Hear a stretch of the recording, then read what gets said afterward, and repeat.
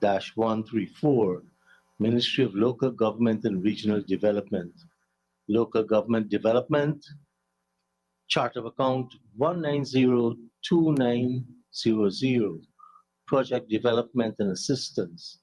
And I propose the question that the sum stated herein stands part of the estimates.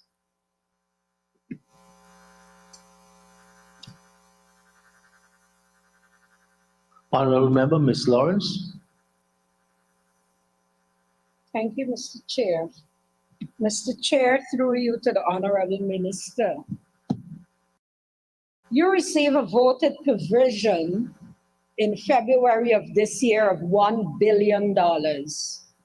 You're back here 6 months after asking this House to approve $300 million. Could you kindly tell this House how much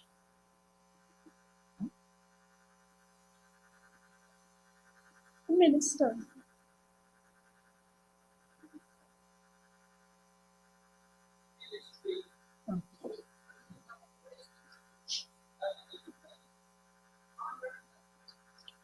Continue, Honorable Member. Thank you. Should I repeat? Yes, please. Okay. So in February of this year, you requested via the budget $1 billion, which was received. You're here 6 months after asking the House to approve $300 million. Could you kindly inform the House how much of the $1 billion you have spent and on which projects in the program? Honorable Minister.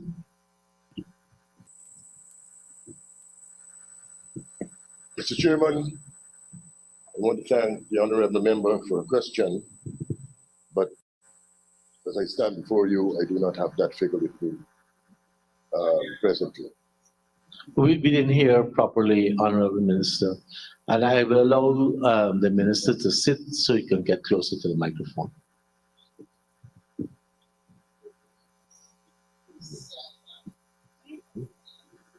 We didn't hear. You can sit, because I just pull the microphone forward. Mr. Chairman, let me first of all thank the honorable member for a question, but I'm afraid that I do not have that figure presently. Honorable Ms. Lawrence, Honorable Member. Honorable Member, I am here through the chair to discuss the 300 million that is being sought. Honorable Member, Ms. Lawrence. Thank you, Mr. Chair. Mr. Chair, through you to the Honorable Member.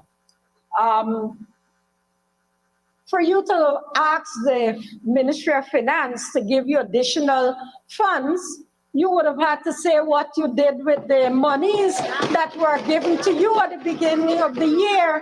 So to come here, we keep hearing this over and over again, to come here to ask for a supplementary provision and to say that you don't have the information, I find that very disturbing, because that is what you would have provided. We have utilized X amount of monies, or we have a new project, or we're widening the project, and as a result of that, we need to get additional funds.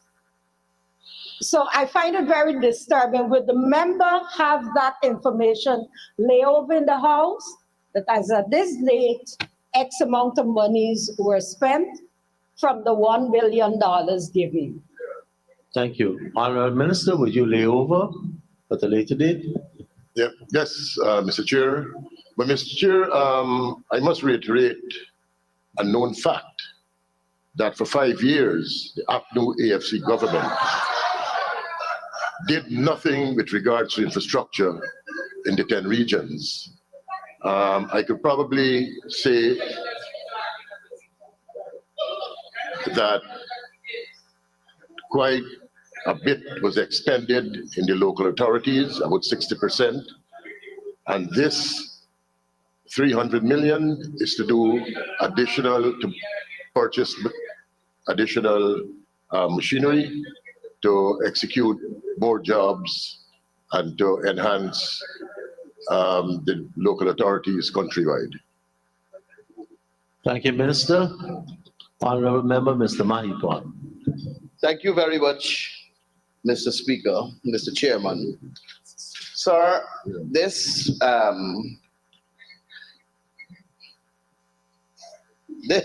this chart of account and description is project development and assistance, and it says provision for additional resources to support local authority areas.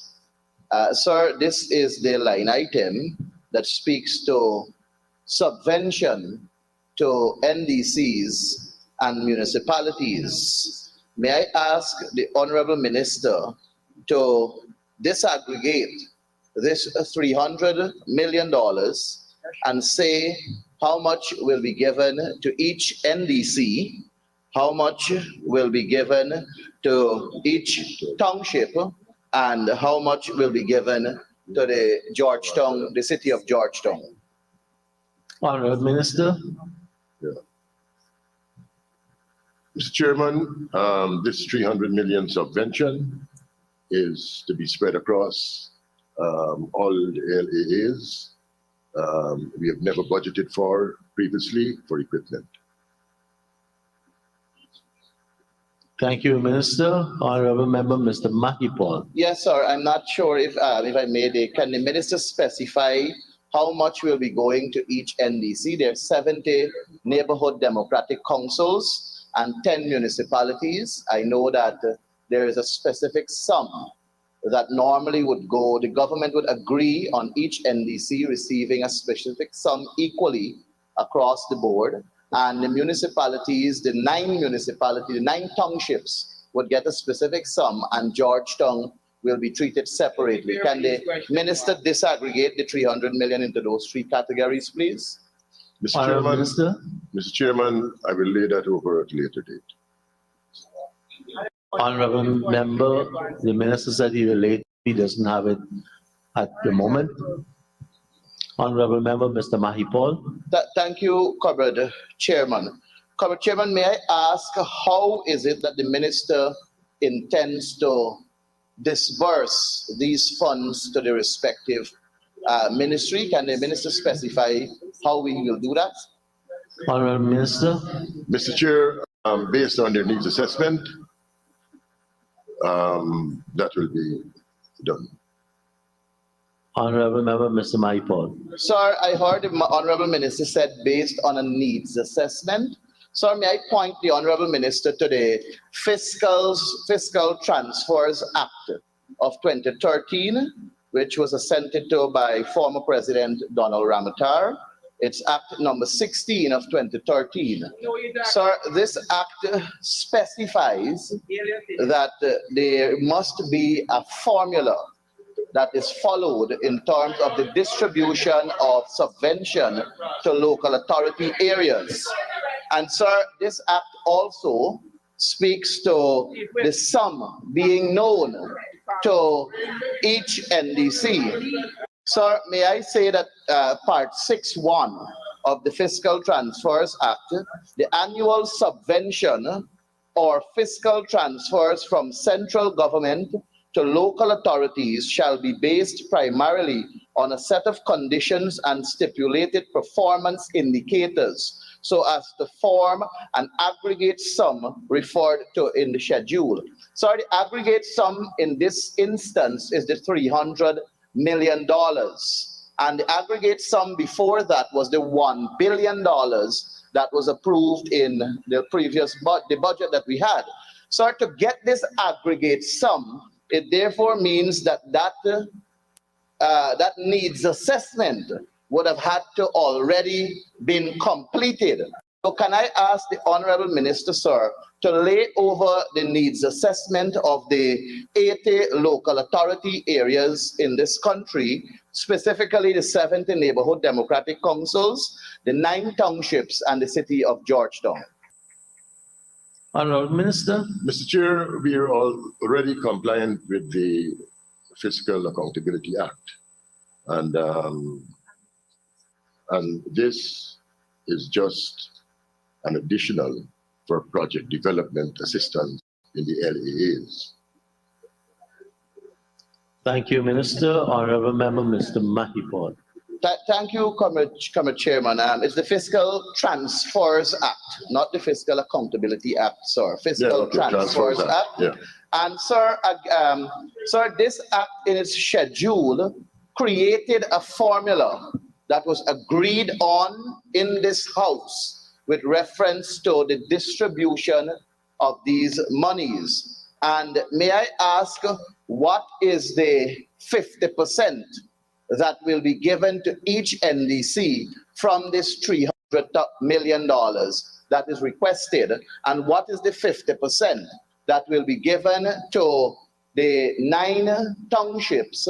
And what is the 50% that will be given to the city of Georgetown, reference to the $300 million that is requested here? In keeping, sir, with the laws of this country, the Fiscal Transfers Act of 2013. Mr. Chairman, we are already compliant with regards to the Fiscal Transfer Act. And like I said earlier, we'll lay over later on. Thank you. We can't hear him, Mr. Speaker. Chair, Honorable Member, Mr. Mahipod. thank you, sir. Did I hear the minister correctly when he said he will lay over the 50%? I heard that too. Okay, thank you, sir. Sir, if I may ask, can the honorable minister say to us what time frame he's looking at in terms of laying over these needed information to the honorable House?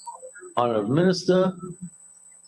Mr. Chairman, in 2 weeks, 14 days. Thank you, Minister.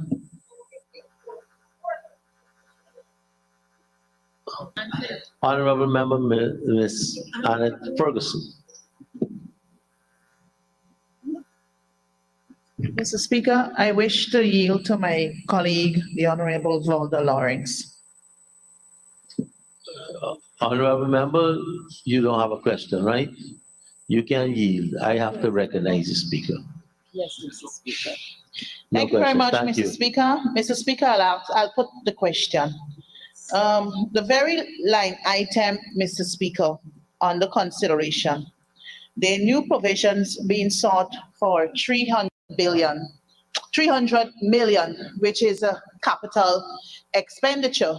I guess it is something new the ministry intends to procure for the municipality and the NDCs. Can the Honorable Minister provide to this National Assembly the equipment or items that are to be procured, which will result to the $300 million? Mr. Speaker, Mr. Chairman, may I also assist the honorable member by saying to him, when this new provision was made, obviously, when the information was submitted to the Ministry of Finance requesting the additional sums, you had to provide justifications for the additional sums required. Earlier, my colleague, the Honorable Valda Lawrence, requested of the minister to provide to this National Assembly what percentage of the initial sums voted of the 1 billion was expended as at July 31st, 2023. I don't think that is anything difficult for the Honorable Minister to provide to this House.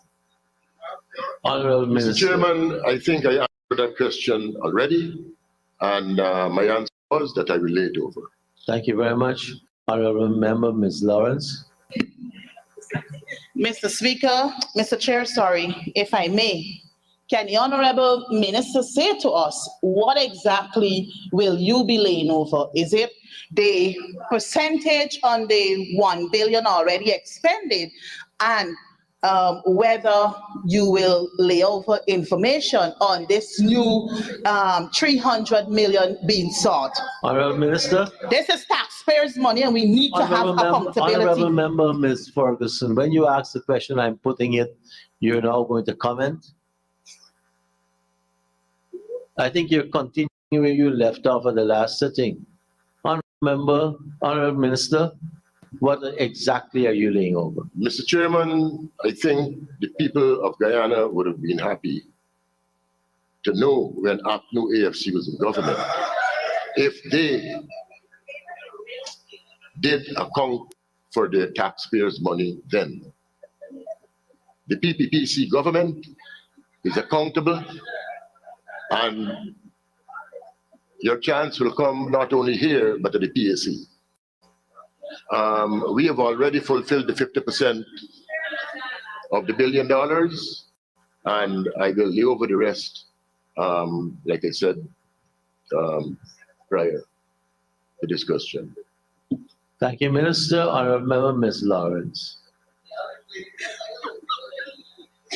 Thank you, Mr. Chair. Mr. Chair, could the Honorable Minister indicate to the House how much of this allocation is going to the Linden Town Council and what is it for? And at the same time, if he can indicate what is being purchased for the Eccles-Ramsburg NDC. Mr. Honorable Chairman, Minister. Mr. Chairman, communication. You not understanding what I have said to you is a huge problem. And I said before, and I will say it again for the last time, that I will lay over the information. Thank you very much, Minister. Honorable Member Mr. Mahipol. Thank you very much, Comrade Chairman. Comrade Chairman, the standard of this particular line item requires the NDCs, the townships, and the city of Georgetown to submit a work program that will capture the amount of monies that are given to them by central government as subvention. May I ask the Honorable Minister, what is the total sum for each NDC and municipal and township and the city of Georgetown reference to their work program that they submitted? Sir, the work programs that are submitted are oftentimes higher than the subvention amount provided. Can the Honorable Minister say what is the amount that was requested from these local authority areas and what percentage through this 300 million is satisfying that percentage? And will the Honorable Minister be kind enough to lay over the program? Will the Minister be kind enough to lay over, sir, the project that these NDCs, town councils, and the city of Georgetown are seeking to engage in to satisfy this request that the ministry will provide via this additional sum in the subvention? Honorable Minister. Mr. Chairman, the 300 million that we're asking for comes under project and development assistance. It has nothing to do with fiscal transfers.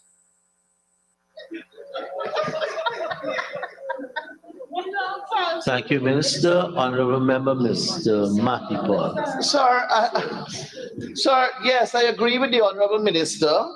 Project development and assistance. And the legend says provision of capital subventions for municipalities and neighborhood democratic councils. That is the definition of this particular line item. Sir, and I go to the financial paper, it says provision of additional resources to support local authority areas. And it is captured in the same line item that features subvention to these NDCs. And when you are giving subvention to the local authority areas, Comrade Chairman. The law that we passed is the Fiscal Transfers Act that specifies how these resources are to be disbursed to these respective local authority areas. So can the Honorable Minister say to this House if he intends to follow the Fiscal Transfers Act in disbursing these monies to the respective local authority Honorable areas? Minister. Mr. Chairman, it's the same line item, but this is a project development assistance. And like I said earlier, we will lay it over how the monies will be disbursed. Thank you, Minister. Honorable Member, Ms. Lawrence. Thank you, Mr. Chair.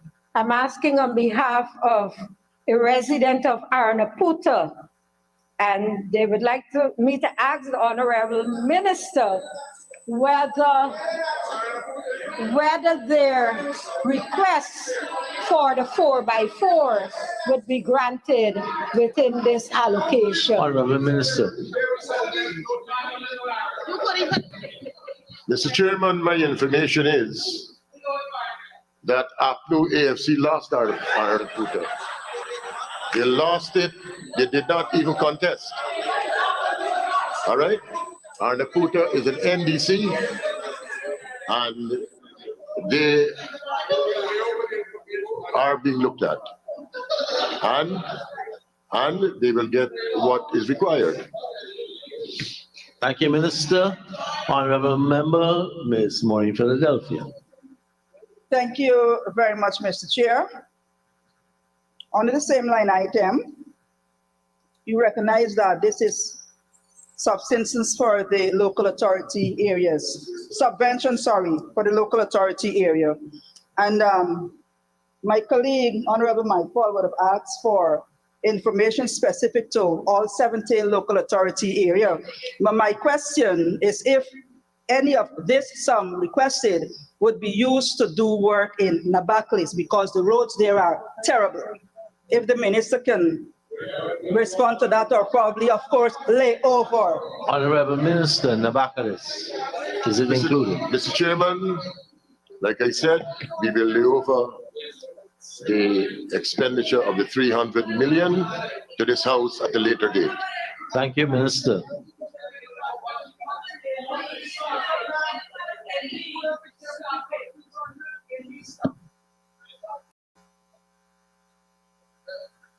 Honorable members, I now put a question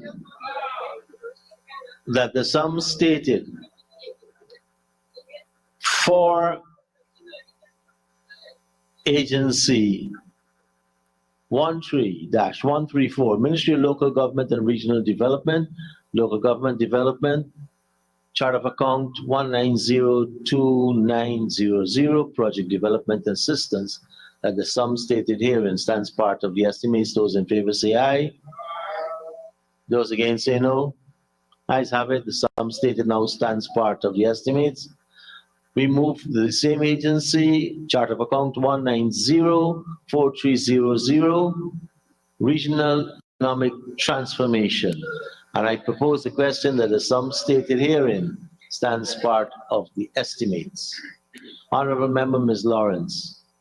Thank you, Mr. Chair. Mr. Chair, can the Honorable Minister indicate to the House which of the projects he's expanding on? Because that is what the legend said. And also, how much of the $1.5 billion you received from this House in February was spent as of June 30th? Honorable Minister. Mr. Chairman, I must remind this House that in excess of 7,000 sugar workers were laid off. 1,972 Amerindians were fired, sent home, and SLED, which was mismanaged by APNU AFC, where barber chairs were purchased, where the Honorable Henry Son received millions of dollars, where the Honorable Figueroa's brother Honorable Minister, you have to withdraw received those. millions of Honorable dollars Minister, unaccounted for. Honorable Minister, those persons are not here to defend themselves. You have to withdraw this.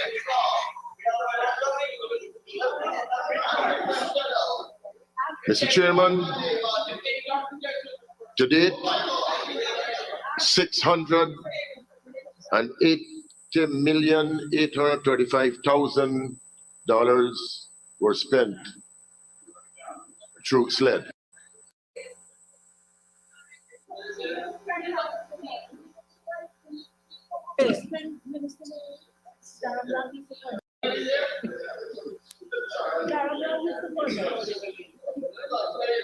Thank you, Mr. Chair. Honorable Member, Ms. Lawrence. A follow-up, Mr. Chair, to the Honorable Minister. Minister, you haven't spent half of the money provided in the budget, but you're coming and you're asking this House to approve another $250 million for you. Could you kindly explain that? Honorable Minister. Mr. Chairman, I do hope that the honorable members on the APNO AFC side understand what is strategic planning.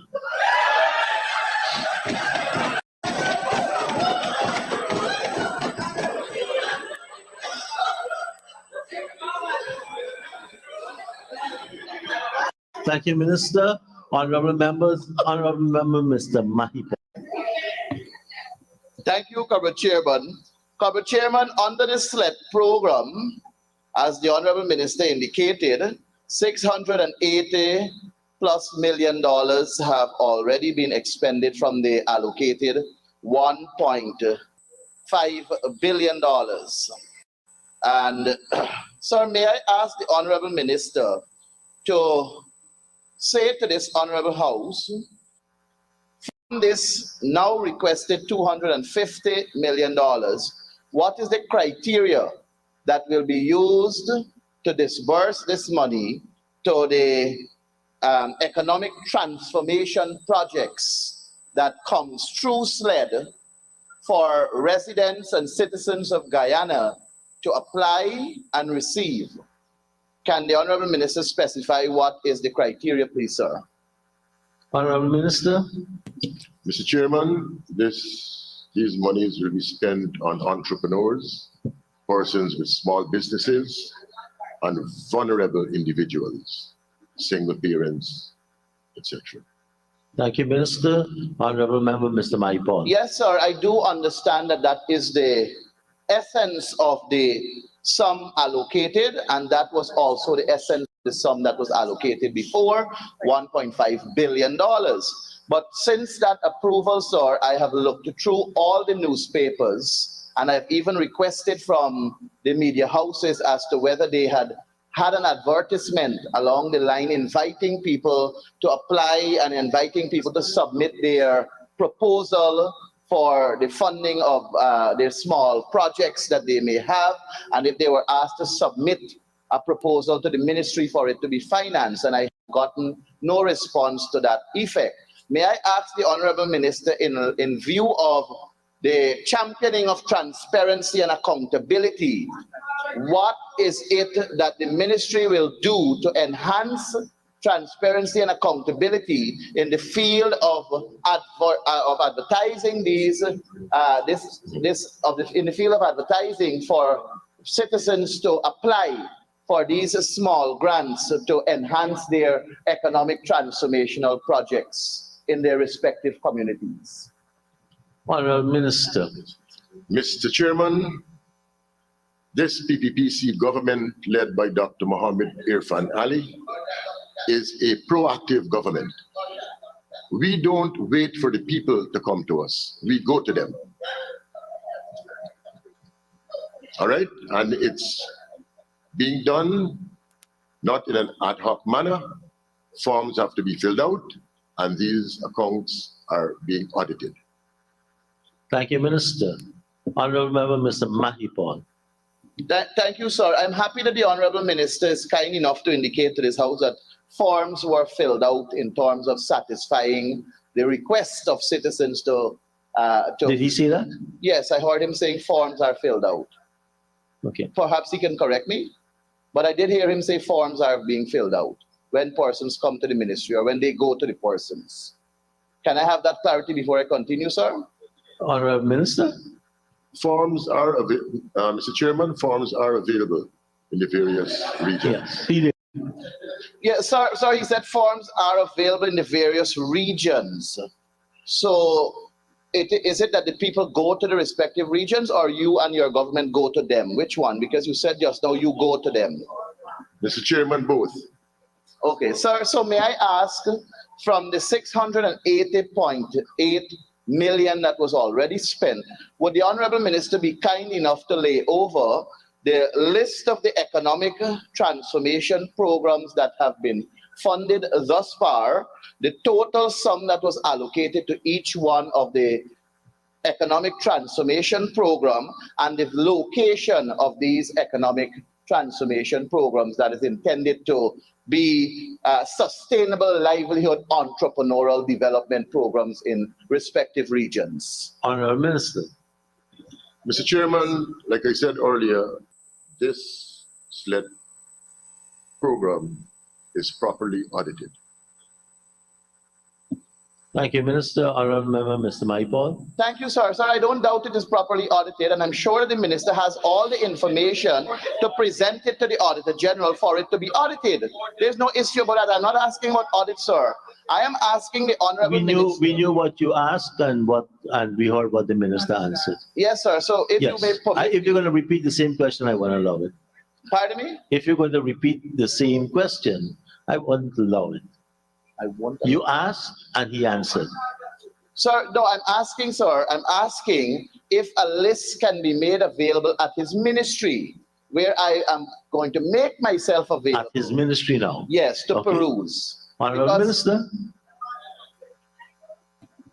Mr. Chairman, like I said, monies spent from the SLED program is properly audited, and your time will come, Honorable Maipol, where you can raise your questions at the PAC. Honorable Minister, thank you. Honorable Member, Mr. Holder. Sorry, Leader of the Opposition. Mr. Chairman, it says expansion of targeted initiatives. Could the Honorable Minister list the targeted initiatives and indicate what factors inform the identification of those initiatives? Honorable Minister. Mr. Chairman, all 10 regions. Thank you. Leader of the Opposition. Mr. Chairman, I didn't ask where they were. I'm asking what are these initiatives? And I'm asking, as a follow-up, what factors informed the identification of these initiatives? And I wish to add now what you anticipate to be the impact of these initiatives on the communities. Honorable Minister. Mr. Chairman, based on the applications, because this is the SLED program, so based on the applications, we verify the payments. Thank you, Minister. Honorable Member, Mr. Holder. Thank you, Honorable Chair. Honorable Chair, I must say if monies were allocated based on answers provided, then this ministry would shut down. Honorable Chair, with respect to the sum, the $250 million, the legend says under remarks, it's provision of additional resources to facilitate the expansion of targeted initiatives. So the question is, which targeted initiatives would be advanced through these sums in Anna Regina, Charity, Urusara NDC, and Moruco Providence NDC? For example, there is a need for a new market in Anna Regina. There is a need for a new market due to the fire in Charity. And there is much need for drainage and irrigation in Moruco Providence in the Paroons. So which targeted initiatives would be advanced in these? Honorable Minister. Mr. Chairman, this is the SLED program, Sustainable Livelihood and Entrepreneurial Development.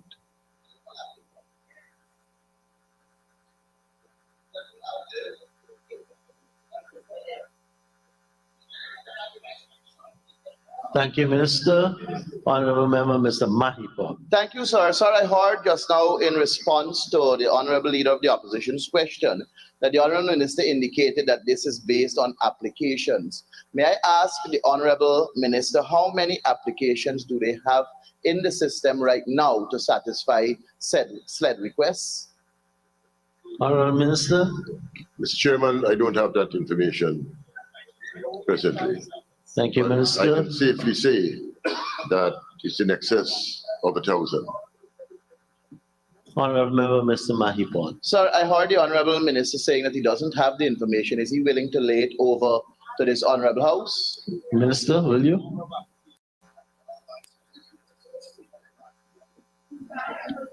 Mr. Chairman, applications keep coming in all the time, and not everyone would be qualified. Thank you, Minister. Honorable Member, Mr. Mahipon. Thank you, sir. Will the Minister be kind enough to lay over the total number of applications he has as of the 31st of July, 2023? Honorable Minister. Yes, Yes. Mr. Chairman. Thank you, Minister. Honorable members, I know Honorable Member, Mr. Holder. Just for clarity's sake, Comrade Chair, is there any intent to construct a new market in Charity from these sums? Honorable Minister. Mr. Chairman, I think we're speaking about SLED here. Thank you, Minister. Honorable members, I now put a question that the sum stated for Agency Code 13-134, Ministry of Local Government and Regional Development, Local Government Development, Chart of Account 1904300, Regional Economic Transformation, that the sum stated herein now stands part of the estimates. Those in favor say aye. Those against say no. Ayes have it. The sum stated stands part of the estimates. Thank you and your staff, Minister, for taking us through that item. And now for the Ministry of Amerindian Affairs.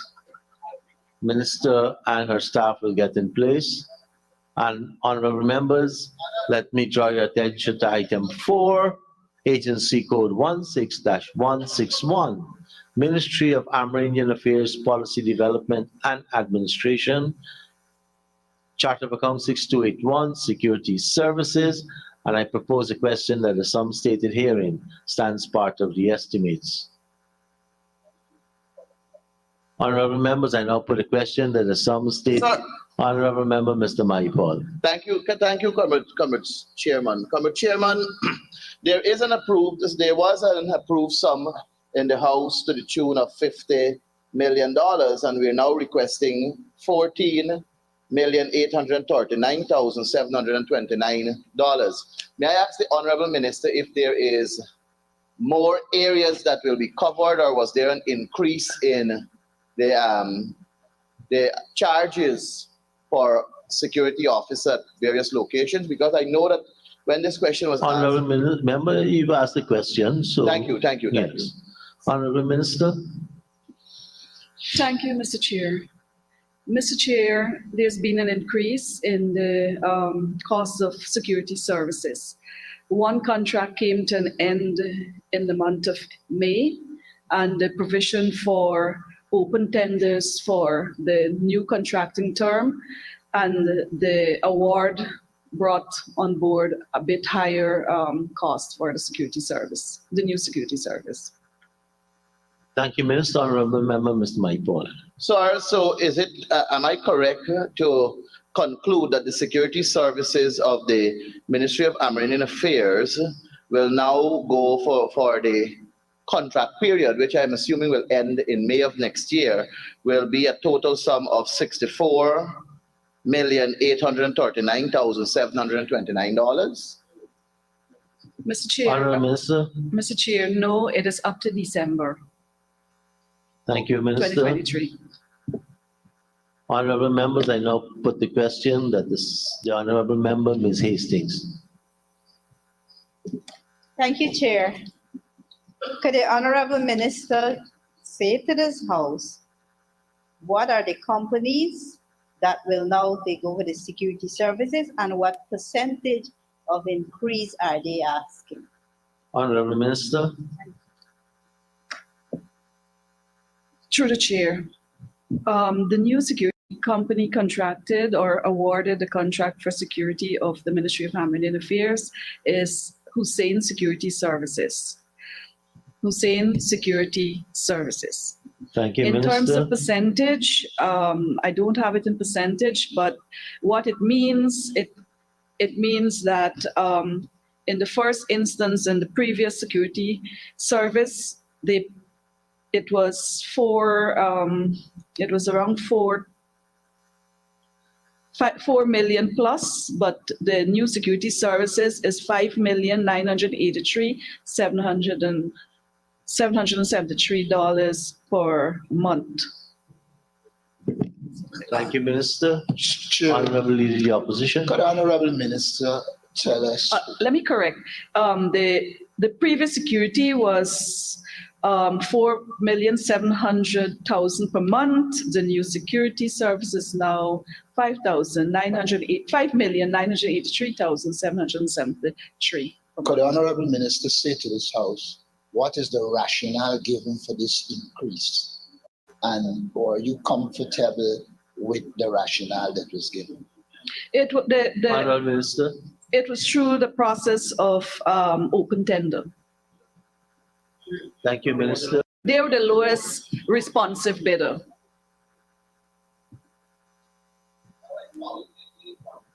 Honorable members, I now put a question that the sum stated for agency 16-161, Ministry of Armed Affairs, Policy Development and Administration, Chart of Accounts 6281, Security Services, that the sum stated herein stands part of the estimates. Those in favor say aye. Those against say no. Ayes have it. The sum stated now stands part of the estimates. Thank you, Honorable Minister. As Honorable Minister leaves, let me invite the Honorable Minister of Agriculture and his staff. And I propose the question that the sum stated for agency code 21-212, Ministry of Agriculture, Agricultural Development and Support Services, Chart of Accounts 6321, subsidies and contributions to local organizations. And I propose the question that the sum stated herein stands part of the estimates. The Honorable Member, Mr. Kemraj Ramjitan. The $16 billion, Honorable Minister, that was set aside for these three organizations, have these sums been expended already? Honorable Minister. Thank you, Mr. Chair. Yes, Mr. Chair, if I could, and I could give the disaggregation, for example, NDIA, the capital expenditure was $6 billion. And I'm just giving him an idea. Yes, we can expend the money, the sum that is now being appropriated for. And the capital budget, we already would have spent close to about 75% of it. And we have a number of other projects with the outreaches that His Excellency, the Vice President, myself, and other cabinet colleagues would have went out and do. We have a number of other projects that people are now requesting, and we want to start those projects to ensure that we put the system in place to continue to improve our infrastructure. Thank you, Minister. Honorable Mr. Ramjitan. Minister, there is a $16 billion that was a voted provision under this line item. All I am asking is the 16 point something billion dollars, was it spent out now that you want to come and borrow, get some more? That is what the question is. Mr. Chair, I just explained, I am saying about approximately 75% of that sum have been expended. I just said that. Okay. And I am saying that we have new projects. Those, listen, I am saying, Mr. Chair, if the honorable member can listen, I said that we have a budgeted sum for capital projects. We already have approximately 75% of that program ongoing. We are now coming to the House to ask for more money in the capital expenditure because of the outreaches that we have done over the last few months. We have new project on stream, and this is the money we are coming to appropriate. Thank you, Minister. Honorable Member, Mr. Ramsden. Mr. Chairman, what we have here as a supplementary provision is nothing to do with capital. I see it on the current 2.9. What is telling me about the capital coming for capital? This is current he's asking for. Please, do you understand what you said? So yes, Mr. Chair, 75% of that program would have expended, and I can lay over to the honorable member that programs that we have started. Right. Thank you, Minister. Honorable Member, Mr. Ramsden. Yes. So 75% of the $16 million have been spent. You have 25% left. Plus the $2.9 billion. Could you disaggregate for me from this $2.9 billion, what sums are going to be at the National Drainage and Irrigation Authority, what the $2.9 billion is going to go towards? Yes, Mr. Chair, 2.5 billion, 2.507 billion for NDIA, 437,750 for NARI, and 25 billion for GMC, giving you 2.969,753. No, that's not what I'm. Please listen to me. Honorable, allow him to finish. He was still on the floor. And I will lay over, Mr. Chair, the programs that will entail the 2.5. I have it here. I can list it. I can go through it. And let me list some of those programs that we'll do. And if for the member's sake, a number of projects. We have, for example, we have the silting of drain at State Farm in Essequibo Region 2 for 3.3 million. Repair to 2 drainage structure at Providence, Lower Pomeroon River, Region 2, 3.5. Repair to Norton Sluice Door at Golden Fleece, Region 2, 4,055,000. Mechanical excavation of drainage and irrigation channel at Charles Garway, Lower Bonasika, 13,900,000. Mechanical excavation of drainage and irrigation channel at Rajendra Prasad at our Aran area, Lower Bonasika, 13.9. Mechanical excavation of drainage and irrigation channel at Lower Bonasika again, 13.9. Mechanical excavation of drainage channel at Potosi, Free and Easy, West Bank Demerara, and I can list is 100, is 77, 737 new projects, or not new projects, current project that will do rehabilitation, repairs to. Now in the NARI one, I can also talk about what we'll be doing there. What we'll be doing in NARI, and I want the honorable member to listen, we will rehab the nurseries across our country. What we have now in this country have a demand for planting material. We have seen over the last 3 years, farmers coming on board in droves. We have seen food production have improved tremendously. So all the nurseries, the 7 nurseries in our country, we will ensure that we develop it to be more responsive to the needs of the farmers. That will, and I have the appropriation here. That here we have rough 11 nurseries, sorry, $69 million will go into that to do new nurseries and rehab these nurseries, places like Timeri, Kairuni, number 63, where you come from, Mr. Ramsden, your family, them can get proper planting material and so. And what we will also do, we are now embarking on something called tissue culture. Tissue culture, we started it, an experiment, and we are just producing just about 13,000 plants annually, tissue culture plants, planting material. What we are doing now, we are working with a company from India, the Terry Company, to develop large-scale tissue culture in Guyana. We will be able to produce 1 million plants annually to farmers to plant different variety, and you have $268.7 million have been allocated to this project. In another year from now, or less than a year, we'll have that lab functioning. We have specialists from India. When I went there, the president went there, we have had a number of discussions, and they are already in the country looking at our system at NARI. And then I spoke in my budget debate about the shade house program that we have. I said we'll replicate that across the country. We have now about 150 young people in Region 4 that are involved in shade house activity. We have already, that shade house at Mandripo have earned approximately $50 million for this year already. Less than a year, they have already earned $50 million.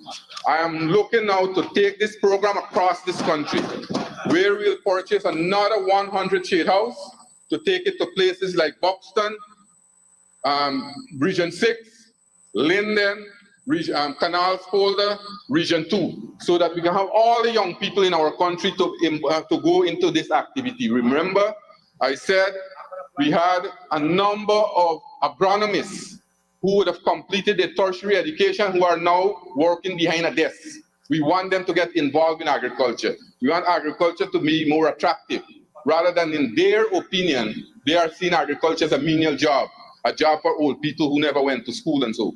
So we want to change that concept, and we are having very good results. A lot of young people now is involved in agriculture, and they are making it now their livelihood, where they are going, putting their, not only their money and resources and the help from the government, but their skills into the agriculture sector. That is why entire Caribbean today is looking forward to Guyana to drive that system. You're laughing, Mr. Ramjitan, honorable member, but let me tell you, I sent people to Barbados. Prime Minister Motley would have called, and we sent specialists to Barbados. We sent specialists now to Trinidad, and they are helping to resuscitate the rice industry in Trinidad. And when you go to Trinidad, the Trinidadians now have kudos for Guyanese. They want to work with us. That's the kind of way we have been doing things over the last 3 years. And Guyana is driving this process, and will be successful. Thank you, Mr. Honourable Chairman. Minister. Honourable Member, Mr. Ramsden. Is the minister then confessing to a misestimation in January when he did not estimate it for all of this? Absolutely not, Mr. Chair. He said when we plan our programs, last year, we had the budget out. Now there are new things coming, and we are not static like the AP and UFC. We had a vision, and we have vision. That is why we are moving the sector. You're seeing the sector is moving. So you can't just be in a tunnel vision you have and just budget for some and spend it for the entire year. You have new things coming on stream. For example, if you look in the press yesterday, we have moved production of brackish shrimp now from 10,000 kilogram monthly to 120,000 kilogram now. Right? We have moved that. That's a new sector. The other day, we started the experiment at Lake Kapoi and Mainstay. You saw in the press the Tambiki, the result there. So these are new things, Mr. Chair, and I think the opposition should wholeheartedly support these programs. This will help the entire Guyanese and Guyana society to move this process forward. That is why we are not putting all our eggs in one basket and say oil and gas sector will bring growth. We have growth in the non-oil sector. That's the point I was making that day. And if you look at the reports in the country at the end of this year, you'll have bumper production in the agriculture sector. Honourable Member, Mr. Jordan. Mr. Chair, thank you. Mr. Chair, I recognize the Ministry of Agriculture through the ministers coming for another $2.9 billion on the current, almost $3 billion. Mr. Chair, the National Drainage and Irrigation Authority will receive $2.5 billion. The minister stated that this expanded program is as a result of visits from the vice president and new works coming on stream. Mr. Chair, in the month of February 2022, I wrote to the Minister of Agriculture, and these are the conditions of the drainage and irrigation canals in region number 5, to be specific, number 5 and number 4 villages. Mr. Chair, is it then that we have to wait the question to the minister until the vice president or the minister visits number 5 or number 4 in order for these works to be done? And this condition, Mr. Chair, has worsened tremendously. Could the minister answer that? Honorable member, Mr. Chair. Honorable Minister, hold a second. The question really should have been, after you lay all that, is this area and these projects included in this sum? Honorable Minister. Mr. Chair, first of all, I want to inform the honorable member that he talked to me on a regular basis. So I don't know this misconception he's bringing to this house and saying that people, well, we have to wait until the minister, the vice president, or the president go there. I normally go to MMA in that area on a regular basis. We have our member of parliament, we have the regional and vice chairman, we have a number of personnel in that area. The honorable member, Mr. Jordan, could know that he can make fun. Only the last parliament that we had, he spoke to me out there. He never mentioned it. Never mentioned that there are clock canals and drain in Region 5. But I want to tell you, Mr. Chair, that thousands of rods of canals we have done in Region 5. And if the member would have, I don't know where he took that picture, because remember he was talking not so long ago. He came to this house and misled it and said about the abattoir in Region 5 and Vawa. And again, I am saying I don't know where the honorable member has or got those pictures from. But I want to assure him that if there is any condition like that in Region 5, I am willing to look at it, and we will ensure that we do it, because we take development in every corner in this country. And a number of areas in Region 5, we have done work. Thank you very much, Minister. Honorable Member, Mr. Jordan. Thank you, Mr. Chair. Mr. Chair, I just want to state that the honorable minister, through his secretary, received this document on the 24th. That's the first point of February then. And also that I spoke to the minister right out there as he's making mention, and I said, you need to take special or pay keen attention to number 5 and number 4, because I sent you a letter and he said he will respond to me. Mr. Chair, I'm willing to lay this over and also accompany the minister on a visit as early as tomorrow morning to this community to see the state of this canal. Honorable member, again, this is not a session for making statements. This is a session for asking the minister questions pertaining to the allocation which is being sought. All right? So, I will start now using the guillotine. Honorable Leader of the Opposition, I have to give the Honorable Minister a chance to respond to the statement and the implicit question. Honorable Minister. So, Mr. Chair, I want to say again, I want to reiterate my view that in every single community, especially Region 5, what we are having in Region 5, we are having almost all the canals being desilted. As I said, the honorable member would have raised issues, and we have been doing work across Region 5. Places like, right now, let me tell you what, right now in Belladrum, we are doing lands, clearing lands and doing desilting of canals for farmers, lands that were abandoned for ages. And they were in government for 5 years and never did anything for the farmers in Buxton, in Belladrum. When we went there, they said the farmers told us the land were abandoned for ages. In the 5 years when the APNU AFC were in government, they never went there to do work for the people them in Belladrum. So we have to do it. And that is why we are doing the work in all across Region 5. And if I am saying again, if the honorable member get those canals, have those canals, and those canals are clogged, we will clean those canals. Thank you very much, Minister. Honorable Leader of the Opposition. Mr. Chairman, I just want to comment that a speaker should be there should be fairness. You said to one of the opposition speakers that they can only ask questions, they can't comment. It follows ipso facto that the person answering should only answer and not be able to comment. Honorable Leader of the Opposition, I think my time here in the Parliament do qualify me as one of the specialists on the standing orders. And for you to try to lecture me that I would not really take too kindly. What I was coaching the Honorable Minister about, he made two statements without asking a question. I led him into a question and he repeated the same mistake he made. So be careful. Be careful how you deal with 6 terms in the National Assembly. Honorable members, I now put a question that the sum stated for Agency Code 21-212, Chart of Account 6321, subsidies and contributions to local organizations, that the sum stated herein now stands part of the estimates. Those in favor say aye. Those against say no. Ayes have it. The sum stated now stands part of the estimates. Same agency, Chart of Account 1301600, National Drainage and Irrigation Authority, and I propose a question that the sum stated herein stands part of the estimates. The Honorable Member, Mr. Kemraj Ramjatan. Yes, there is another $4 billion I notice here for facilities, drainage and irrigation.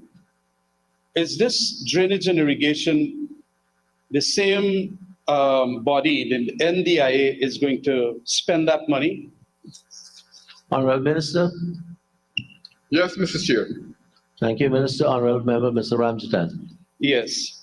So could we have, and you don't need to read it out, but just for my purposes, disaggregation of where in the regions 2, 3, and 4 you're going to spend this $4 billion? Honorable, I'm a bit confused. You say don't read it out, but you want a disaggregation. So what? No, the disaggregation, if you could lay it over. Okay, good. Yeah. So I'm now going to have to be listening very keenly and actually. Sorry. Okay, good. My mistake, sir. Because I'm getting lectured on standing orders. No. Sure, Mr. Speaker. Thank you very much, Minister. Yes. Honorable members, I now put a question that the sum stated for Chart of Account 1301600, National Drainage and Irrigation Authority, and put the question that the sum stated herein stands part of the estimates. Those in favor say aye. Those against say no. Ayes have it. The sum stated now stands part of the estimates. Honorable members, same agency, Chart of Account 1701500, Guyana Livestock Development Authority, and I propose the question that the sum stated herein now stands part of the estimates. Honorable Member, Mr. Jordan. Thank you, Mr. Chair. Mr. Chair, could the Honorable Minister state what are the additional resources that are needed for the pasture development in regions 2, 3, 5, and 10? Honorable Minister. So, Mr. Chair, yes, we will do these development across, as the Honorable Member would have mentioned, in those areas.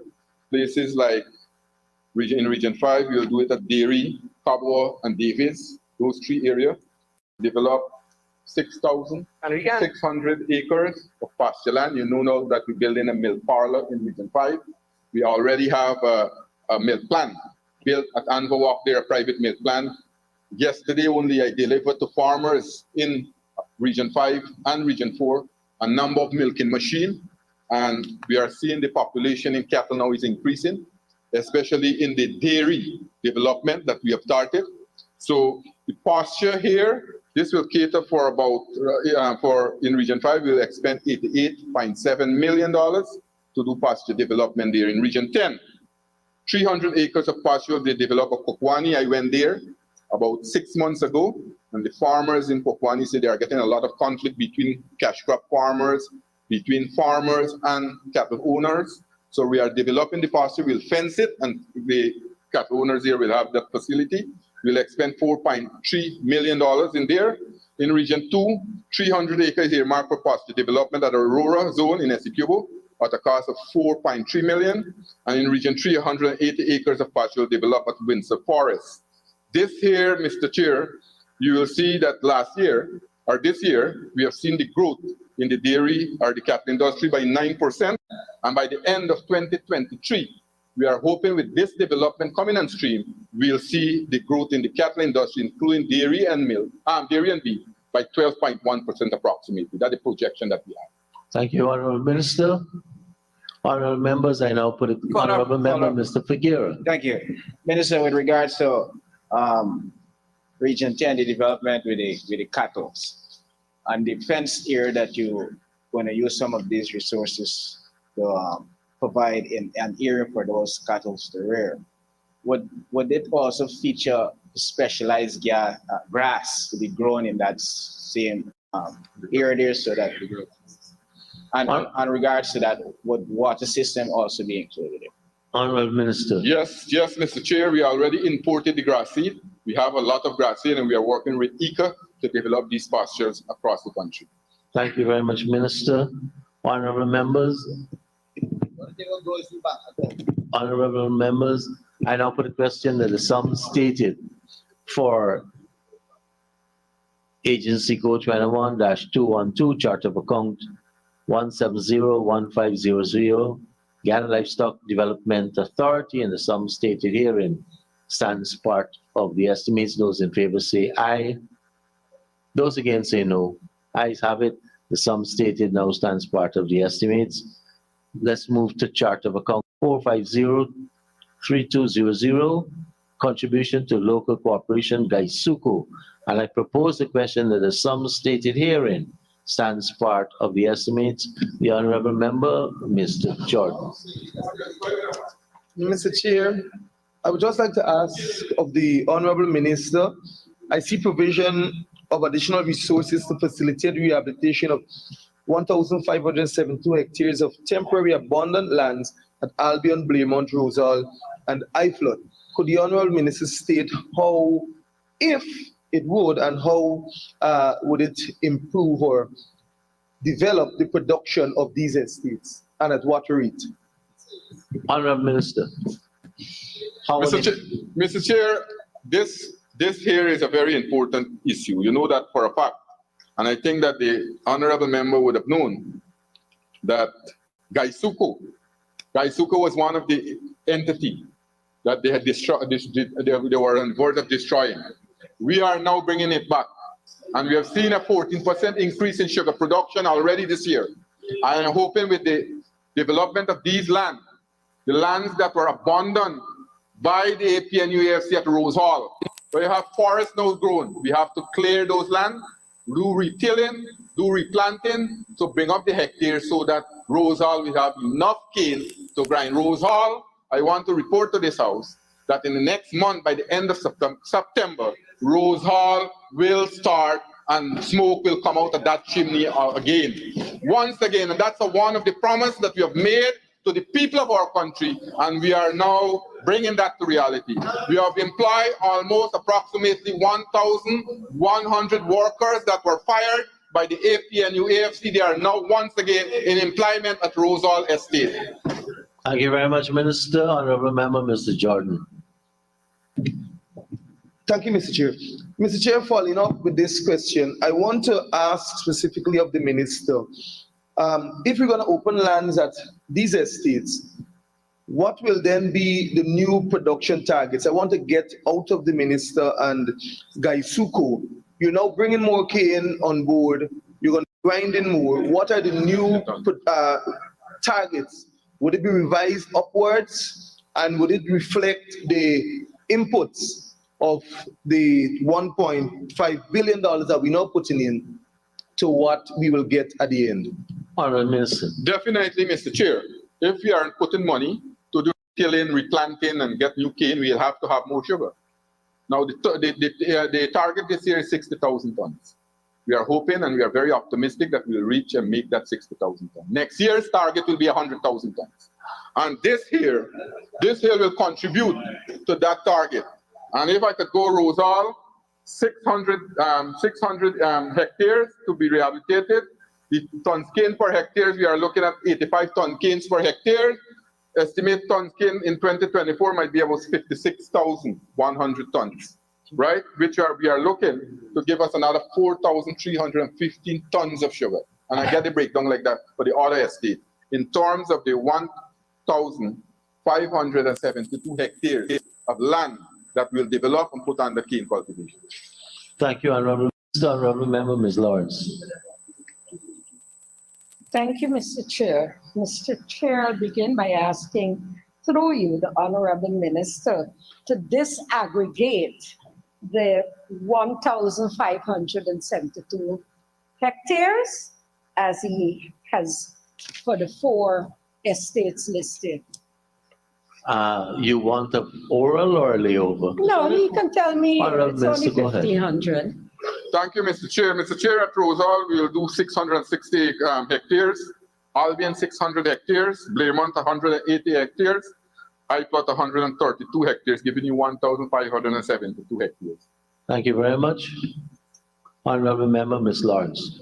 Thank you, Mr. Chair. Mr. Chair, could the Honorable Minister kindly indicate to the House how many hectares he has now brought under cultivation at the Rose Hall Estate? Honorable Minister. Mr. Chair, approximately 4,000 hectares are under cultivation now. That is why we are starting the second crop of 2023 at Rose Hall this time. Thank you very much, sir. Honorable Member. Clarification, Mr. Chair. This 4,000 that you speak of, is this land that was planted that you said you're now recultivating? This 4,000, is that entire 4,000? Honorable Minister.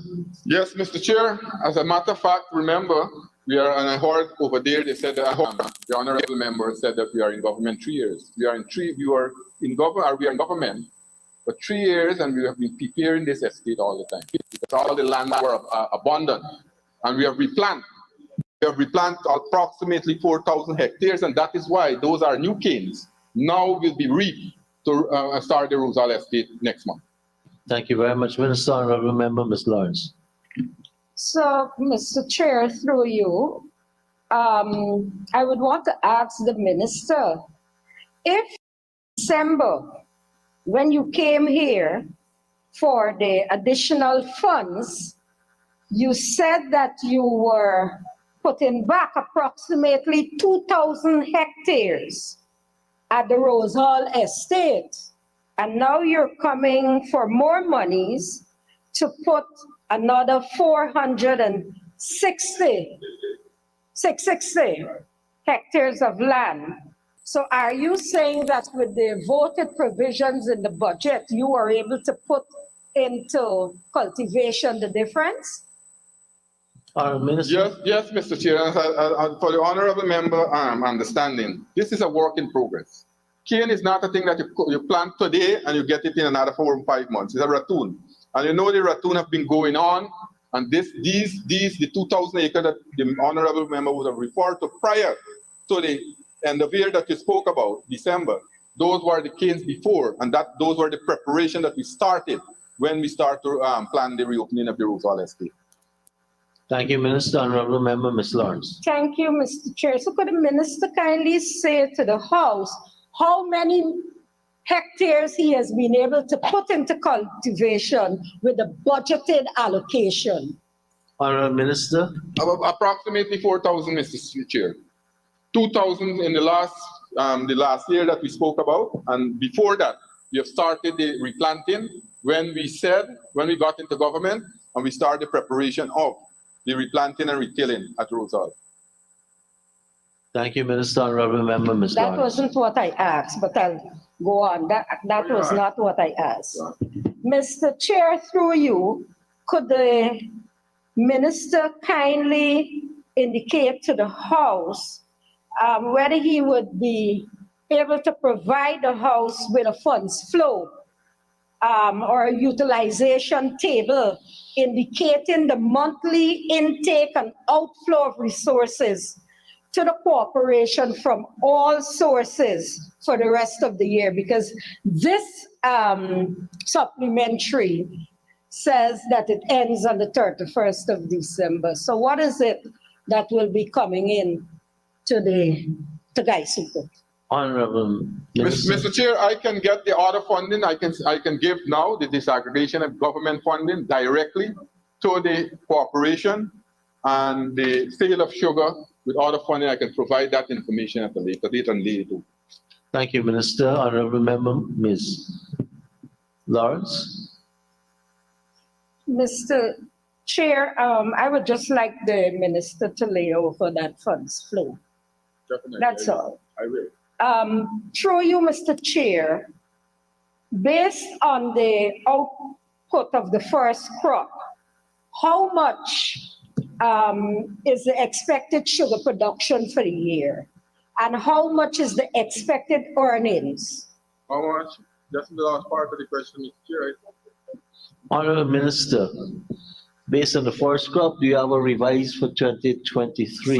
So Mr. Chair, as I indicated earlier, that the target this year is 60,000 tons. We already made 10,000 and just over 10,000 tons. And I am very optimistic that we will be making the remaining. The approximate sales, the projection is about 12 billion. And project. Thank you very much. Honorable Member Mr. Jordan. Mr. Commissioner Chair, Go ahead. Go ahead, Honorable Member. I just want to have a follow-up question for the Honorable Minister. I would like to know what is the flat fallow period that you will, after you till this land, what is the flat fallow period that you'll be implemented? Honorable Minister. Mr. Chair, that depends on the condition of the estate. If I don't know, the honorable member know about flood following. Flood following in 6 months. 6 months period you flood the field, depends on the pH level of the field, depends what you want, depends on the age of the ratoon. In Gaisupo, what we have young ratoons. So now these days we are having the ratoons and we are doing crop husbandry. We're putting in more fertilizer, we're putting in more other chemicals to ensure that we have proper growth. That is why you'll see the ton skeins per acre or ton skeins per hectare is moving from 40 ton skeins when we took over. So now it's gone to 50 and 60 ton skeins. The original target that we want is 80. I mentioned it, 80 ton skeins per hectare. And we are getting there. The yield will increase with the crop husbandry and the money and the agronomist practice that Gaisupo is doing now. Thank you, Minister. Honorable Member Mr. Jordan.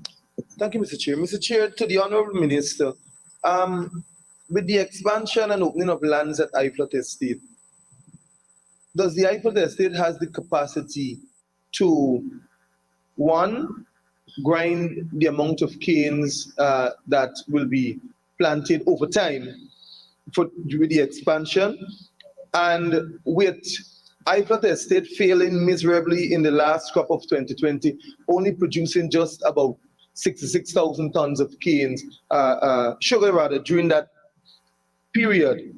Is the factory also capable of handling the additional cane that will be planted? Honorable Minister. Mr. Chair, the honorable member would have known, prior to the closing of the Wales Estate, there were a number of cane farmers who were put on the breadline, who were supplying canes to Iflot. The throughput of Iflot now is under capacity with the amount of cane there. The cane cultivation is small. We have put in a new turbine at Iflot, and it has the capacity to grind more than this cane. So in future to come, we will expand cane cultivation at Iflot. And the factory will have the capacity to grind more canes because the hectare will be increased.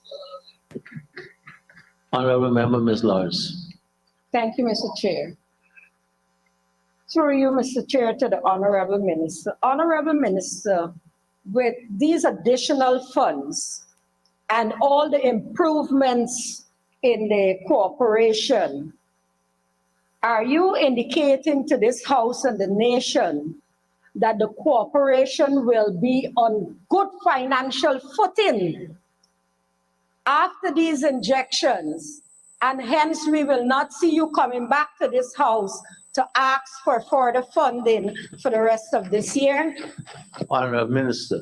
So, Mr. Chair, I can assure the honorable member that because the destruction that was done in the 5 years they were in government, almost the entire estate were collapsing. We have to do a lot of work, and that's a work in progress. We will continue to rehabilitate Gaisuco because Gaisuco is one of the most important organizations in Guyana. And we will continue to do it when Gaisuco meets its peak, then we'll stop. Thank you, Minister. Honorable members, I now put a question that the sum stated for chart of account 4503200 contribution to local corporation Gaisuco, that the sum stated herein stands part of the estimates. Those in favor say aye. Those against say no. Ayes have it. The sum stated now stands part of the estimates.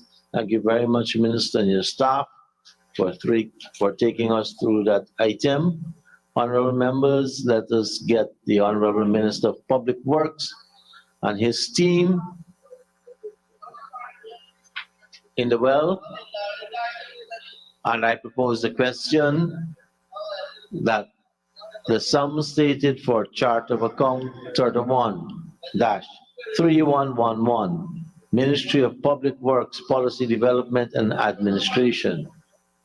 And we are going to be at chart of account 6321. Chart of account 6321. And I propose the question that the sum stated for this line item, subsidies and contributions to local organizations, stand part of the estimates. Honorable Member, Ms. Ferguson. Thank you very much, Mr. Chair. Mr. Chair, through you to the honorable member.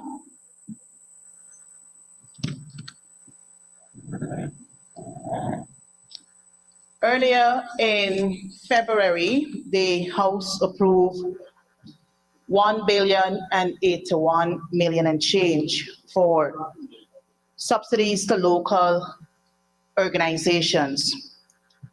I note that the request now is being made for an additional $300 million. Can the Honorable Minister explain to the House?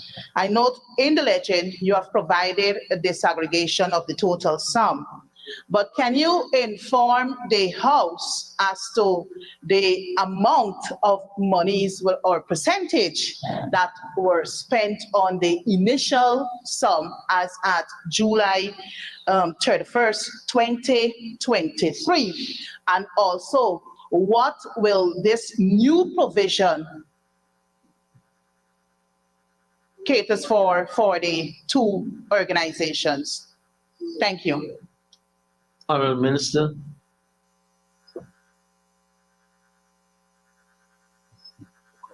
Thank you, Mr. Chairman, and thank the honorable member for the question.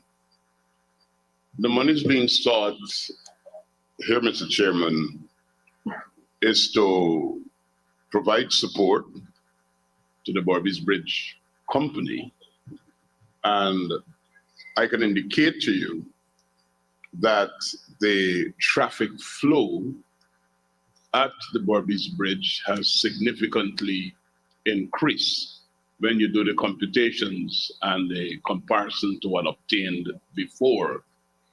And the policy direction is that we continue to support the subsidies there at the Berbice Bridge Company. Secondly, the Transport and Harvest Department, which is basically support for fuel. We have practically used up most, if not all, of what was allocated. And I think the honorable members who utilize that service would recognize that since we would have introduced online booking, the number of persons using the service, because of its convenience and predictability, has significantly increased to the extent that His Excellency, the President, has indicated that there will be an additional service, an additional vessel that will service that region, and we're putting that vessel on test at this weekend as well. As a matter of fact, I have a meeting on the sidelines of this parliament to facilitate that as soon as I'm done. So this is just basically, honorable member, because of the increase of usage and the improvement of the efficiency of the service, more and more people are using the service. So we require greater subsidy. Thank you, Minister. Honorable Member, Ms. Ferguson. Thank you very much, Mr. Chair. Mr. Chair, I thank the honorable member for his responses. But in addition to the questions put earlier, can the honorable minister assure this National Assembly that the requested, the new provisions being sought now would suffice to the end of the year, and we wouldn't see you coming back for additional sums for these two organizations? Honorable Minister. Mr. Chairman, as you're aware, because of your own professional field, when you're budgeting, you use assumptions that are based upon some amount of empirical data. If things change outside of that data that you were using, well, you can't guarantee things will remain the same. But based upon the data that is available to us, the assumptions are that this is what is required to take us to the top. Thank you, Minister. Honorable Member, Ms. Ferguson. Thank you very much, Mr. Chair. Mr. Chair, I now move to line item 6251, maintain. Well, you can't move to that line item until I sorry, propose sir. it. Honorable Member, Mr. Patterson. Thank you, Mr. Chair. If I heard the minister correctly, he is saying the $79 million is subsidy to the Berbice Bridge due to increased traffic. Can I ask the honorable minister, with the increased revenues that has been touted every time, fastest ever growing economy, every time you hear, is the government considering increasing the subsidy or therefore reducing the cost to consumers of the Berbice Bridge in for commuters between Region 6 and Region 5? Right now it's 10%. Is the government considering increasing that subsidy? And secondly, can the honorable minister say if the order against the Berbice Bridge prohibiting them from increasing their fees, if it is still in place, and if so, why? Mr. Chair, I could indicate to the honorable member that government's policy is to ensure that we don't add any additional burden to the citizens of Guyana, and that secondly, wherever government's intervention can alleviate the pain and the sufferings and the difficult circumstances of people, that we make those kinds of an intervention. I'd like to remind this honorable House that the Berbice Bridge Company is still a private company. And while there was some interventions, including the takeover of the bridge by the last government, we respect the fact that private sector investments must be guaranteed, and that while we manage and we make interventions, we don't interfere unnecessarily with investments of private individuals and companies. So the decisions about whether we make more interventions or not make more interventions is one that has to be studied, and at the appropriate time that will be announced. Thanks. Thank you, Minister. Honorable Member, Mr. Patterson. Right, Mr. Chair, maybe it's the acoustics in here because I didn't hear an answer. So I repeat, right? Honorable Member, you asked the question, the Minister responded. You have a next question. No, You asked the question. Sir, I you asked a responded. direct question. You Is asked there, another and okay, sorry, follow up. Follow up, go ahead. Follow up, sir. The minister just stated that after the requisite studies have been completed, the government. I didn't will say fund- studies. Honorable Minister, you get a chance to talk. Okay. Go ahead, Honorable Member. Sir, okay then, sir. We said after the, I sure I heard studies. We can ask the answer to check. Sir, is there any studies or is there any interventions? Is there any, as the minister, any policy document? Has he put up anything to reduce the subsidies or increase the subsidies for the Barbies Bridge? And we on this side of the house also respect the private sector, sir. But can he also say, if the court order prohibiting that private sector company, which he respects, is still in effect? Honorable Minister. I guess, Mr. Chairman, the honorable member is asking if the actions that he and his government took as it relates to the Barbies Bridge, if it's still excellent. I guess that's the question that he's asking, but in a different way. The answer to that is that we have, through the legal mechanisms, engaged the Office of the Attorney General and the company. There were specific matters that were filed in the courts, and those matters are being dealt with at the legal level for the resolution, and to ensure that we have a functioning, manageable environment for the operation of the Barbies Bridge. And I wouldn't want to venture forward into that, since this is a matter that is engaging the courts. Thank you, Minister. Honorable Member, Mr. Patterson.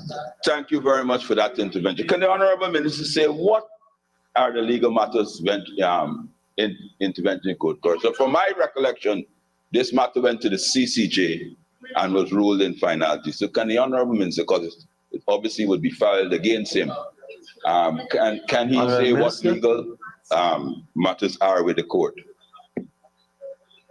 Mr. Chairman, if the honorable member knows the details, I don't know why he's asking me. Because it's already in the public domain, as he claims. But as far as I know, since I took office, being the gazetted Minister of Public Works, of which engaged the Barbies Bridge Corporation, we have requested that the Attorney General's office, and he has so done, engage the corporation, and all the matters that were tied up in the court are being handled at the legal level at this time. Thank you, sir. Minister. Honorable members, I now put the question that the sum stated for Agency 31-311, Ministry of Public Works Policy Development and Administration, Chart of Accounts 6321, Subsidies and Contributions to Local Organizations, that the sum stated herein stands part of the estimates. Those in favor say aye. Those against say no. Ayes have it. Sum stated now stands part of the estimates. Chart of Account 6251, same agency, maintenance of roads, and I propose a question that the sum stated herein stands part of the estimates. Honorable Member, Ms. Ferguson. Thank you very much, Mr. Chair. Mr. Chair, through you to the honorable member on this very line item, 6251, maintenance of road. We had a voted provision of $2.7 billion. And the ministry is now requesting an additional $500 million for additional resources due to an expanded work program. My first question to the honorable member, sir. In February of 2023, you did say that 14.463 billion will be catered for in this year's budget for new projects. Can you say to the Assembly, from this 14.4 billion, what percentage have been expended as at 31st of July 2023? That's one. Secondly, what are the additional expanded program that this new provision being sought, the 500 million, will be catering for. So I don't know if you would want to lay over the list of roads that are to be done in the various areas. Thank you. Honourable Minister, would you want to lay it over? Mr. Chairman, before I even address the issue of laying over, I need to inform the House that maybe the honourable member may want to relook at what she's talking about. We're talking here about maintenance of roads, but she's engaging the capital project on miscellaneous roads. This is maintenance of roads that we're asking for additional sums for. And I believe while we are doing the capital, which she will have an opportunity to ask those questions at some other time here, we have to maintain the roads. And one of the biggest challenges that we've had, and I need to use this opportunity, Mr. Chairman, and perhaps all members of the National Assembly can cooperate. Building roads is one aspect of development. Maintaining of roads is a major challenge. If we continue to have significant encumbrances on the shoulders of roads that are not being drained, the water can't get off when there is rainfall, people are blocking drains and the rest of it, we will have deterioration of roads. We have to do weeding and cleaning, removing of the shrubs and the grass and the excess waste and garbage that are dumped unnecessarily sometimes at the shoulders and drains. It is under this program that we do those kinds of works. Potholes developed for different reasons in different areas. We have to address that, and this is where we do the maintenance of roads. For the year, we have done significant amount of work, and all the users of the East Bank corridor would appreciate that significant improvements have been made in maintaining that road while we are seeking to do the capital, work. Traffic is flowing much faster than it used to because of those interventions. Persons around the city would have seen that the potholes are in the city are being addressed. Persons in the quarantine highway would indicate to you that while there were significant damages that were done to the roadway in the Palmyra to Molson Creek stretch, it has been addressed and maintained. It's under this program. People will tell you in the Mahaika area where we've had failed culverts and some of the difficulties we've had, maintenance of roads has been an ongoing, and this is where the monies are being spent, Honorable. This is not capital projects.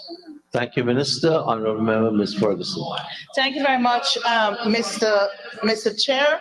Mr. Chair, I want to thank the honorable member for correcting me. It was an oversight on my part, so I accept his correction. Okay. With the information provided earlier by the honorable member, would you be kind enough to lay over the information as it regards to the expanded programs, which this new additional sum will now cater for? Secondly, sir, because a number of residents reached out to me, so I would like to find out on their behalf whether you have roads in Sophia more so Beefield Sophia is in the program, for this new program, expanded program, and also whether you have roads in perfect harmony, because I know for a fact there's a collaboration between the Ministry of Public Works and Housing to have some major works done on roads, and also whether this new provision, this new 500 million will cater for roads in areas such as the Red Road area, because I'm asking these questions on behalf of constituents who would have reached out to me. Thank you. Honorable Minister. Mr. Chairman, I thank the honorable member for the question. The expenditure for the 500 million is very short, so I can give it to the House and all the people of Ghana can benefit. First, it is for the purchase of asphaltic. It is for the purchase of asphaltic concrete, and we're looking at about $200 million to purchase asphaltic concrete. Maintenance of the road network in Georgetown and Region 4, which is some of the main thoroughfares that we have. There are times when, apart from the special projects unit of the ministry, with its limited capacity, we have to engage other contractors to do some maintenance work. We're looking at $150 million.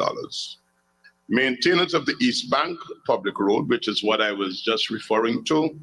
We anticipate that we will spend another $80 million in works there. Maintenance of road shoulders and roadside infrastructure in regions 2, 3, 4, 5, 6, and 10. We will spend an additional $70 million, a total of $500 million. Thank you, Minister. Honorable members, Honorable Member Ms. Ferguson, then. Mr. Chairman, if you just allow me, I know the honorable member asked about the Sophia area. Yes, go ahead. I think it's public knowledge because I did visit Sophia and engage residents in the various fields, and we have indicated that we are programming about 30 roads for Sophia in 2023. Most of this would be done in concrete, and it's not going to be done under this program. It is capital works. Thank you. Thank you, Honorable Member Ms. Ferguson, then Ms. Philadelphia. Thank you very much, Mr. Chair. Mr. Chair, I know for a fact that the honorable member identified areas of which works are to be covered under this 500 million. Made reference to the East Bank. The East Bank is a very, large corridor. So I would like to know exactly which area on the East Bank. That's one. Secondly, I would still love for you, sir, to provide to the House the information so we can share with our people. And thirdly, would you say to this National Assembly what procurement method will be used to ensure that this 500 million is properly accounted for? Thank you very much. Honorable Minister. Mr. Chairman, the entire East Bank corridor is contemplated for maintenance. And that means we're talking from the Houston bypass all the way to the Tiberi International Airport. Secondly, the procurement process that is used for the maintenance of the East Bank corridor, it's the force account unit of the Ministry of Public Works that has been tasked, the special projects unit that has been tasked with that maintenance. Thank you very much, Mrs. Chair. Honorable Member, go Thank ahead. you. While I hear the honorable member saying that works will be done on the East Bank corridor from Houston way up to Tamari, the honorable member will agree with me that just a few weeks ago, Mr. Blinken was here, and I know massive works, corrective works, were done on the East Bank corridor. Just a week ago, I traversed that area, and I haven't seen any potholes and amongst every other thing that the honorable member referred to. So I just need clarity. Whether some portion of this money will indeed go to works that were already done on the East Bank corridor from Houston to Mary. Mr. Honorable Chair. Minister, go ahead. Thank you, Mr. Chairman. I think I've made it very clear, and sometimes we miss the big picture that safety comes before politics. What we've been doing in the Ministry of Public Works is to improve safety of our road users. You would have seen a new phenomenon. Teams of men and women picking up sand, debris off the road. Just recently, we have had to put out a statement reminding truck drivers that it's against the law to come travel without covering their bricks and sand and loam and garbage. It is the devil's own job to keep the East Bank and the Linden-Soesdijk Highway. Right now, a major intervention is required in the area of Splashman, where there's a broken barranca and you can have about 40 truckloads of sand that needs to be scooped up off that road. Vehicles have run off the road as a result of the sand. The potholes is one thing. There are times when we have to go with machines to clear sand, entire truckloads of sand, entire truckloads of garbage, mud that people dump on the corridors of the road, and we have to be able to make drainage to get the water off the road. The honorable member asking the question functioned in this ministry as a minister within the ministry, and I'm sure she's fully well aware with the challenges, even though they did not address it while they were there. So I think at minimum, they should appreciate the fact that this government is addressing the challenges that exist at this time. Thank you, Minister. Honorable Member, Ms. Philadelphia. Thank you, Mr. Chair. I heard the Honorable Minister mention that this $500 million will be used for road maintenance across. And I'm asking if any consideration was made specifically for Victoria West Sideline and Nabaklis in this sum. Honorable Minister. The works that we will be doing on the capital, Mr. Chairman, will cover the concerns that the honorable member is raising. Thank you, Minister. Honorable members, I know Honorable Member Mr. Holder. Mr. Chair, I heard the minister mention Region 2. I believe he said some rehabilitation to the road shoulders. But critical work means somebody from the region. Critical work is needed along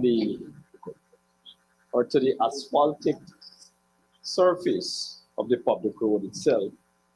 Just months ago, huge sums were spent to repair the road. I don't know, the minister can tell you that, how much. But we are quickly returning to a bad state with regards to the road.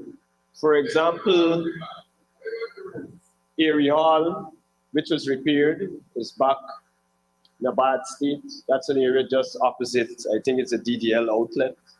You have bad areas in Queenstown, Aberdeen, New Road. New Road was done about 3 times. Sections of New Road was done about 3 times since the PDP took office.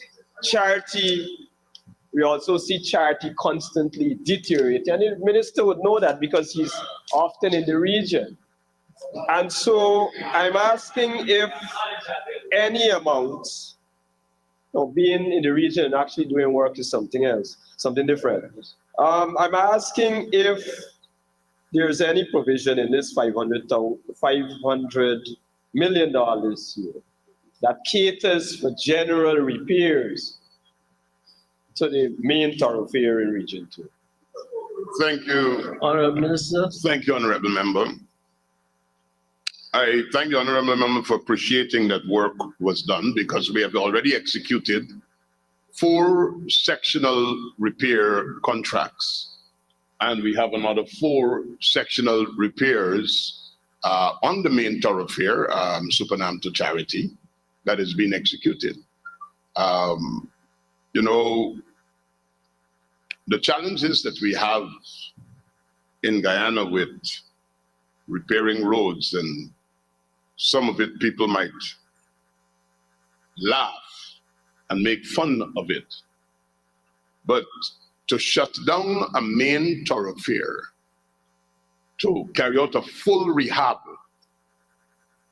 would be it will be a huge challenge for the people in that community and in the government.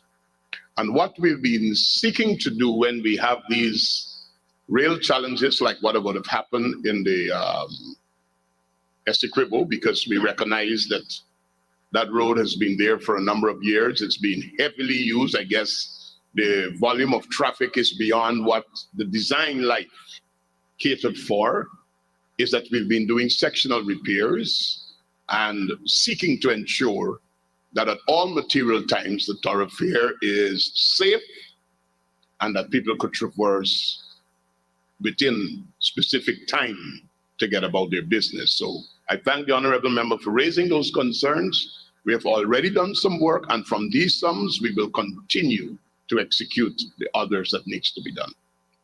Thank you, Minister. Honorable members, I now, Honorable Member Mr. Yes. Figueroa. Thank you, Mr. Chair. Mr. Chair, the Honorable Minister spoke about a number of road works to be done in Region 10.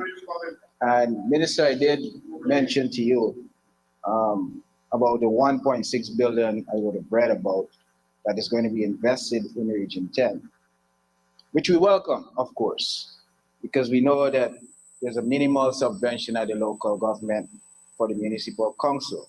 And obviously they cannot do roads. So we welcome these community roads. What I'm concerned about, Honorable Minister, is that in some communities, the original size of the road is being reduced to a smaller road. And in Linden? Yes, Rizrock, for example, the Rizrock community, wider roads are now being reduced.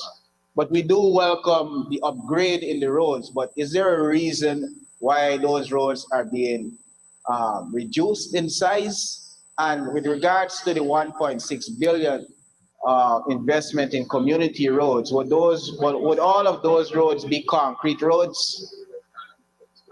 Mr. Chairman, we are discussing here maintenance of roads. And the roads that are being maintained in Linden are being maintained. We're not reducing any size of any road that I know of.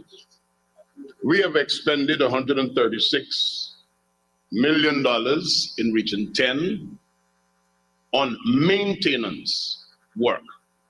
That means, for example, when we had the big washaway on what you call it, the Casarana Drive, I think it is, I hope I call it correctly, areas like that, where we had to fix in front of the forestry where the trucks were parking and digging in when they were pulling off, and main thoroughfares, we had to make interventions. The $1.6 billion that the honorable member is referring to is in the capital project, and that is new roads. In the design of new roads, the ministry's lab and design department engage in the testing of the soil, water flow, and other conditions. And based upon that, they determine what is the design the road will need to have. If they need to use fabric, how many inches across your run, if we need to put in special drains, and all the rest of it. The designs of those roads are being done by the technical people. And we're not reducing sizes of roads. We're seeking to expand our road network. The entire program of the Irfaan Ali-led administration is expanding our road network, reducing travel time, giving people greater access, and ensuring in some instances we take people out of the mud and slush that they've been living in for years. Thank you, sir. Thank you, Minister. Honorable members, I now put a question that is sum stated for Chart of Account 6251, Maintenance of Roads. The sum stated herein now stands part of the estimates. Those in favor say aye. Those against say no. Ayes have it. Sum stated now stands part of the estimates. Chart of account 1101100 Demerara Harbor Bridge. And I propose the question that the sum stated herein stands part of the estimates. Honorable Member, Ms. Ferguson. Thank you very much, Mr. Chair. Mr. Chair, through you to the honorable member. I note we had an initial voted provision of 600 million. Perhaps the minister would be kind enough to let the House know as at 31st of July what the percentage expended thus far. And for the new provision being sought, 568 million and change. I note here in your legend, you have provision of additional resources to undertake critical rehabilitation works, specifically the rehabilitation of high span and fabrication and rehabilitation of pontoons. I note for a fact just last week, you did some work, approximately 72 hours of work on the bridge. Is the House to understand that this provision being sought will take care of works that were done, or it will take care of new works which are to be done? And thirdly, or fourthly, whether this will be suffice and you will not return to the House for additional sums before the end of the year 2023. Thank you very much. Honorable Minister. Mr. Chairman, I thank the honorable member for the question. I would have been quite satisfied if the honorable member would have started by congratulating the men and women of the Demerara Harbor Bridge for a fantastic job in getting span 9 replaced within record time and to ensure that the people of Guyana receive the continual service. And since she did not do that, may I use this opportunity, Mr. Chairman, from us here in the National Assembly to say to the management, the board of directors, and the persons who were engaged in that humongous task, who rallied the storm and went beyond the call of duty in getting the work done ahead of time, our deep appreciation for what they would have done. The monies that are being sought are to ensure that the contracts and engagements continue. We have pontoons that have to be rehabilitated. And to answer the question, all the monies that were allocated, spent, all spent. We have contracts that are ongoing that needs to be satisfied. So that's why we're here asking for the money. Thank you, sir. Thank you very much, Minister. Honorable members, I now put a question. Honorable member, Mr. Holder. Mr. Chair, the Demerara Harbor Bridge has been around since 1978, I believe. A remarkable project done under the People's National Congress government. It has survived well beyond its expected useful life. And sometime last year, it would have suffered severe damage. And according to the minister, the cost reported, at least in the newspapers, is around $1 billion. Now, the damage would have given the circumstances then would have given the government an opportunity to do a major assessment of the bridge. At the same time, the government would have entered into agreements to have a new bridge built just nearby. Mr. Chair, given these facts, any competent government would have developed a plan for the existing bridge going forward. Now, a few months ago, we had the 2023 budget.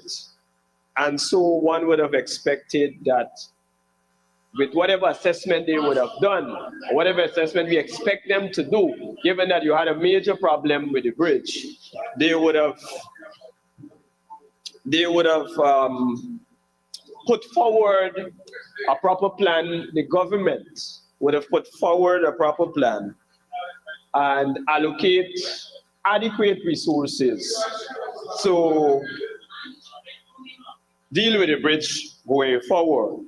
So my question is, what is the plan for this bridge going forward? And why is it that just a few months later, after the budget, the government now returns to this National Assembly asking for practically 100% of the sums that they would have just received under the budget to do, according to what is labeled here, maintenance, more maintenance and rehabilitation.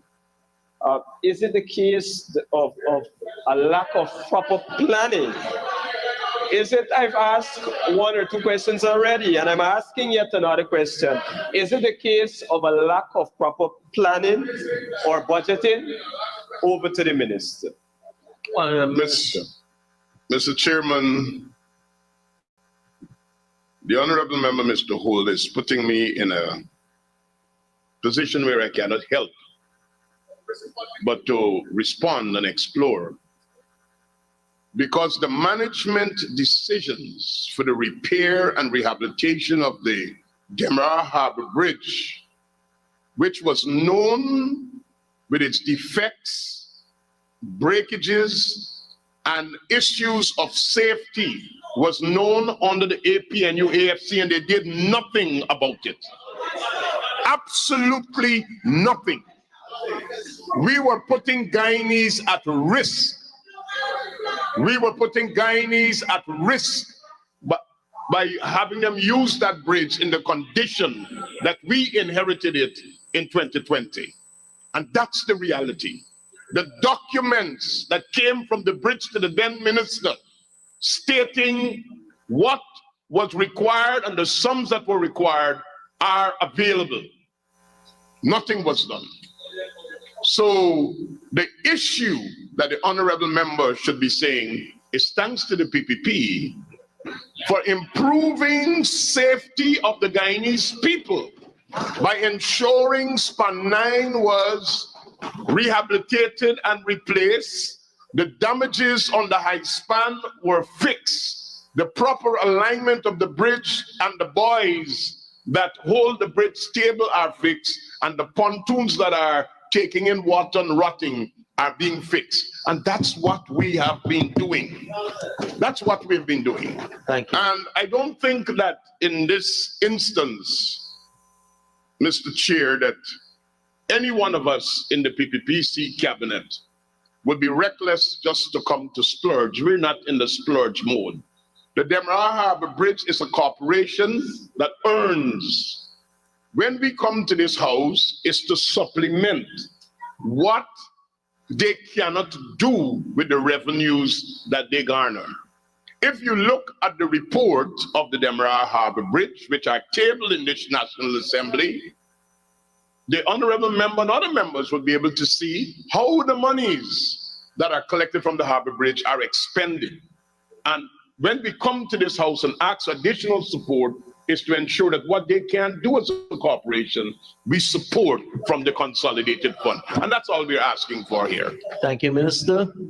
Honorable members, I now put a question that is the sum stated for chart of account 1101100 Demerara Harbor Bridge at the sum stated hearing stands part of the estimates. Those in favor say aye. Those against say no. Ayes have it. The sum stated now stands part of the estimates. We now move to chart of account 1404100 miscellaneous roads and drainage, and I propose the question that the sum stated herein stands part of the estimates. And I honorable member Mr. Patterson. Thank you, Mr. Chair. Can I ask the minister, sir, because this is on the capital and it encompasses all the preceding questions. Can the minister say, as of July, what is the PSIP's percentage expenditure for the ministry, sir? Honorable Minister. Mr. Chairman, we're dealing here with miscellaneous roads, and I can disclose to the honorable member in this house, we have already, as of the 31st of December, expended 81% of the allocation on the miscellaneous roads. Thank you, Minister. Honorable Member, Mr. Thank you very much, Mr. Chair, and thank you for that lovely number quoted there, sir. But, sir, as you know, the half-year report has been done, sir. Maybe the minister and the Ministry of Public Infrastructure is listed as spending only 25%. This is the Ministry of Public Works, or 25% at the end of June. Is the honorable minister saying that what the figures quoted by the Ministry of Finance are incorrect? And if not, what are they? Honorable Minister.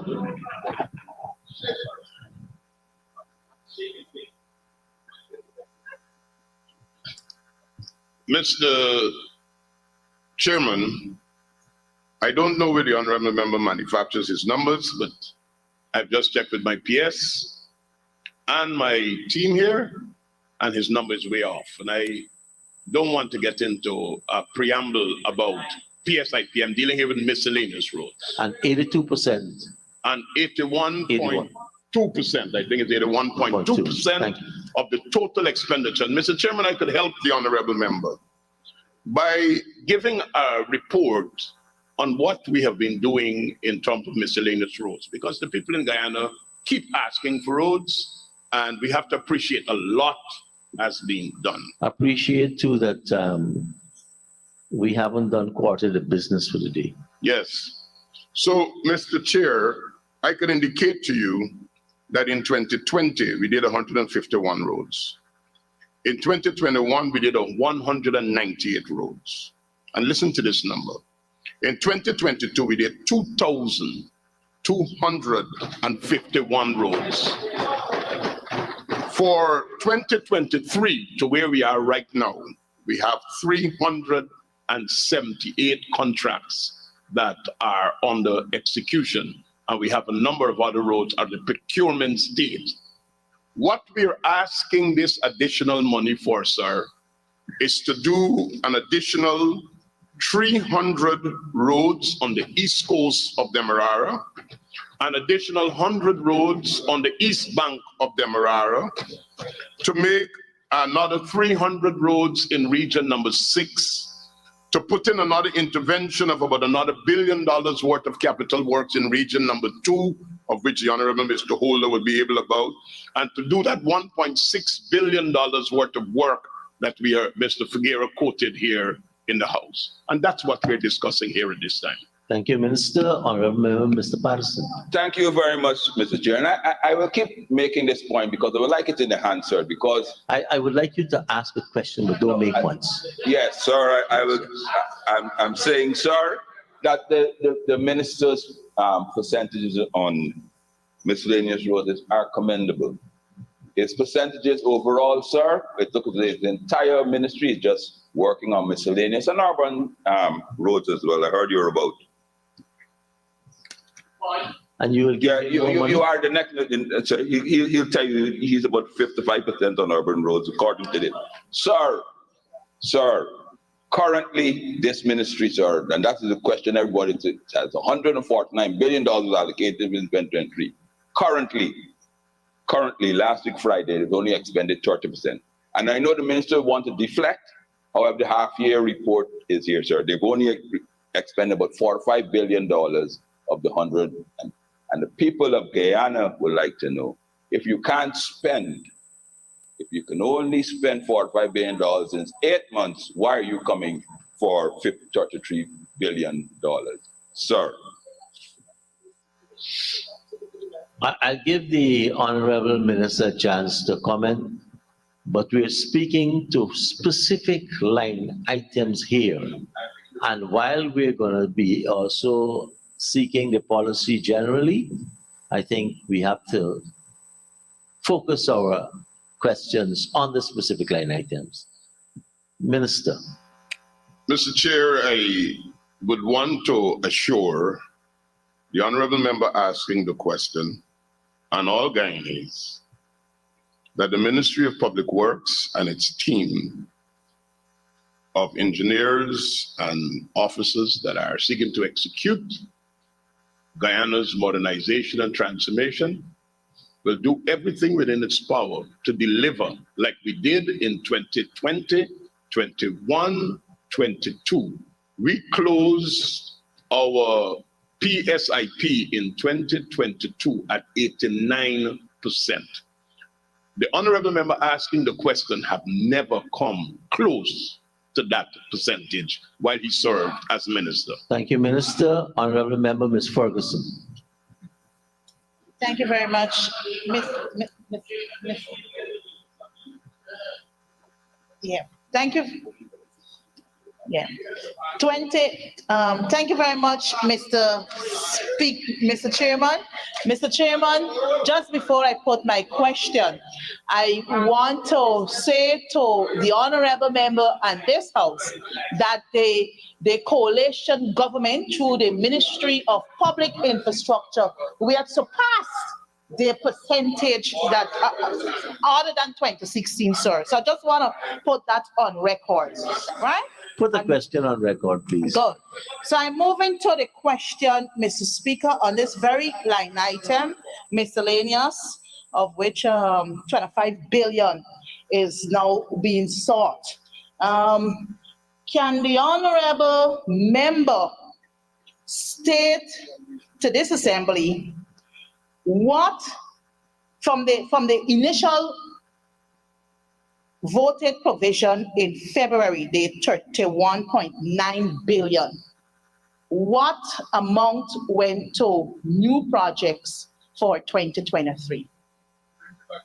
From Honourable Minister. 31.9 billion.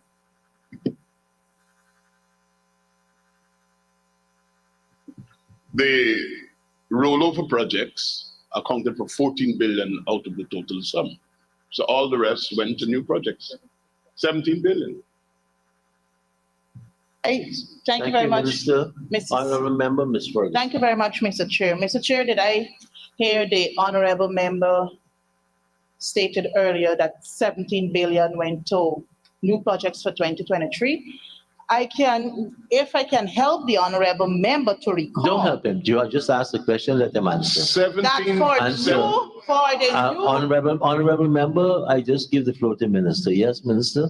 Did you hear correctly? Just to make it clear to the honorable, 17 billion went to roll over projects because the honorable member would recall that late 2022, we came here for a supplementary where we went out and we explained of a number of new projects, and 17 billion out of that 31 went to complete those projects that were rolled over, and 14 billion went to new projects. Thank you, Minister. Honorable Member, Ms. Ferguson.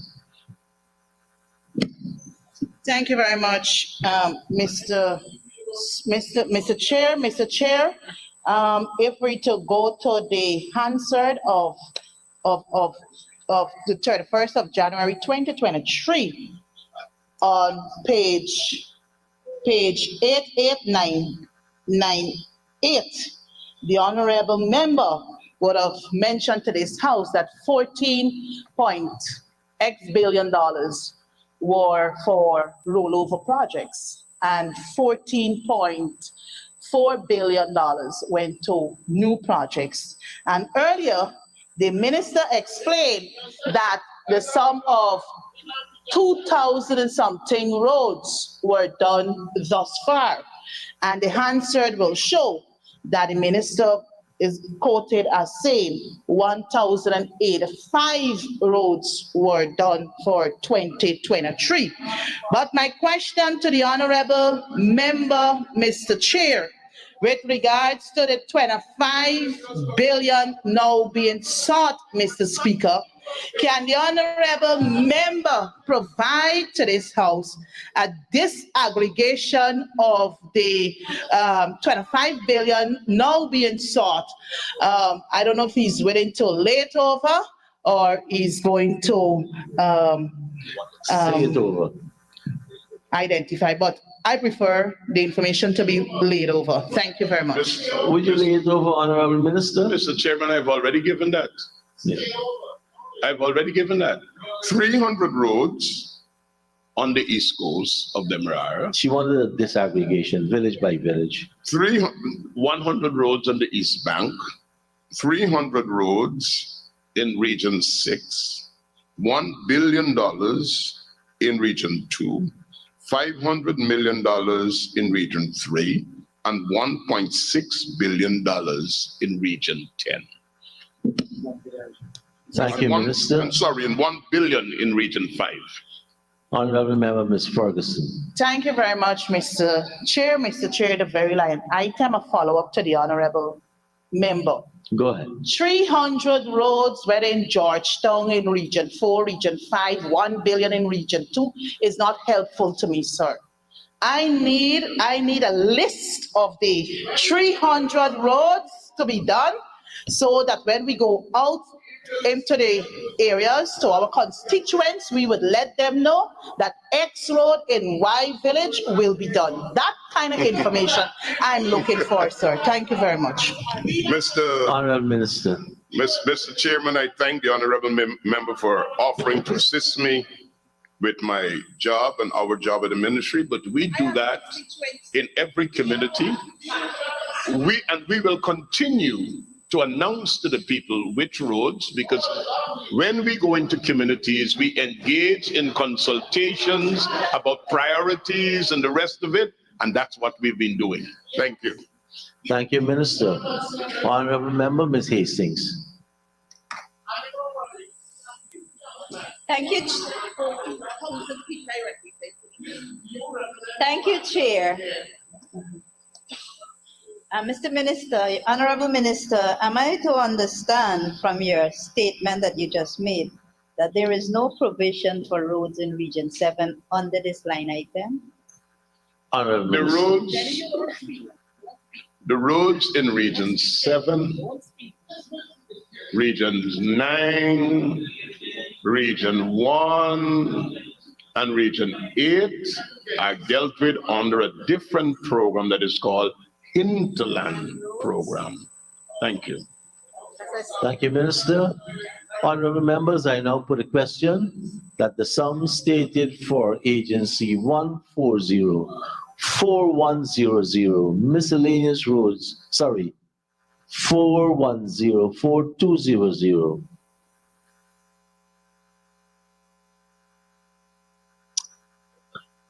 Okay, it's again the print. I now put the question that the sum stated for chart of account 140-4100 miscellaneous roads stand part of the estimates. Those in favor say aye. Those against say no. Ayes have it. The sum stated now stands part of the estimates. We now move to chart of account 140-4200 urban roads and drainage. And I propose the question that the sum stated herein stands part of the estimates. The Honorable Member, Ms. Ferguson.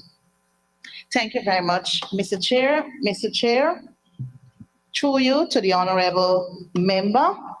Honorable member, I note that in February, the sum of 1.5 billion was approved and voted on in the House. Can you say to the Assembly what percentage of that amount has been expended as at 31st of July 2023? And my other question to you regards to the new provisions being sought, $1 billion for provision of additional resources to facilitate the construction and rehabilitation of urban roads. Would you be kind enough, sir, to one, provide us with a disaggregation of this sum? And would you be kind enough to hand over the information to us, the honorable members of this House? Honorable Minister. Mr. Chairman, as of the 31st of December, 59.3% of the sums appropriated by the Appropriation Bill of 2023 was already expended.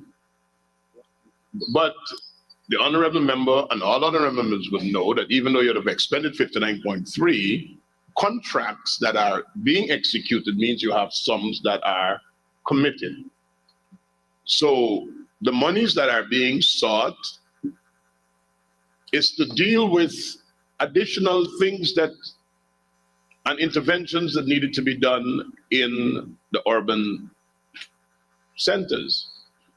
New Amsterdam has seen a significant amount of work, and I'm sure that all the people of New Amsterdam who cried that they were neglected are now quite happy because they are seeing people from their community executing the work in their community. Residents of Georgetown have seen the same thing. And much of the intervention is not only roads, but it's also drainage. And there is continual cry for interventions of drainage in the south of Georgetown. And we have been making those interventions, so we have to continue to make those interventions. Thank you, Mr. Chairman. Thank you very much, Honorable Minister. Honorable Member, Mr. Ramjatan. I just want for information, urban roads, what is the average cost per mile for urban roads? Honorable Minister.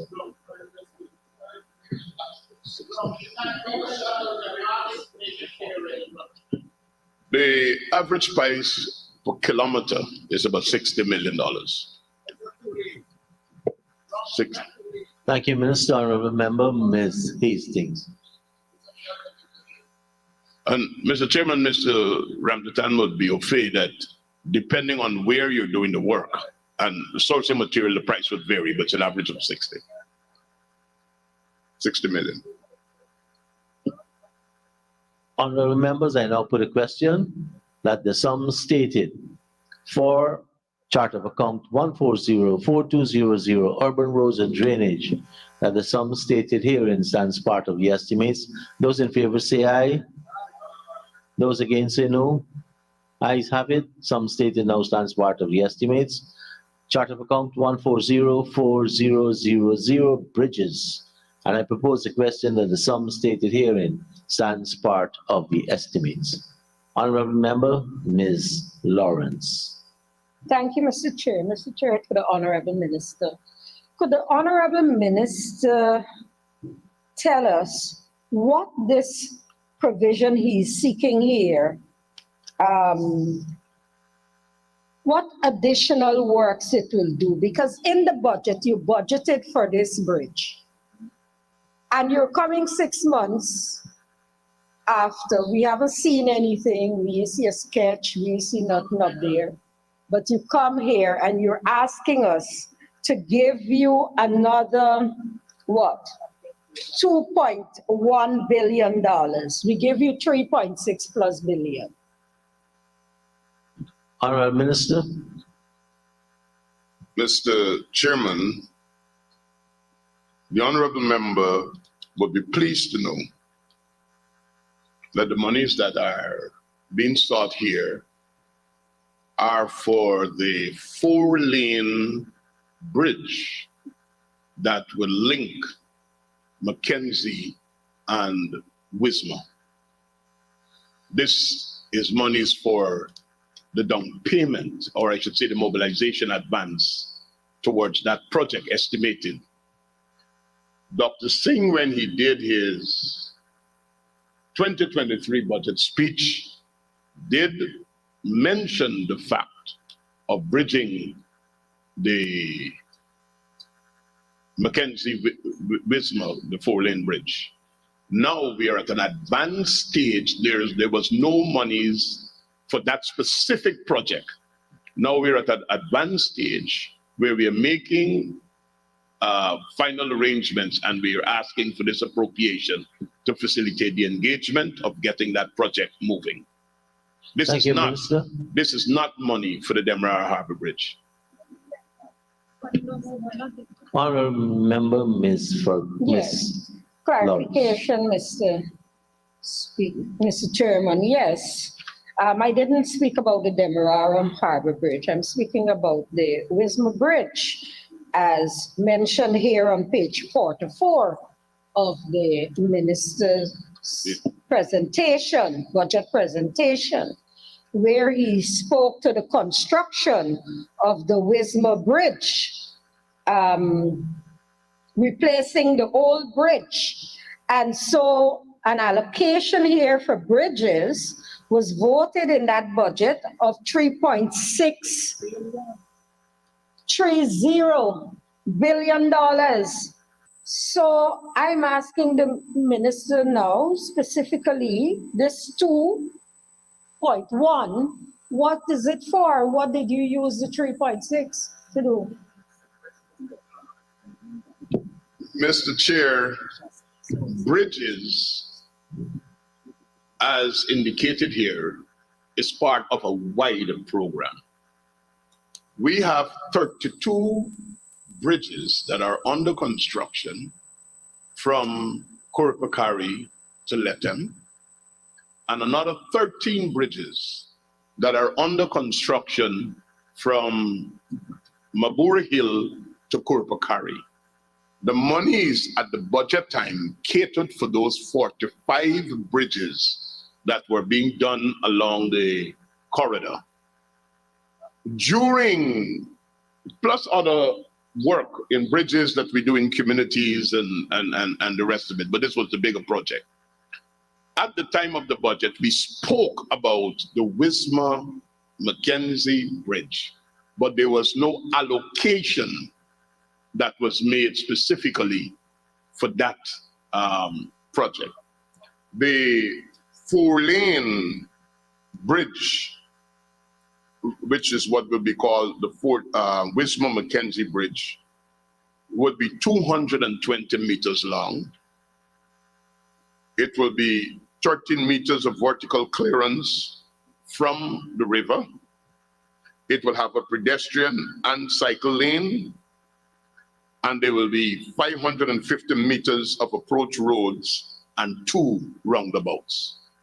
And that's what we're envisaging to engage at Region 10 for the Wisma Mackenzie Bridge.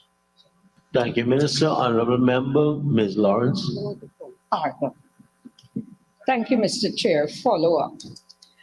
So the feasibility study for the bridge, Mr. Chair, could the Honorable Minister indicate whether the monies for the feasibility study and the drawings, etc., whether that came from the $3.6 billion or whether that is now included here? And I would also like to ask you, Minister, whether there will be any foreign funding for this bridge. Minister? The answer to your question is no monies from this are being sought for feasibility studies and the rest of it. This is for construction. This is a design build project that we are engaging in. Thank you, Minister.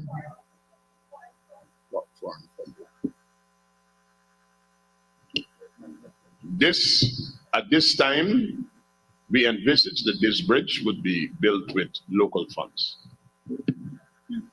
And the advance is what we are seeking here. Thank you, Minister. Thank Honorable you, Member, Ms. Mr. Lawrence. Chair. Mr. Chair, could the Honorable Minister then tell us what is the estimated cost of the bridge? Minister? The estimated cost is somewhere in the vicinity of about 35 million, just about 35, 36 million US dollars. Thank you, Minister. Honorable Member Ms. Ferguson. Thank you very much, Mr. Chair. Mr. Chair, through you to the Honorable Minister, I was trying to get my document before standing to my feet. I recall that loan agreements came to this National Assembly, and one such loan agreement was specifically for the Wisma Bridge. Earlier, I heard the honorable member, when asked by my colleague, that this bridge will be fully funded by local component. So can the honorable minister explain to this House what the reason for, one, the loan coming to the National Assembly, and why it is not reflected in the legend here on the specific. And as I'm on my feet, sir, two other questions. One, is there a design currently, whether in draft or working on, and whether this design has been made public? And what is the duration for the construction of this new 4-lane, in the words of the minister, Wisma Bridge? Thank you very much. Minister.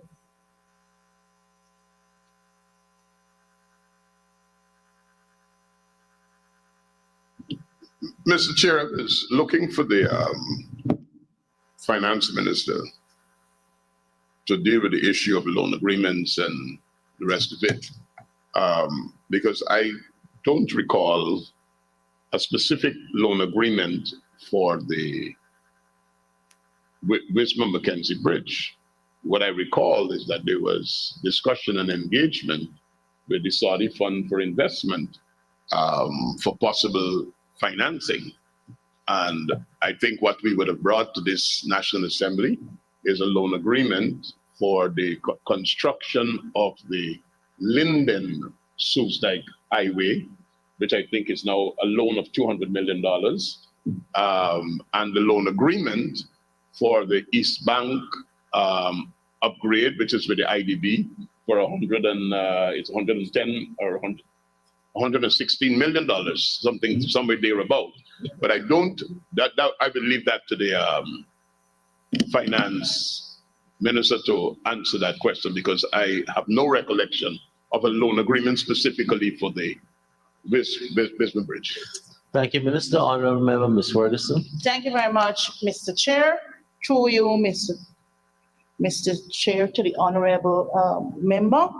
If I'm to turn the honorable member's attention to an article carried by Guyana Times, dated June 5th, 2023, and the headline reads, I'm quoting here, government to sign $150 million US with Saudi Arabia for the construction of Wisma Bridge. And I know the agreement was made in this House. Yeah, honorable member, let us wait until the minister is able to consult with the Minister of Finance, and we will get, because you have him for a few more, right? Items.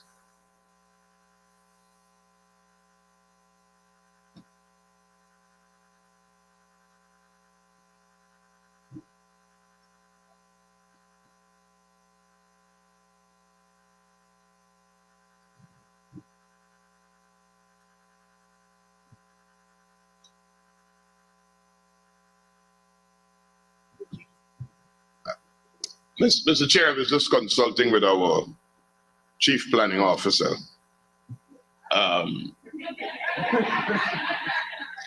For the purposes of the record, his name is Mr. Bernard Lord from the Ministry of Finance, to ensure that we get the answer.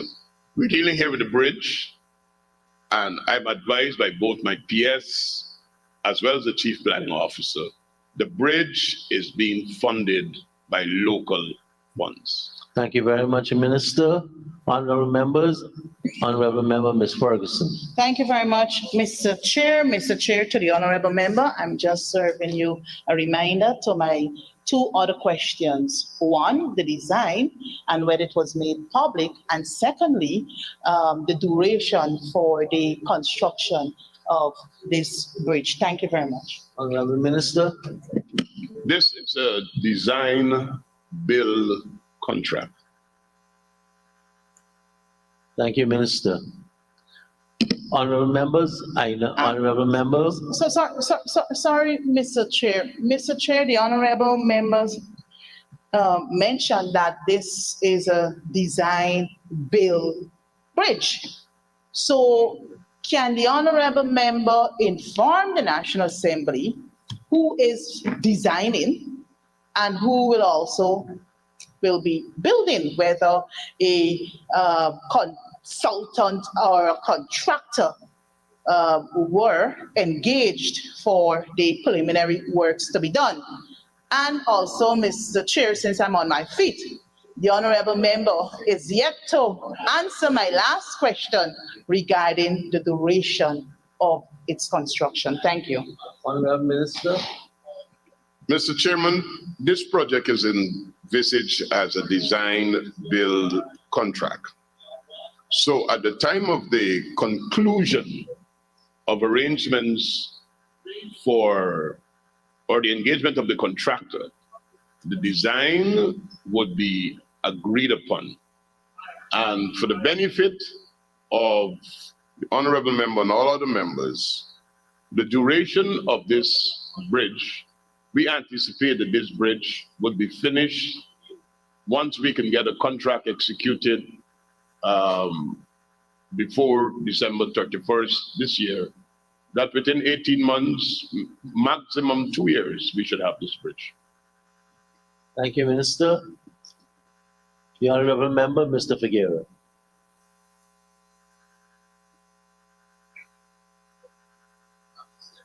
So thank you, Chair. So, Minister, with regards to what you just posited, has the area for where the bridge will be placed has already been identified? The location? Yes. Yes. Thank you. Honorable members, I now put the question that the sum stated for chart of account 1404000 bridges, that the sum stated herein stands part of the estimates. Those in favor say aye. Those against say no. Ayes have it, the sum stated now stands part of the estimates. Chart of account 1405200 Hinterland Roads, and I propose the question that the sum stated herein stands part of the estimates. The honorable member, Ms. Hastings. Thank you, Mr. Chair. I will now redirect my question under this line item. Is there any provision under this line item for roads in Region 7? Honorable Minister. Thank you, Mr. Chairman. The allocation of $1 billion for roads in Region 7 is what we are working with. Minister Indar, not too long ago, had a visit to the area.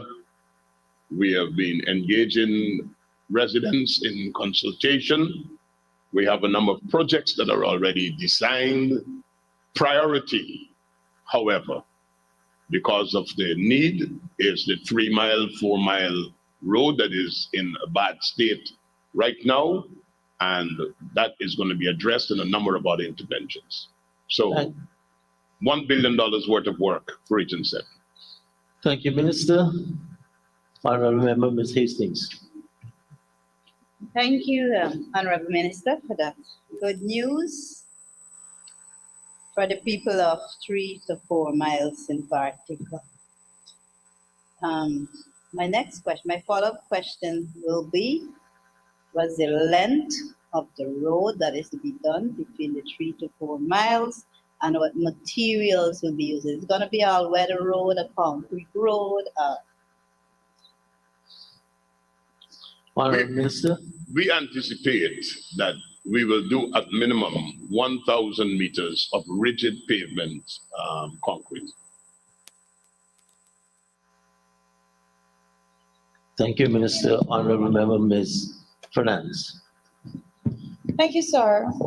Could the Honorable Minister say what is to become with the remaining of the road? Because while the residents, and I know that persons were out protesting and all that because of the dilapidated state of the road currently, while those persons will be thankful for that piece of road being done there that is proposed to be done with concrete, that is just 1 mile of road from 3 to 4 miles. We have significant damages to the road from 1 mile right through to 3 miles. And I can dare say that the secondary school at 3 Mile School will be reopening very soon, and those children have to traverse that road. So what is to become of that road? When should they be expecting any works being done there? Honorable Minister. Yes, sir. Mr. Chairman, politics as it is in Guyana is that the protest that the honorable member just referred to came weeks after it was known that we were making an intervention for rigid pavement, concrete road at 3 miles to 4 miles. So that's politics as it may. Yes, the issue that has been raised is for the benefit of all the people in regions 1, 7, and regions 8, our intent is in a phased manner to build out rigid pavement concrete roads. So while we may not have all of the monies immediately to do 5 kilometers of road in one area, at minimum 1 kilometer at a time, rigid pavement. And of course, you know, when you're building rigid pavement concrete roads, you have difficulties in terms of usage of the road while it is under construction, as against if you're building asphaltic concrete. So the assurance is that while we are committed to doing 1 kilometer right now where that section is, we will continue the rigid pavement concrete. In Bartica, we're looking to improve the drainage as well as the other interlocking roads. We're continuing to do work at Baidorabo. I think we have, I can tell you, yes, Akatash. Just recently, I did receive a text from some of the truckers thanking us for the interventions at 21 miles. So you will be pleased to know that. The Isano main access road, we want to get some work done. Kaburi village, the internal roads. We want to do some work at Carrow to Blue Mountain. Labacabra Creek Bridge and access to the Carrow village. There's going to be some interventions there. Internal roads at Foul Mouth. 5 Mile Housing Scheme Network, which you are basically talking about in a phased manner. And we still have other interventions that we have slated that as monies become available, we'll be able to continue to do in Region 7 directly. Thank you, Minister. Honorable Member Ms. Fernandez.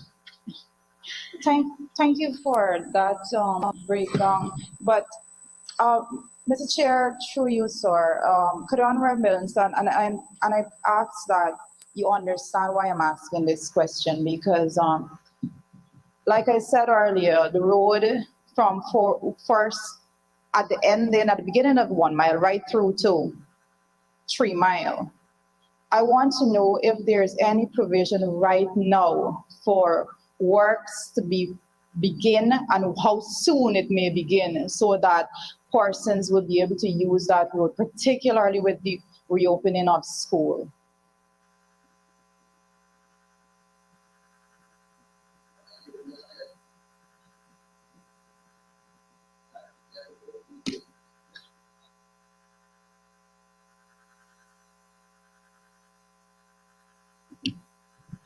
Mr. Chairman, for the honorable member, Go ahead, Honorable. is that my understanding is that the 1 kilometer of rigid pavement concrete that is being undertaken at this time will cater for sectional repairs that will see the entire thoroughfare being addressed. But the bad part, which is the majority of the work, is in that 3 miles area. But there'll be sectional repairs. Thank you, Minister. Honorable Member, Ms. And Fernand. the second part is, how soon could we expect to see that? It's in the work procurement beginning? stage. We're at the procurement stage. So I'm hearing Mr. Indar saying in a week time? We're at the procurement stage. Honorable members, let's keep it to the speaker. Yes, yes, sir. Is it in a week time as the junior minister said? We are in the procurement stage, all right? procurement stage. I cannot The anticipate senior when I'll get minister back don't on the want to give evaluation a report. definitive time. Procurement stage. We want to get it done as fast as possible. Thank you very much, sir. Honorable members, I now put a question. Honorable Member, Ms. Hastings. Thank you, Mr. Chair. Could the Honorable Minister be kind enough to disaggregate the amount of monies that falls under this line item? And for the 3 regions, regions 1, 7, 4, 8, 9. If you can do that, Mr. Minister. And then you can also say whether if all the roads in these 3 regions will be concrete or what, and the length. If you can lay it over, if you can do it now. Honorable Minister Leo, please. That's the question. It's brief, so it wouldn't take much time. It's $1.4 billion for rehabilitation of roads in regions 1. In region number 7, $1 billion. Region number 8, $600 million. Regions 9, $1 billion. That's it.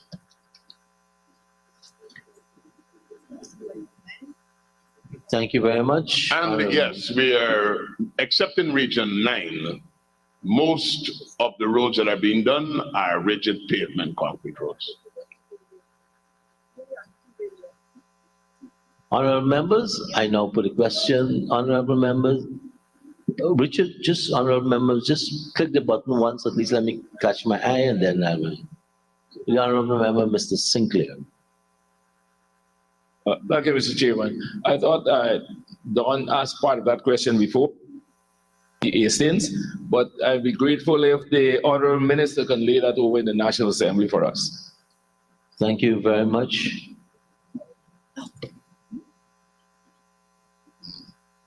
So, honorable member, I now put the question is that the sum stated for chart of account 1405200 Hinterland Roads, that the sum stated herein stands part of the estimates. Those in favor say aye.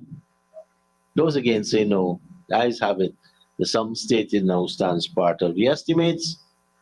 I now move to chart of account 1501400 Sea and River Defense Works, and I propose the question that the sum stated herein stands part of the estimates.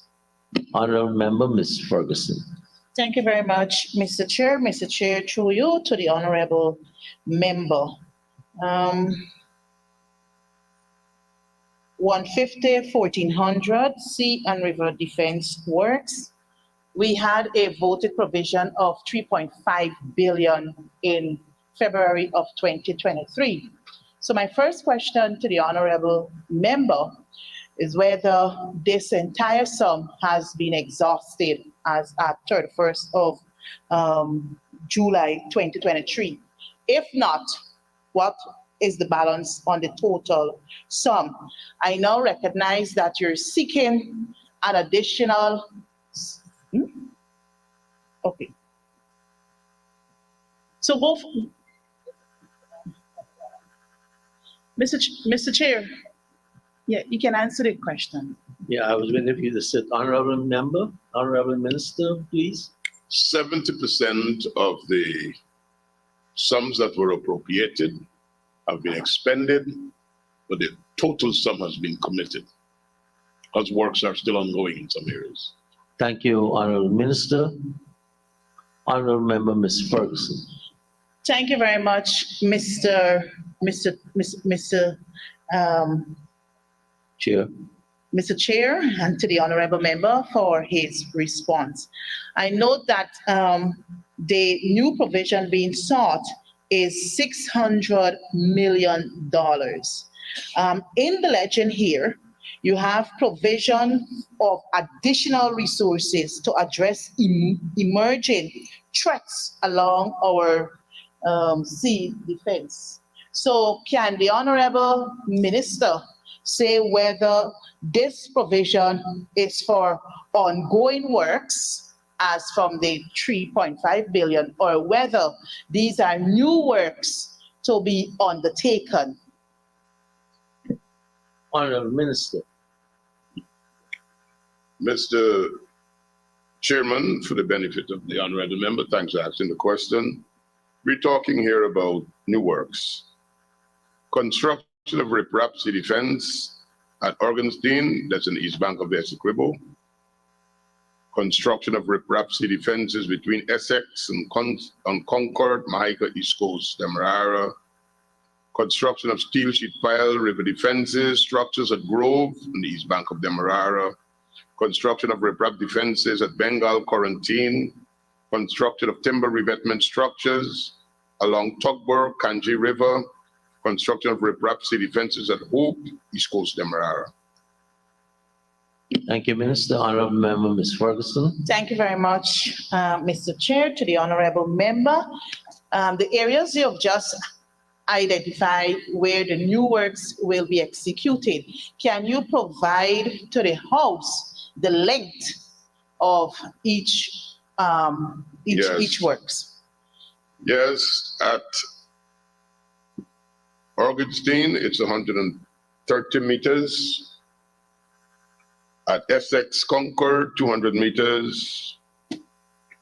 Grove, 160 meters. Bengal, 200 meters. Tugborough, Kanji, 160 meters. Hope, East Coast, 225 meters. Thank you, Minister. Honorable Member, Ms. Ferguson. Thank you very much, Mr. Chair. Follow up to the honorable member. Can the honorable member say whether these works will actually address the erosion or the breaches in these areas? Honorable Minister. Thank you. That's the only reason why we're doing it, sir. Thank you, sir. Honorable Member, Ms. Ferguson. Thank you very much, Mr. Chair. Mr. Chair, to the honorable member, since the 600 million, entails new work, can the honorable member say to the House whether or what procurement method will be utilized to address the various projects? Thank you. Honorable Minister. Open tender, sir. Thank you very much. Honorable members, I now put a question that the sum stated for Chart of Account 1501400C and River Defense Works. The sum stated herein stands part of the estimates. Those in favor say aye. Aye. Those against say no. Ayes have it. The sum stated now stands part of the estimates. Honorable members, we now move to Chart of Account 1601000 Stellings, and I propose a question that the sum stated herein stands part of the estimates. Ms. Ferguson, the honorable member. Thank you very much, Mr. Chair, for acknowledging me to the honorable member. I note for the voted provision, $240 million was utilized. So can the honorable member say whether the entire sum of 240 has been exhausted? If not, what percentage as at 31st of July 2023? Thank you. Honorable Minister. All have been exhausted and committed, sir. Thank you, Minister. Honorable Member, Ms. Ferguson.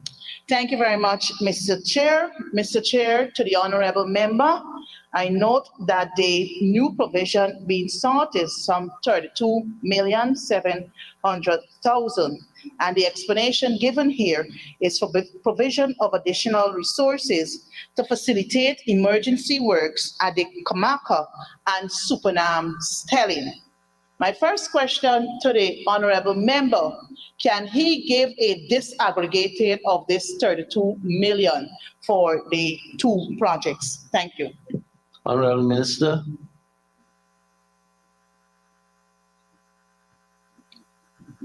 Mr. Chairman, maybe we should take some responsibility for this. The majority of this money is for works at Supernam Stelling. Honorable Member, Ms. Ferguson. Thank you very much, Mr. Chair. To the honorable member, since the explanation provided in the legend that the sums will be utilized for emergency works, can you explain to the honorable House what entails emergency works? Thank you.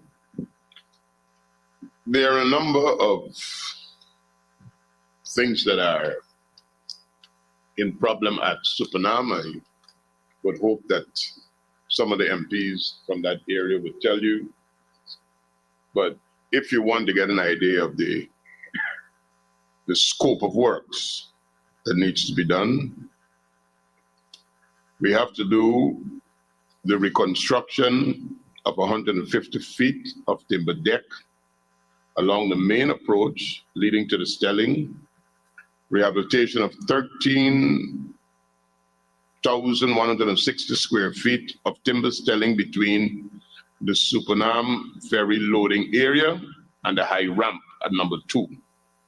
The work on two entails for the reconstruction of both low ramps, driving of dolphin mooring piles, fender piles, and the rehabilitation of the catwalk along the Ro-Ro mooring areas. Thank you, Minister. Honorable Ms. Ferguson. Thank you very much, Mr. Chair. Mr. Chair, to the honorable minister. Since you would have provided the scope of works this particular project entails, I expected that you would have, provide to the honorable House the cost associated with each scope of work. So can the honorable minister do so, please? Thank you. Honorable Minister.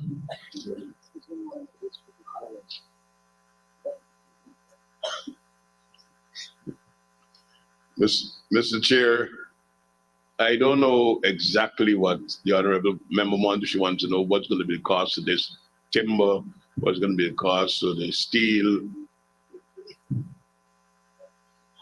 I've just given a full scope of works. Contractors have to bid upon a bill, and then an evaluation is done and an award is made. Thank you, Minister. Honorable Member, Ms. Ferguson. Okay, thank you very much, Mr. Chair. To the honorable member, perhaps what you can do is to assist me to understand what is the engineer's estimate. That's how we arrived the figure to come to the House, ma'am. All right, sir. Thank you very much, Mr. Chair. To the honorable member, since this is new works and it's emergency works, can the honorable member say whether you'll be going out for public tender, what procurement method will be used? Thank you. Honorable Minister. I think due to the urgency of what needs to be done there in the wide volume of usage, we will have to do restrictive tenders. We will seek the authorization of the National Procurement and Tender Administration Board to approve contractors who are skilled in this particular field to do a restrictive tender. Thank you, Minister. Honorable Member, Ms. Ferguson. Thank you very much, Mr.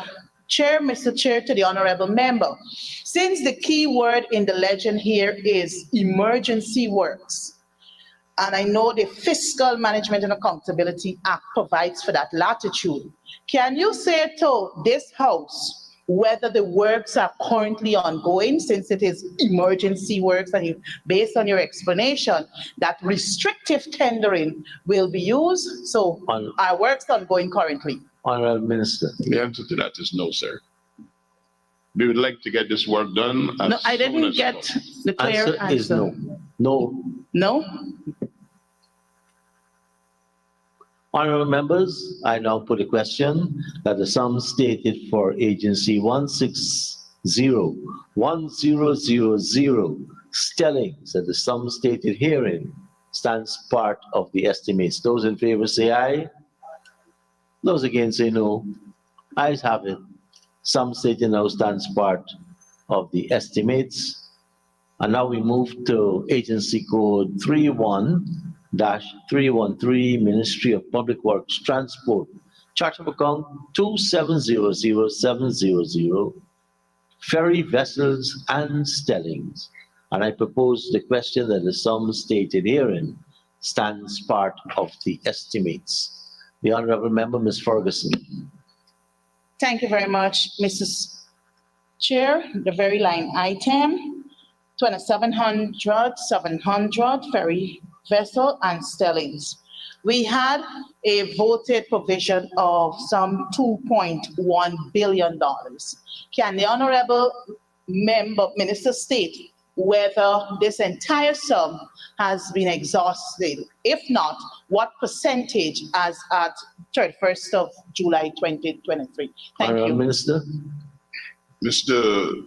Chair, the sums that we received at the time of the Appropriations Bill, the Appropriations Act, of 2023, have been expended.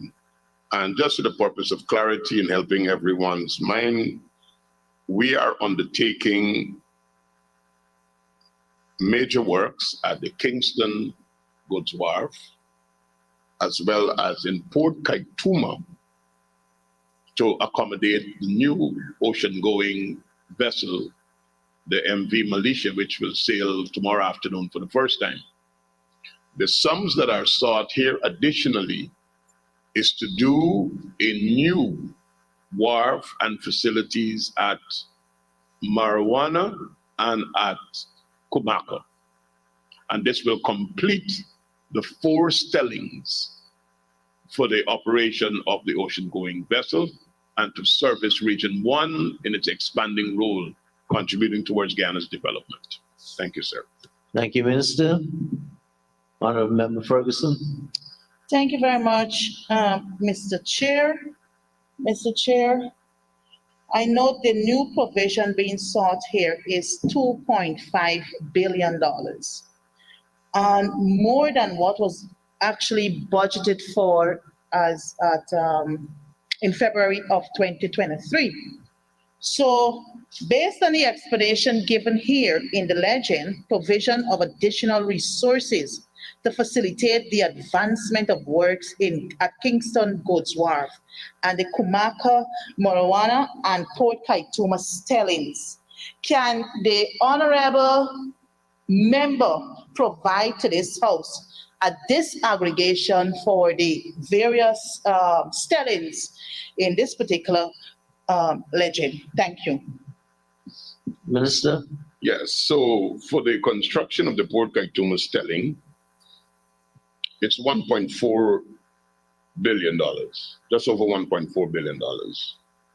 The upgrade of the Kingston Goods Wharf, it's just about $1.1 billion.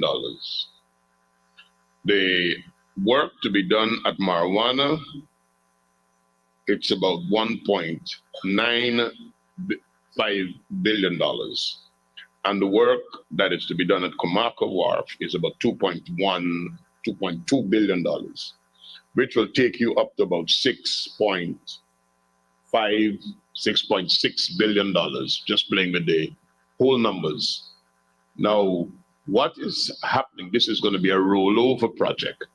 We anticipate that these sums that are allocated, it will cater for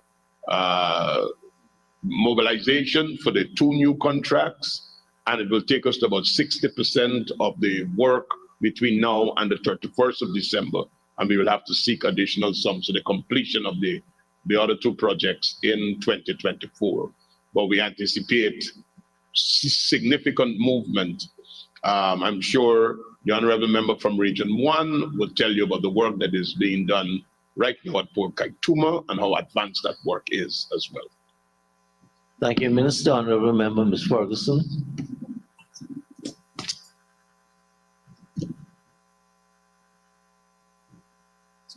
She is finished. Honorable Member, Ms. Lawrence. Thank you, Mr. Chair. Mr. Chair, to the Honorable Minister. The Minister of Finance in his budget presentation, page 4 to 5, told this nation that there was in play the construction of an ocean-going ferry to ply the Georgetown to Northwest route. And he indicated that the ferry was completed then in February, and it had departed India en route to Guyana. My question is, sir, that the minister has just said to this House that this allocation is for new projects. If you knew you had a new ferry coming to ply that route, which would use those two stellings, why wasn't it budgeted in the 2023 budget? Why are you coming here now asking for these additional monies and saying to us that it's a new project? You buy a pot, you got to have a stove. Honourable Minister. Thank you, Mr. Chairman, and thank the honorable member. It was budgeted. When you go out to tender, the prices vary. And at the time of what was appropriated, we were able to manage the start of two of the stellings and to make the necessary appropriations. And we have come back because of the prices that these works have come in for the additional sums to get the other two going, but it was budgeted. All the stellings went out and were advertised publicly, calling for proposals and the rest of it. Thank you, Minister. Honourable Member, Ms. Ferguson. Thank you very much, Mr. Chair. Mr. Chair, follow up to my colleague, the Honorable Lawrence's question. I note in the Hansard of January 31st, 2023, and this is what the Honorable Member had to say. Mr. Chair, the consultancy services that are at the procurement stage at this time would allow us to have a supervisory firm to oversee the construction of the Kingston Goods Wharf, which is being rehabilitated and reset to facilitate the MVMA leisure that is on her way, as well as the new stelling to be built at Port Kaituma, and there will be continued engagement for the stelling at Mabaruma as well as Morawana. But when you look at what is being sought, this $2.5 billion, it gives one the impression, the understanding that this is new projects. So perhaps the minister can clarify for us what he would have stated as at 31st of January regarding the supervisory consultancy services that were done. Are we to understand that from the initial $2.17 billion that monies from this sum was utilized towards the consultancy of these projects? If so, what were the sums in a disaggregated amount? Thank you. Honourable Minister. Mr. Chair, because of the nature of these projects, we went out for supervisory consultancies in two lots. One lot, the consultants will supervise two, which would have been Kingston and Port Kaituma. And the second lot, another consultancy would supervise Marijuana and Comaka. So the consultancy that you were talking about are in place. We have been able to get that awarded, and we're talking here now about civil works. So it's totally different from consultancy. Thank you, Minister. Honorable Member, Ms. Ferguson. All right, thank you very much. I think the minister did fail to answer my last question. I understand what you just said, Minister. But I asked for a disaggregation of the consultancy sums, which would have amounted to $2.1 billion, sir. Thank you. The consultancy sums are not being paid from this line item. This is for civil works. Sorry, thank you. Sorry, Mr. Chair. I think the honorable member is probably misinterpreting me. The sum, the voted sum in February was $2.17 billion. Based on your explanation then in January, you stated that, well, look, the consultancy services will be acquired to overlook these projects. What I'm asking you, sir, from the 2.17 that was initially voted on in February, can you provide the House with a disaggregation? What went to Goods Wharf, what went to Port Kaituma, I did that already. Tomorrow? Mr. Chairman, I did that already. Thank you, But Minister. I didn't hear that, sir. 1.4 billion to Port Kaituma, 1,056,452,458 for Kingston Goods Wharf. Thank you. Honorable members, we are now repeating ourselves and not listening to each other. I will now put a question that the sum stated for chart of account 2700700, ferry vessels and stellings, and the sum stated herein stands part of the estimates. Those in favor say aye. Those against say no. Ayes have it. The sum stated stands part of the estimates. Honorable Minister and your staff, thank you very much for taking us through that. And now for the Ministry of Education. I don't know if Minister Manichan will take the well or be from her seat.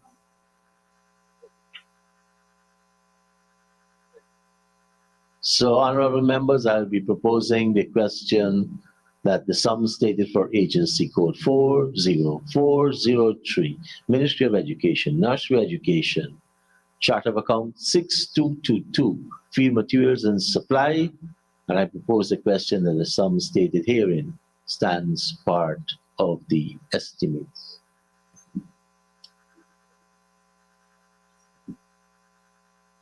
I know we've been here long and we have a long time more to go.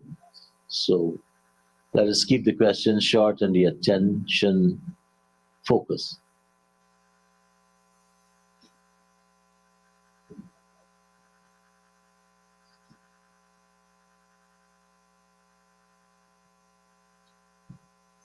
Thank you, Minister and PS.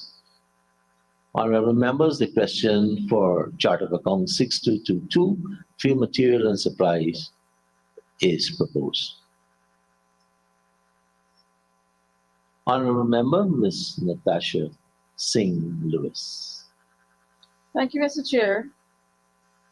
Sir, a sum of $94.4 billion was approved for education just 6 months ago. Of that, 3 billion, sorry, Mr. Chair, 30 billion, sorry. Mr. Chair, line item 6222, field materials and supplies, in 2022, 1 year ago, received 15.9 million. And in 2023, February, received $30 million. So 6 months after that, the Minister of Education is here asking for 37 million more. Could the minister explain what are the additional resources to be purchased on field materials and supplies for nursery schools? Honorable Minister. Thank you, sir. I think it's nationally known, and anyone who goes into communities and address in any way education facilities and educators would know that historically the country has not provided nearly enough that persons need for supplies and janitorials and so on. We're trying to do a little bit better here. And we're trying for the first time to be able to give, as teachers and schools have asked, school grants rather than materials.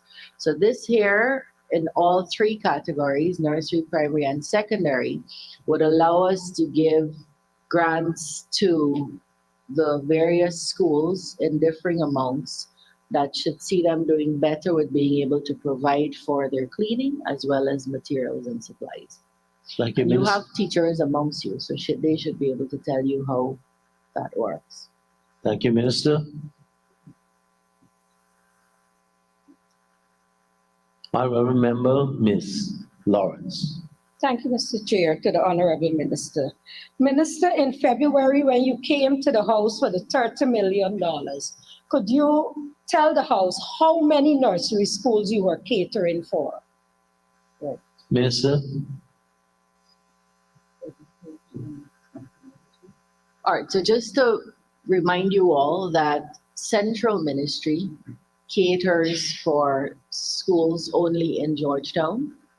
The regional budgets cater for schools outside of Georgetown, respectively. Region 1 will cater for Region 1 schools. So what was allocated to the Central Ministry at the time would have been for the nursery schools in Georgetown, which I believe number 27.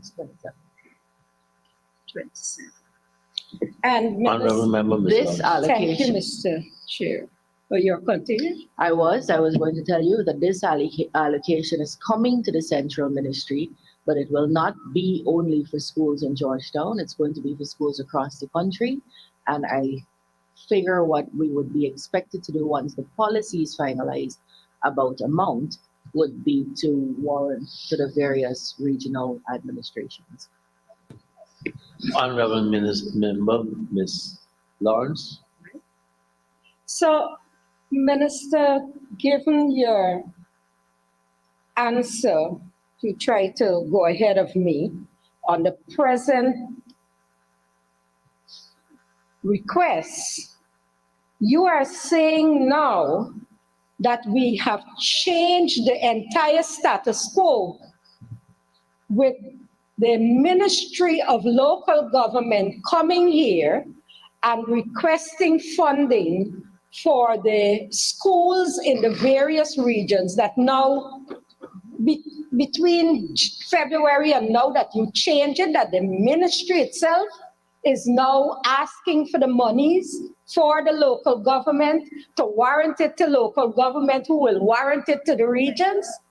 If that is what you're saying, could you please explain? No, I'm when saying was that this the change Minister made of and why? Education represented to the Ministry of Finance that children across the country would be better served if they were to be given more, if their teachers were to be given more resources. That's a policy decision, a policy position that is unlikely to be taken by any other minister but the Minister of Education. Very similar to the cash grant arrangement.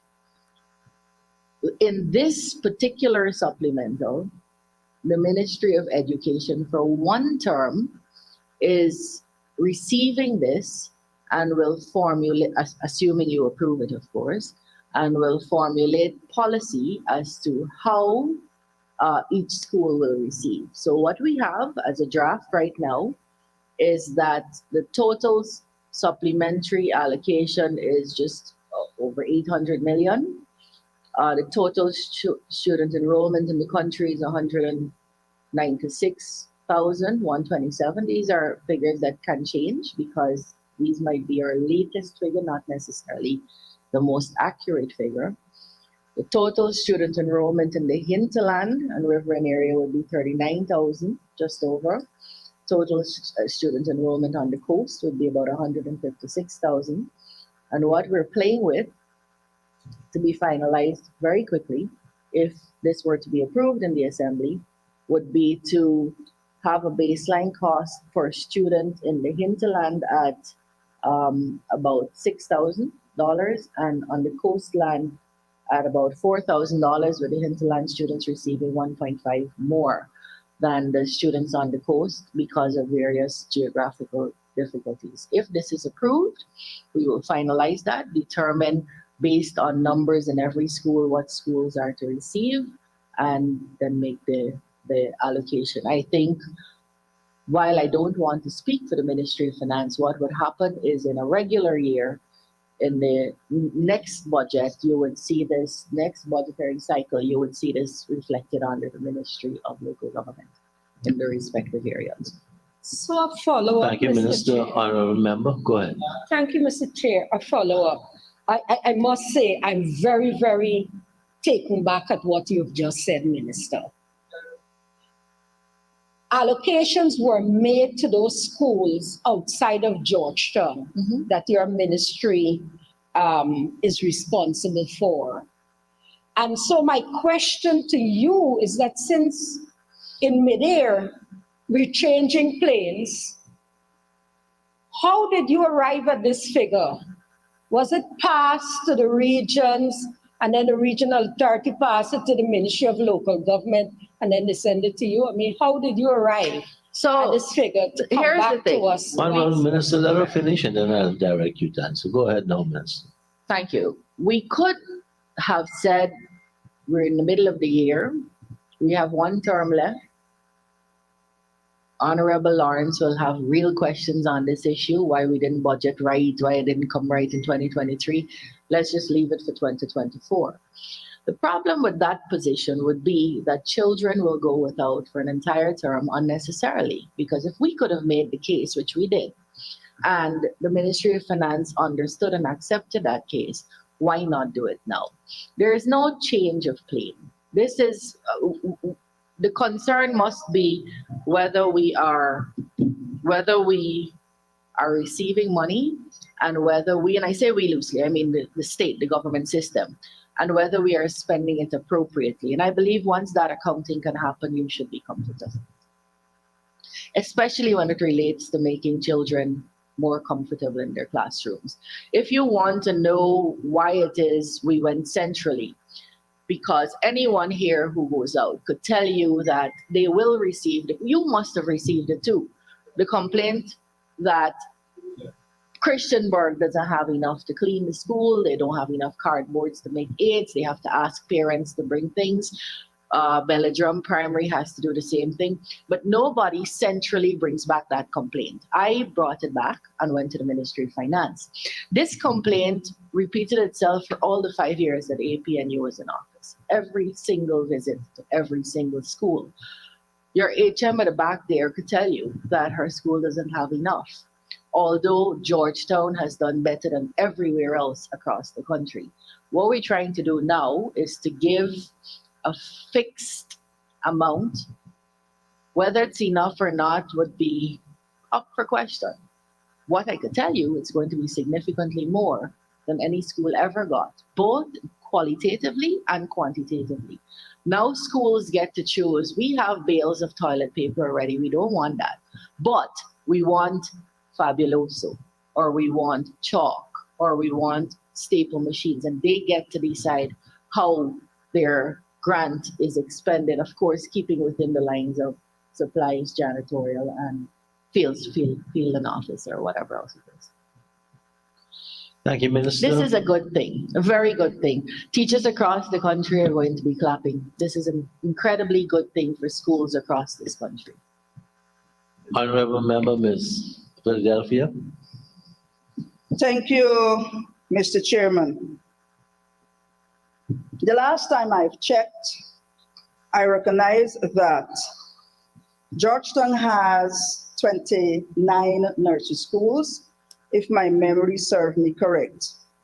And information provided and or received would have indicated that our allocated sum grant remain the same. It has not changed. And the system remains the same too, where you do your quotation, it's submitted to ministry, and of course, monies are awarded for you to make purchasing. But what is of concern, Mr. Chair, is that I listened to the minister who said this money now requested will be catering for the entire country. And if my memory serves me correct also, in February of this year, when we were considering the estimates, it was asked about specific region, and we were informed that Ministry of Local Government and Regional Development is responsible for. And I'm now wondering what may have caused this drastic change. In addition to that, Chair, when we returned to face-to-face teaching, September of 2020, we had the consolidated curriculum. And as we move forward to 2021, we get back to regular classroom practice. But my colleagues in the other regions have not received not 1 cent for purchasing of grants, whether office, field, etc. Am I to understand, based on what the minister just put to us, that this sum will change that practice in all the other regions as it relates to grants, providing materials for the uses in the classrooms? Honorable Minister.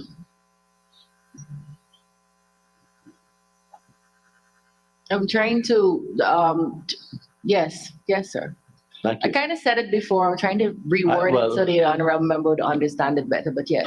After To both questions. After you'd answered, I was going to remind members about the standing order regarding repetition, which I'll start enforcing.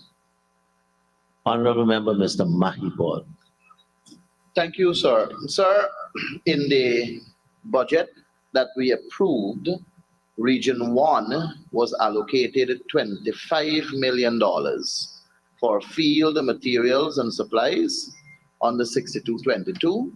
Region 2 was allocated $31,500,000, and all of these are increased sums from their 2022 and 2021 allocation.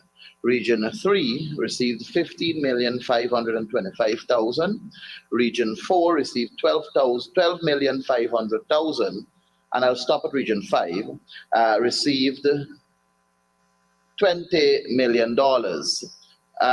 Could the Honorable Minister say to this House if she is aware as to whether these regions would have expended this full sum?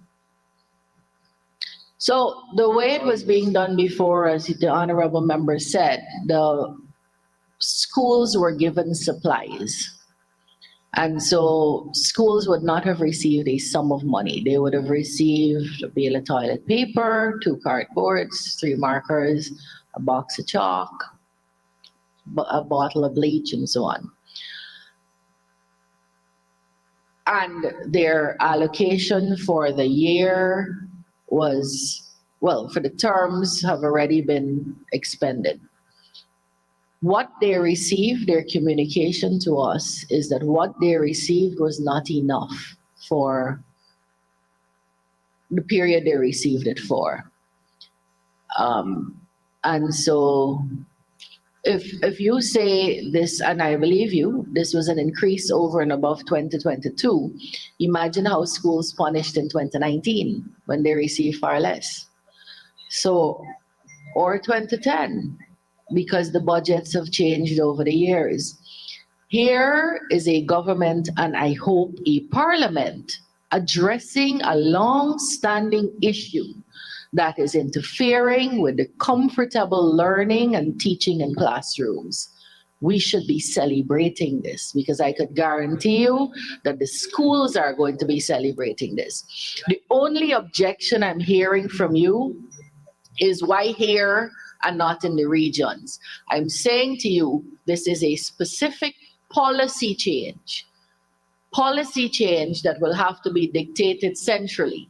This is how much we will give per child. This is the manner in which we're asking regions to give it.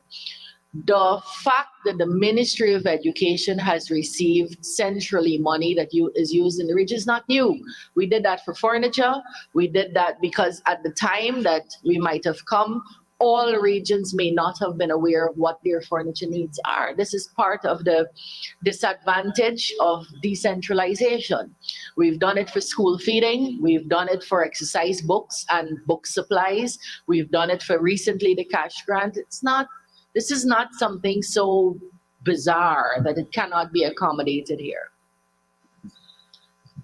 Honorable Mr. Mahipol. Thank you, sir. Allow me, sir, to say that the APNU AFC do believe that schools should be cleaned at least every day, given the diseases and all of these different kinds of things that are around, COVID-19, etc. So every day they should clean the schools. Our problem here has to do with the procedure of budgeting. I heard the Honorable Minister say, sir, that in her interaction with various schools, they indicated that they are not receiving enough. Point taken. The monies that were budgeted for in this budget was budgeted and allocated to the regional administration education delivery program that is manned by regional education officers. So if schools are complaining, sir, about not receiving enough, then I would assume that we would hear from the minister that it's either a short supply in terms of the money or the education department is failing us. I am asking the Honorable Minister now, because this sum that is granted to her had to go to Cabinet for approval, had to go to the Ministry of Finance for approval, had to be rigorously defended, as the Honorable Ashley Singh pointed out earlier, that when regions and ministries come to the Ministry of Finance, it's well interrogated. That is the word that was used. So in that interrogation, the easiest question to ask, has the regional education delivery program exhausted the amount that was given to them by the National Assembly in the passage of the budget? So the simple question to the Honorable Minister. Honorable Minister, just hold, let him finish and I'll put. Thank you, sir. So the simple question to the Honorable Minister, has the regional education delivery program 713, 724, 734, 744, 754, and so on, have those programs exhausted the allocated sum that has caused her to request additional sums for this line item for across the country under her ministry? Honorable Minister, go ahead. So I'll give an example that would perhaps help the honorable member, because I have to assume that he has a genuine question. The Diamond Nursery School received $52,000 per term. A term has 3 months. You tell me if you think they exhausted it. I cannot and will not sit here and speak for 1,016 schools, because I cannot. What I can tell you is that $52,000 per term simply cannot do. You're talking about $15,000 a month.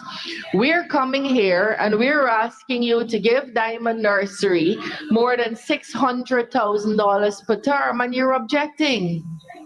You're finding all kinds of objections here. This is quite embarrassing. And you stand up and say, "Oh, we love children," and so you're asking all kinds of questions that could interfere with these children getting the benefit of this money. So are you giving the 600,000 or not? That is the question on the table. I am here asking for this allocation to be approved so that children in this country can learn comfortably. I'm asking, instead of giving a grade A school $90,000 per term. I'm asking to give them $890,000 per term. That's what we're asking for. It will go to the school. The important issue is if you approve this money, who gets it? It is the people's money, which is why I have a difficulty with you holding on to it. If you give this money here today, if you vote for this allocation, if you appropriate this money to the schools, the question becomes, will the school get it? That's how you measure accountability. And if your answer is yes, then what can the problem be? Thank you, Minister. Honorable Member, Ms. Natasha Singh Lewis. Thank you, Mr. Chair. So with all of that explanation, we want the schools to have more money for under 6222 field materials and supplies. We now understand that this money is not going to be $37 million, not going to be for field materials and supplies, but a subvention for our schools.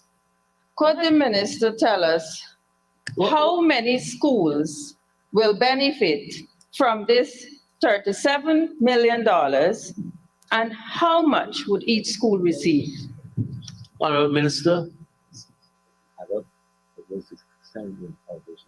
It's 37 and so without accepting what the honorable member said is true, in fact, it's not, but I'm not, the Honorable Annette said I'm being insultive, so I don't want to get into the inaccuracy of the member. Whatever is allocated here for nursery is for all the nursery schools under that line in the country. And we have about 453 nursery schools in the country, give or take one or two. Could you tell us, Honorable, go ahead. Mr. Chair, Honorable Minister, can you tell us how much would be allocated to each school? So I said to you that we have a general plan that while there's a line item called field supplies and there's one called janitorial, what we have looked at preliminarily on the assumption that we will get this is more a lump sum. If we have 800 million and we divide it by the student population, we give a little bit more to the hinterland because of the expensive nature of items in their communities, then we are looking approximately at about $4,000 per child on the coast per term and about $6,000 per child in the hinterland per term. Then you multiply that. You see, it's difficult, honorable member, for me to tell you how much a nursery school will get. There'll be a nursery school with 10 kids and there'll be one with 250 kids. So you have to do it based on the number of children and teachers and so on.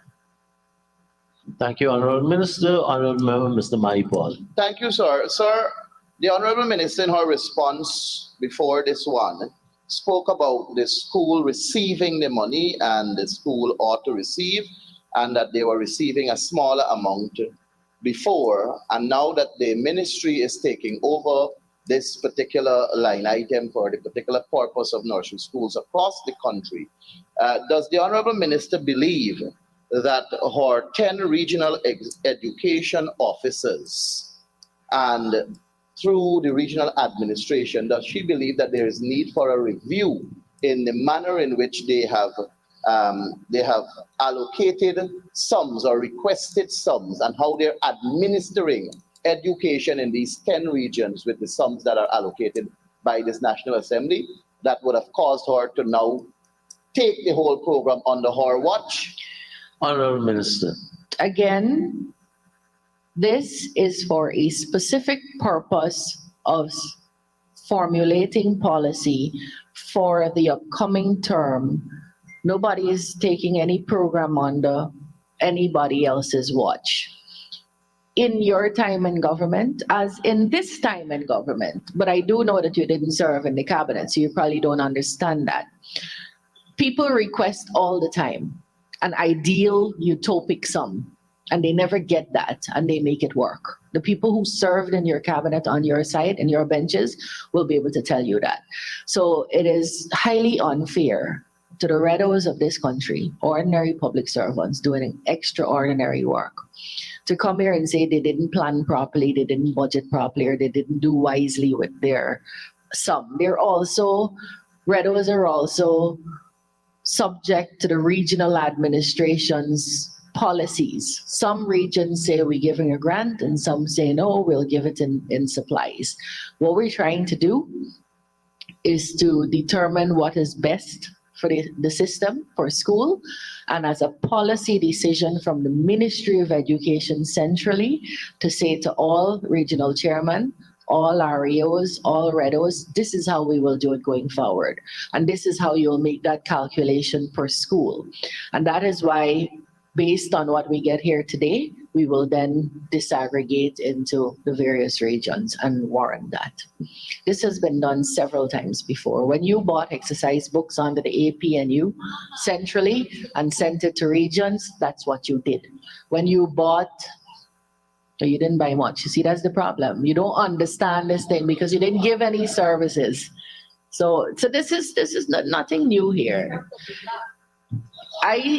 This will then, once this policy is formulated and entrenched, you will then see this reflected under the 2024 allocations in the regions. Thank you, Minister. Honorable Member, Ms. Lawrence. So I have two questions for the minister.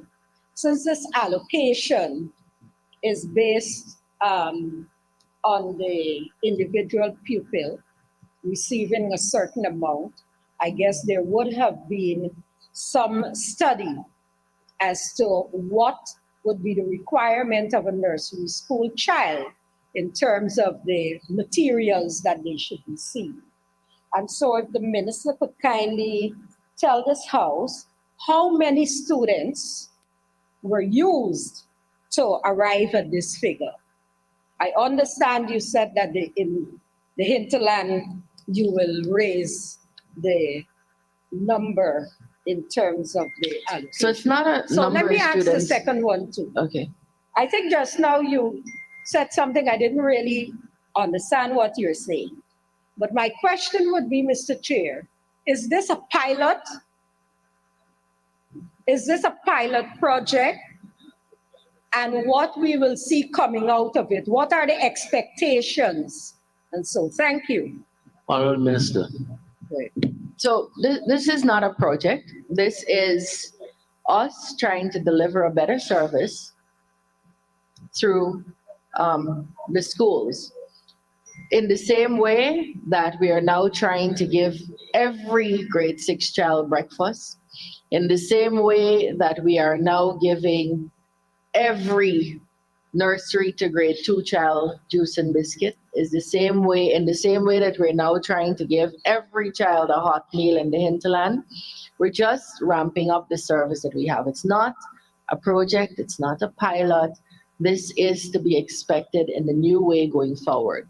Now, how do we know what we need? It wasn't a study, but well, it was a study of all the students in the system, which would amount to more than 100, well, close to 200,000 children, but also hearing from our over 10,000 teachers and our over 1,000 school heads and administrators, and the experience of those teachers in the classroom and the cleaners who are working there about what works and what doesn't work. So I am really glad that we're here, because clearly your side didn't do it. I mean, you clearly don't even know that you weren't giving enough.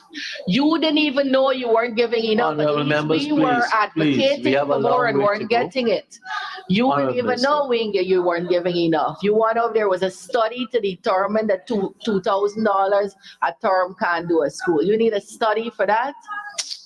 Honorable members, we have exhausted the questions I on hope this teachers issue, hearing y'all. and we've been repeating each other. Hope the teachers I now are put a hearing. question that You the need sum a study stated to know what- for. I now put a question that some stated for chart of account 6222, field materials and supplies, that the sum stated herein now stands part of the estimates. Those in favor say aye. Those against say no. Ayes have it. The sum stated now stands part of the estimates. Honorable members, let us turn to chart of account 6233, office materials and supply, and I propose the question that the sum stated herein stands part of the estimates. The honorable member, Ms. Natasha Singh Lewis. Sir, I'm really hoping that we don't go down the same line. That this is now part of the subvention too, or the grants. So, Mr. Chairman, line item 6223, office materials and supplies. In 2022, the allocation was $5,922,000. And in 2023, which 1 year after, the sum was 6.4 million approved. Sir, that's 1 year, an increase of 478,000. Here we are 6 months later. The minister is asking for an additional sum of $68 million, $361,205. Some scientific calculation had to go on for us to get the $205, sir. An exponential increase. Could the honorable minister explain what are the additional office materials and supplies to be purchased for our nursery schools? And could the honorable minister list the schools that will benefit from these items? Honorable Minister. So the honorable member, the answer is the same. That this amount does not apply to the Georgetown schools. This amount goes to the schools across the country, and every single school will benefit. Honorable members, you have a supplementary question, honorable member, Ms. Singh? Sir, I feel this information presented to us in writing and what the explanation the minister is giving us is misleading. Okay, you can't accuse him. Withdraw that, please. The Sir, minister I will- feel like I'm being misled. You have to withdraw the misleading, please. Withdraw the misleading. You can't accuse the minister of misleading the House. Well, I don't know what it is. Please, are you going to withdraw it? Sir, may I explain why I feel the way I do? Honorable member, I would not listen to the honorable member, Ms. Singh, and I'll strike out misleading from the record. Honorable member, Ms. Lawrence. But I'd be happy to say, sir, that this line buys chalk, Play-Doh, cardboard, markers, crayons, foam board, things to develop fine motor skills, things to make children learn in a fun way. The curriculum, well, now that's a different issue. The AP and UAFC is asking who says the schools, the teachers will buy those things. That is a different question. You must tell the schools you don't hold the view they should get these grants because you don't think they will spend it on the children. That is what the honorable member said. Mr. Speaker, through you, the honorable member said, who says they will buy these things? So that's a different question. The PPPC believes and will put systems in place, as we do in Georgetown right now, to make sure that the grants given will be applied to the benefit of the children. You know, Mr. Speaker, this is a typical example of thief man don't like see another man with a bag. Okay, Minister, just. Mr. Speaker, just withdraw that from the me. honorable member perhaps cannot trust herself and applies that sort of thought to the good and decent teachers of this country. The People's Progressive Party civic government believes that teachers in this country are responsible human beings who will spend this money on their children. In any event, like any other public expenditure, there will be measures in place to determine that the money is applied as we say it was intended. We can't begin by saying, well, we don't know if they'll spend it like that, so don't give them. That's not a way to serve, sir. Ms. Lawrence? Yeah. Mr. Speaker, you give me the floor. I thought you would have given me some protection. I don't know. I must ask the honorable member if she's okay. I didn't ask a question. However, Mr. Chair, through you to the Honorable Minister of Education, could the minister kindly say whether this $68 million that she's asking for here has anything to do with the increase of prices for the materials? Thank you, Honorable Member, Minister. No, sir. No, honorable member. This money is to give things that were never given before and or not given in adequate supply before. Thank you, Minister. A follow-up, Mr. Honorable Chair? Member, Ms. Lawrence. Okay, so, Mr. Chair, given that allocations were made for all of the schools in the Ministry of Local Government's budget, could the minister indicate whether this allocation that she is providing now from the central ministry to the various schools in the outlying district, whether the allocation would be more than what they would have gotten for a term, or whether it would be the same amount that would have been allocated in the February budget for 2022. Honorable Minister. Again, I give the example of the Diamond Nursery School. Not unlike other nursery schools across the country. The Diamond Nursery School received this year the best that they've ever received, $52,000 per term, divided by 3 per month. You get how much that is. They're going to get, Diamond Nursery is going to get over $600,000 per term. So we're increasing from, say, $50,000 to about $200,000 per month, per term, right? So you're going to get 4 times more what was given for the whole term for a month. Again, whether it is enough is relative. Can we do more? Do they want more? I expect that 10 years from now, this won't be enough. But it's not enough now. So the question you asked is whether the school would be getting more monetary value, monetary cash now than they received in value, and the answer is yes. Sir, thank you very much. Honorable Member, Mr. Figueroa. Thank you, Mr. Chairman. Minister, I believe when I say we on this side of the house are not in opposition to what is being requested. I believe what we seek to find is the rationale and the reason behind the requests being asked by the ministry, given the fact that we had a national budget and we expected that the budget would have catered for these mishaps. But nevertheless, as a teacher in the profession and who would have experienced many shortages of the very things that this you ever teach asking money? for, You never stole any child. Minister, allow him, please. I didn't really. In my class, you would have been disciplined. Best teacher in there.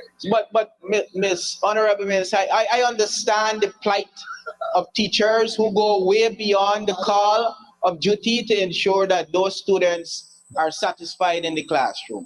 And because of many lack that do exist, I think this what is being requested can assist.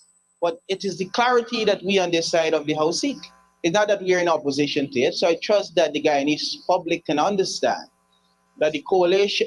And the question is, Honorable Member, because what you're going down, I've heard from 3 other presenters from You your not allow side. me to finish. Yeah. So, Honorable Minister, my question is, this request that is being asked, was it informed by your engagement with teachers and the respective schools across the country, that and even the REOs and the REDOs, to make you come to the Parliament asking for an additional sum to help alleviate, sorry, finish. to help alleviate the plight that teachers in the respective schools face? Thank you. Honorable Minister. So, as I said before, I am aware of this issue, patently aware of this issue, through numerous engagements with teachers, parents, students, visits to schools, and the Guyana Teachers Union. I believe this might be one of their written requests for us to relieve the burden of teachers who usually, as you know, would have gone into your own pocket to get some of these supplies by making the supplies available. So this is, I rather suspect that anyone who dealt with teachers, you don't have a former education minister in the House, but anyone who dealt with the system prior to today would be very clear that the supplies were not enough and that this can only inure to the benefit of the schools, the system, and particularly your children in the classrooms. The police officer. Honorable Minister, thank you. Honorable Member, Mr. Figuera. Yes, thank you, Mr. Chair. So, Honorable Minister, I'm happy that your engagement with teachers and other stakeholders in the education profession would have provided you an opportunity to make representation on behalf of schools. And given the fact that you would have engaged much teachers, I believe you are very much aware of the additional plight that teachers face with regards to the need for increases in salaries. And would this in itself allow the ministry to be more engaging with the Guyana Teachers Union to ensure that teachers are properly enumerated? Thank you. So we're dealing here with supplies and janitorial and office. Particularly, we're dealing with the office material and supplies for nursery schools. So this is not about salaries for teachers, that's a different discussion, but I could tell you this, that the fact that you won't have to buy chalk yourself will leave you with more disposable income in your pocket as a teacher. And for that, you are very welcome. Thank you, Minister. Honorable members, I know, before I take the Honorable Member, Ms. Nima Flo-Bess, over the past 2 chart of accounts that we've done, I've heard the Minister repeat literally the same answer over and over. And I've also heard the opposition say they agree with the increases, right? I think we are now at the point where I am almost forced to put the question, but let me take my good friend and neighbor, Ms. Nima Flo-Bess. Thank you, Mr. Chair. Just I would behind like Eccles. to ask the Honorable Minister, how will these monies be dispersed, monthly or termly to the schools? This is the first new question. Honorable Minister? Well, Georgetown, that currently gives a cash grant, does this termly, so, and that seems to work. However, I think we can be open in hearing what may suit particular schools given their particular locations. Thank you, Honorable Minister. Honorable Member, Ms. Bess. Just a follow-up. If you do termly, will it be at the beginning of the term or in the middle of the term? The reason for me asking, I know that when you have these supplies or grants, sometimes they're very late. You get them to the latter part of the term when we already spent our monies to run the program. So I would like to have an idea, how early can the schools expect these money? And before I sit, because I want to do follow-up, would this include anything in terms of technology? If it's computers or anything to assist? No. So, Honorable Minister. So I think you would be the first being in the system to accept and shout from the rooftop that this is the most efficient the education system has been. And I think you would be very happy to tell your colleagues that. We would try very hard to make sure this comes at the beginning of the term. And those are some of the kinks we can take out of the system when we're not buying materials and supplies. We can give warrant money over to schools in a more efficient way. Thank you, And it Minister. does not Honorable members, include, I now put a question that the sum stated for chart of account 6223, office materials and supplies, that the sum stated herein forms part of the estimates. Those in favor say aye. Those against say no. Ayes have it. Sum stated now stands part of the estimates. Chart of account 6243, janitorial and cleaning supplies. And I propose a question that the sum stated herein stands part of the estimates. And I now put a question that the sum stated herein stands part of the estimates. Those in favor say aye. Those against say no. Ayes have it. Sum stated now stands part of the estimates. Chart of account 1215300, nursery schools. And I propose a question that the sum stated herein stands part of the estimates. And I now, Honorable Member, Ms. Nina Flor-Bless.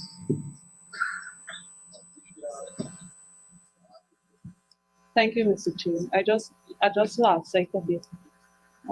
Comma Chair, just a reminder, please see if we improve the size of the font because I'm having problem reading this. We at 40403, the same agency, chart of account, the last one on the nursery education, 1215300 nursery schools, and the sum there is 180,700,000. Thank you. See provision of additional resources to facilitate urgent rehabilitation and upgrading of nursery school facilities. Does this include any schools from the East Bank corridor? Honorable Minister. Now we are at nursery schools. We finished janitorial supplies. We are 1215300.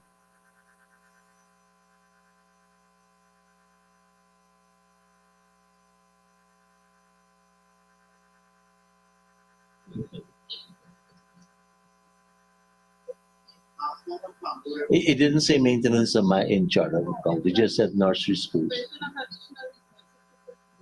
It's a capital expenditure. yeah, yes. So the cabinet took a decision that every place that needs teachers' quarters and repair to teachers' quarters, dorms and repairs to dorms and repairs to schools will over a period of time be attended to. This entire sum, I know it's disaggregated into nursery, secondary, primary, but the answer relates to all three lines, is to cater for the rehabilitation, maintenance, repair of teachers' quarters, dorms, and schools. Thank you, Honorable Minister. Honorable Member, Ms. Annette Ferguson. Thank you very much, Mr. Chair. Mr. Chair, through you to the honorable member on this very line item. I know that you're requesting $180+ million. This is for nursery. You're saying here, provision of additional resources to facilitate urgent rehabilitation and upgrade of nursery school facilities. To the honorable member, I know that the nursery school, St. Gabriel's Nursery, recently constructed 2-story. But can I get from you whether from this sum here, there's provision for AC units, because the current construction of that building seems to me as a layman like a pen, to put little animals in, and not realizing that there's no ventilation in on that building. So I don't know how those little gods Angel children will make out come September in a few weeks. So can you advise whether in this sum, there's provisions for AC units and when these units will be installed and what portion of this sum will go towards the procurement of the AC units for the St. Gabriel's Nursery School at Albert and Crump Street, Queenstown? Thank you very much. Honorable Minister. It is not the policy of the Ministry of Education right now to provide ACs to entire school populations for a number of reasons. One, there are a large number of children who cannot exist, learn, and be. HM at the back of you is shaking her head in an AC'd environment because of health reasons. We have noted the public commentary on the St. Gabriel, on the design of the St. Gabriel's Nursery, and while I myself am very grateful for the public servants who designed that school and went after building it, considering the dilapidated and broken down state we found it in, we are happy to look at whether indeed there is poor ventilation. And once we find that, we'll have to find solutions for it. But to answer you directly, there is no provision here for AC units in the St. Gabriel's Nursery. Thank you, Minister. Honorable Member, Ms. Maureen Philadelphia. Thank you, Mr. Speaker. 180, of course, provision of additional resources to facilitate urgent rehabilitation. Chairman, of recent, we've been experiencing severe rainfall. And we recognize that quite a number of the nursery schools have been affected by flooding as a result of these rainfall. And you recognize that school also had to be averted on more than one occasion. I speak specifically here, Chair, if I may ask the Honorable Minister, if any provision is in this sum to take care of lifting the walkway at Head Start Nursery School, and also if any provision is there in this sum to build the shed that is needed at Winford Garden Nursery School. Thank you. Honorable Minister. Well, I don't want us to get caught up. This sum is a national sum. So I don't want us to get caught up in believing that Georgetown is Guyana. It's not. We love Georgetown, but it's not. I'd be happy to tell you that every single nursery school in Georgetown got repairs, first time, got repairs that they asked for, and upliftment where repairs weren't necessary. By that, I mean painting and so on. This does not cater for the raising of the walkway, this sum, but we are repairing the Parishara Nursery School in Central Rupununi up to a sum of, I think, $14 million. We are rehabilitating the Kaikumbe Nursery School in Central Rupununi, that's Region 9. We have repaired roof, wall, stairs, ceiling, painting, plumbing, and electrical to 31 nursery schools in Georgetown, which would be all. We have, so those are some of the schools. And once we get this, we're then able to look at what we can do based on how we would be able to do it and not interfere with the education of children going on. So that's one of the little tricky issues once this is appropriated to us about how we get to do these repairs as school is going on. Some things we can do. You can do a fence, for example, while school is in session on the weekends. You can repair a roof, you can fix a tank, and so on. So those are the things we are now filtering through. We couldn't do it without the money, so we have to wait on the money.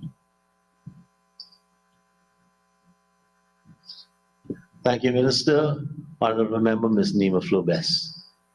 Thank you, Comrade Chair. referring to the said line item, we see rehabilitation and upgrade of nursery school facilities. Does your upgrade plan involve fire safety prevention measures, whether it be putting emergency doors or fire extinguishers or anything to these buildings?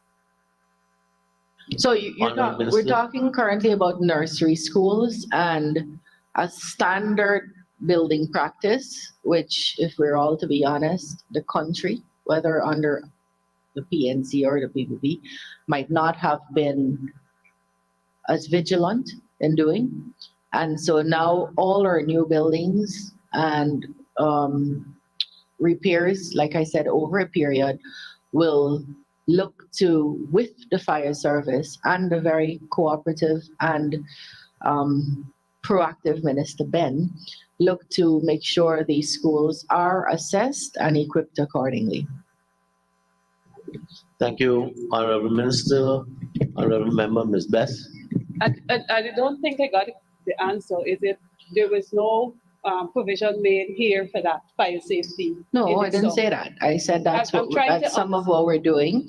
You specifically asked for doors and so on, and I'm not sure that any nursery school needs a door. So that's what I'm saying. We're working with the Guyana Fire Service. They are assessing schools and then saying to us, this is what you need, and that's how we're going in to attend to those schools for fire. We have done it in we've done it at all the dorms currently. I know we're on nursery, we're coming to secondary just now, and we have already made some significant changes at every single dorm. Thank you, Minister. Honorable Member, Ms. Hadi. Thank you, Mr. Chair. Honorable Minister, based on what you've said thus far, the monies that are being requested are going directly to the schools, but this is a capital project, right? Not on this line item, the line items before.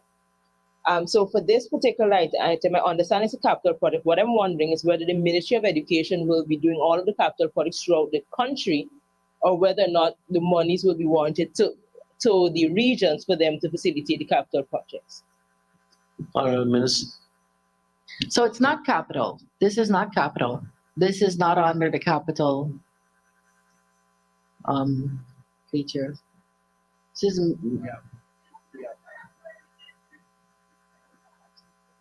capital. Mr. Chair, isn't rehabilitation and upgrading of facilities not capital works? Just give the Honorable Minister and her staff to peruse Sure, no problem. back the line items.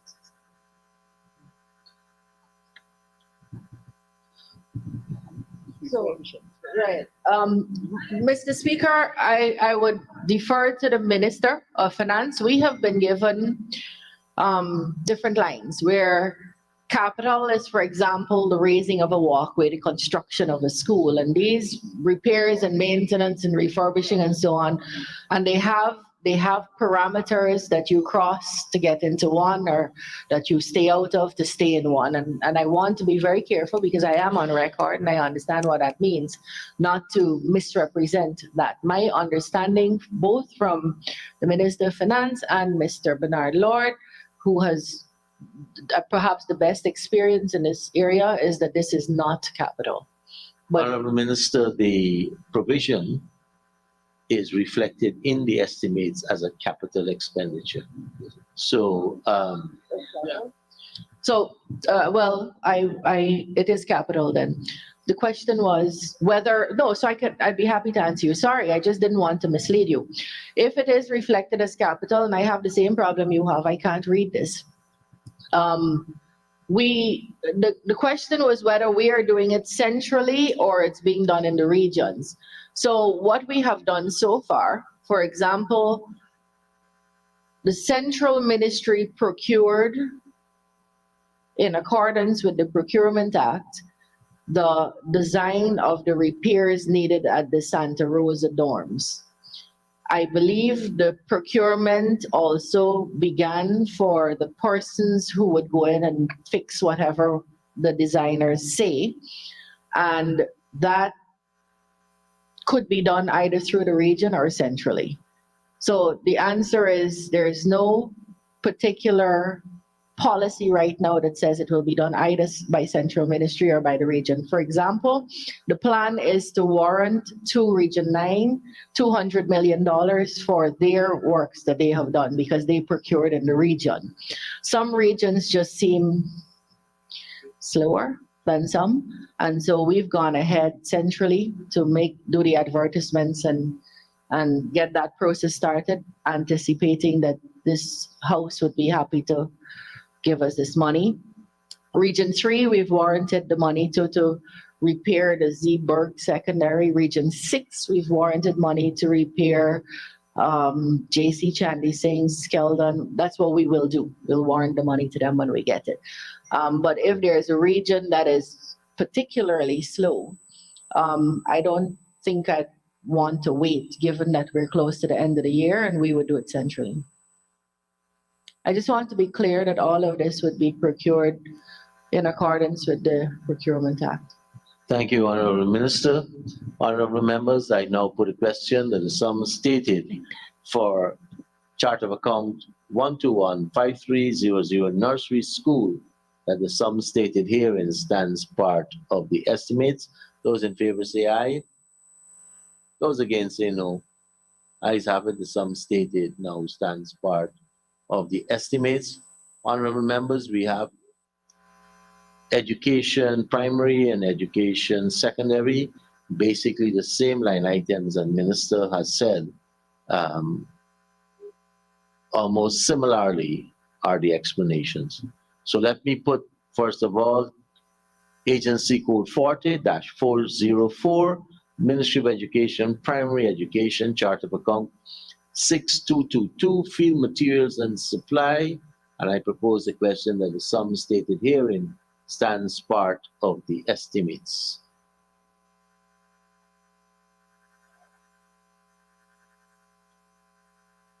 Those in favor say aye. Those against say no. Ayes have it. Honorable members, I will now put the question that line items 6223, Office Materials and Supplies, 6243, Janitorial and Cleaning Supplies, 6292, Dietary Supplies, Fourth Chart of Account 40-404, Ministry of Education, Primary Education, that those sums stand part of the estimates. I now propose the question, I now put the question that the sum stated for those three line items stand part of the estimates. Those in favor say aye. Those against say no. Ayes have it. We are now at Agency Code 40-404, Chart of Account 1215400, Primary Schools. And I propose the question that the sum stated for primary schools under this chart of account, capital expenditure, stands part of the estimates. And I now put a question that the sum stated for Mr. Chair. item 1215400, capital expenditure stands. Honorable Member, Ms. Lawrence.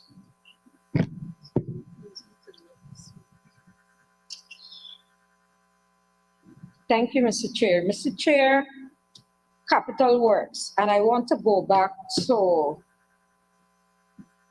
let me just ensure that this is straight. I want to go back to the question asked by Honorable Member Ms. Ferguson. And that is to ask the Minister whether there is a building code for schools in general. I'm not talking about the security measures in terms of fire and all that. I'm talking general in terms of physical building. Is there a building code? Honorable Minister. So we're trying to get to that place. We've always had, over the years, non-academic standards, and those have been renewed and revised. Whether they're as current as they should be with Guyana's realities today, the heat, the climate change and all that is something I would like us to have a relook at. We recently had minimum standards defined for dormitory facilities, and that would be standardized across. So if we were to build a dorm facility now, it would be in accordance with these minimum standards that we had designed. You know, in about 2009, 2010, we also did minimum standards when I was at Human Services for orphanages and care homes, so that everybody would know now X number of bed sheets or beds to a student. We're trying to define some of those parameters now as we move out. Move along in our progress trajectory. The problem that we have is that some of the schools and so on that were built simply can't accommodate some of these minimum standards that are now there. So you'd have to do extensions, just simply space considerations and ventilation considerations and so on. So, yes. Thank you, Minister. Honorable Member, Ms. Lawrence. Thank you, Mr. Chair. Minister, in the interim, because I know you get engineers who will go out and check the works and et cetera, but I would like to know whether these engineers that look at drawings, et cetera, they're responsible for that, whether there is any discussions with them in terms of the number of students that will be in a building, what is expected. These are not adults, these are children, they run, they come back in hot, and so on. And the reason I'm asking is because I should have sent you a notice about St. Agnes Primary School. I was at the traffic light by the court, and I saw that they are rehabilitating that school. And the wind is coming from the northern side, and they have two small windows like this on both sides of the door. And the fact that we see this very often tells us that consideration is not being given in terms of ventilation, enough ventilation for the children. And this is across, even at the school right next to me, you go to certain parts of the building and you want to know how the children exist there during the day. So I'm just asking whether the engineers, you do have any talk with them or any person who can give them guidance. Honorable Minister. Right, so I think you're asking for a standardized sort of document that speaks to proportion of children in square footage and number of windows for ventilation and so on. And I think it's a good opportunity for the country to relook, which is what I was saying, given the new weather patterns and so on, to relook at whether we are current with what we're offering, shifting wind directions and so. And like I said earlier, one of the challenges has been to continue to utilize schools that existed when these realities were not present, and to reform those schools accordingly, rehabilitate, repair accordingly. And so it's a useful contribution, and I think it has a lot of value. And like I said, we are looking at what our new academic norms and standards, non-academic norms and standards should be. We have that, I think, fairly well defined for 2023 going forward for dorms, dormitory facilities, and we are currently using that as our guide in any design. Thank you, Minister. Honorable Member, Mr. Patterson. Thank you very much, Mr. Chairman.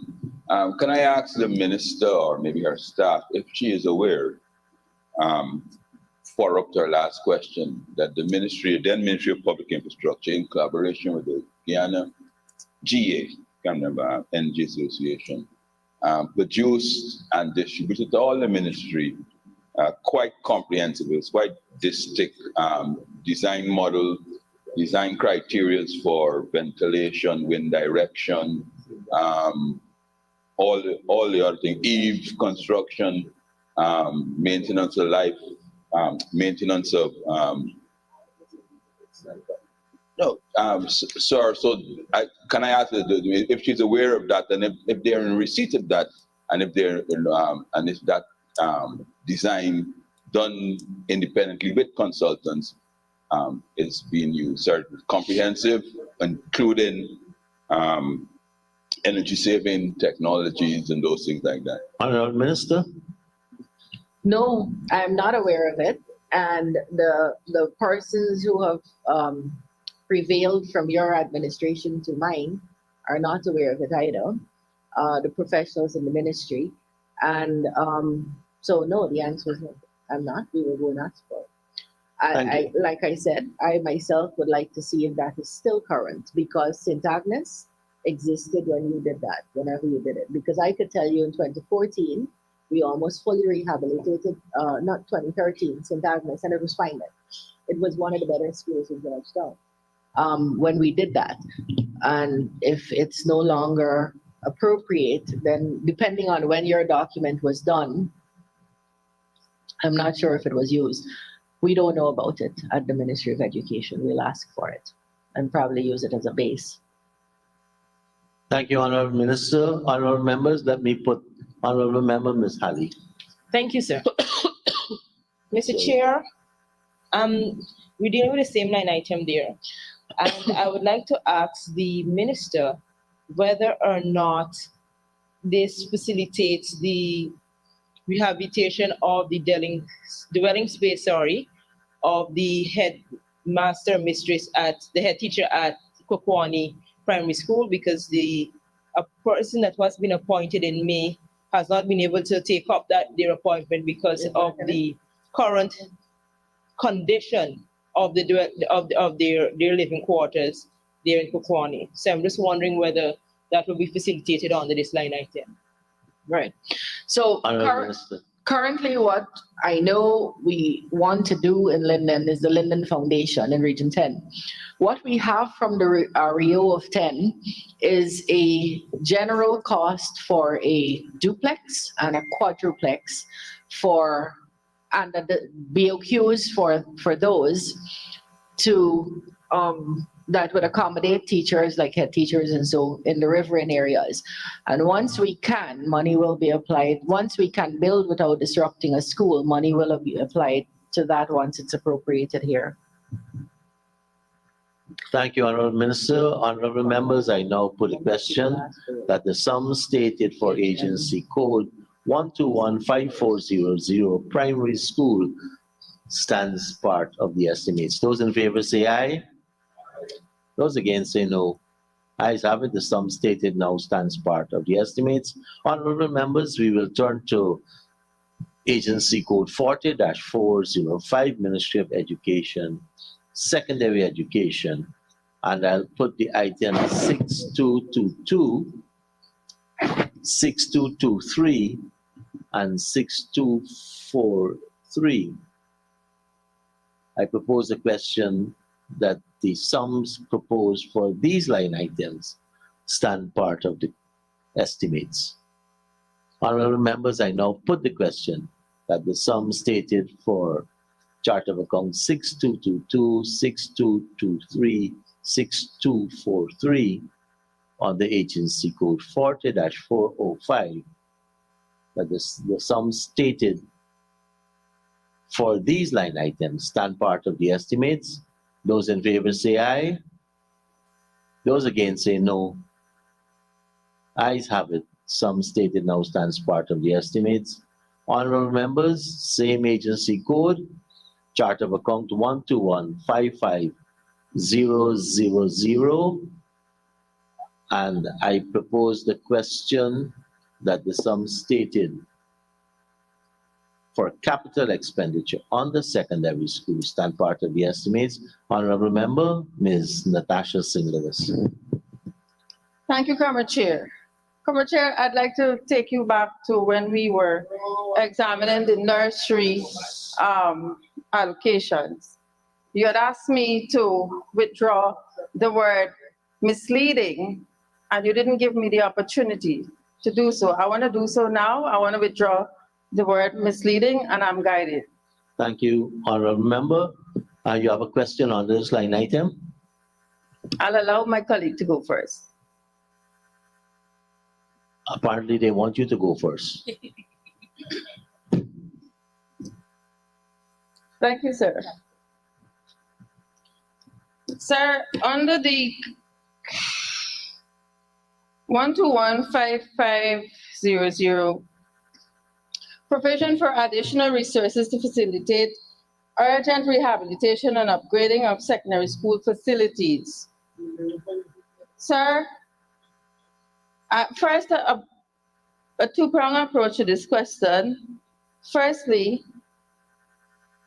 is this across the country? Is this sum for across the country? Yes, it is. Thank you, Secondly, Minister. is there any provision in this sum to attend to the dormitories at Madhya? Honorable Minister. So as you know, sir, there is one dormitory standing at Madhya, and regarding dormitories across the country, the latest cabinet decision on the issue of making dorms ready to house and accommodate children is that all dorms will have working and adequate washroom facilities, adequate bed facilities and linen facilities, adequate house parents and security, and adequate as determined by the Guyana Fire Service, fire fighting and prevention equipment and tools and material. And so that is currently happening. As you know, dorms fall under, except for one dorm, which the Central Ministry has responsibility for at President's College, under the Ministries of Local Government and the Ministry of Government Affairs. The two ministries have responsibilities for various dorms. Post Madhya, Minister Ben, who has responsibility for the Guyana Fire Service, and the Ministry of Education have collaborated closely along with the Ministry of Local Government to make sure that particular cabinet decision is carried out. We're in the process right now of collecting from REOs under each stated item that I just mentioned, what is outstanding to do. They have reported to us in writing, and we're now going through that report to see where there may be gaps so that we could fill those prior to the September 4th opening we expect. Comrade Chair, a follow-up. I just want to be clear in my mind. Come September, we still have to accommodate our students in Region 8. Is there any plan in place to have them housed until that cabinet decision is implemented fully? So I expect that that cabinet decision will be implemented fully before the 4th of September. That is the plan, which is why we are helping to monitor the REOs and how they implement this, and if necessary, that we provide from this, once we get it, funding to do whatever rehabilitative works may be needed to get those things done.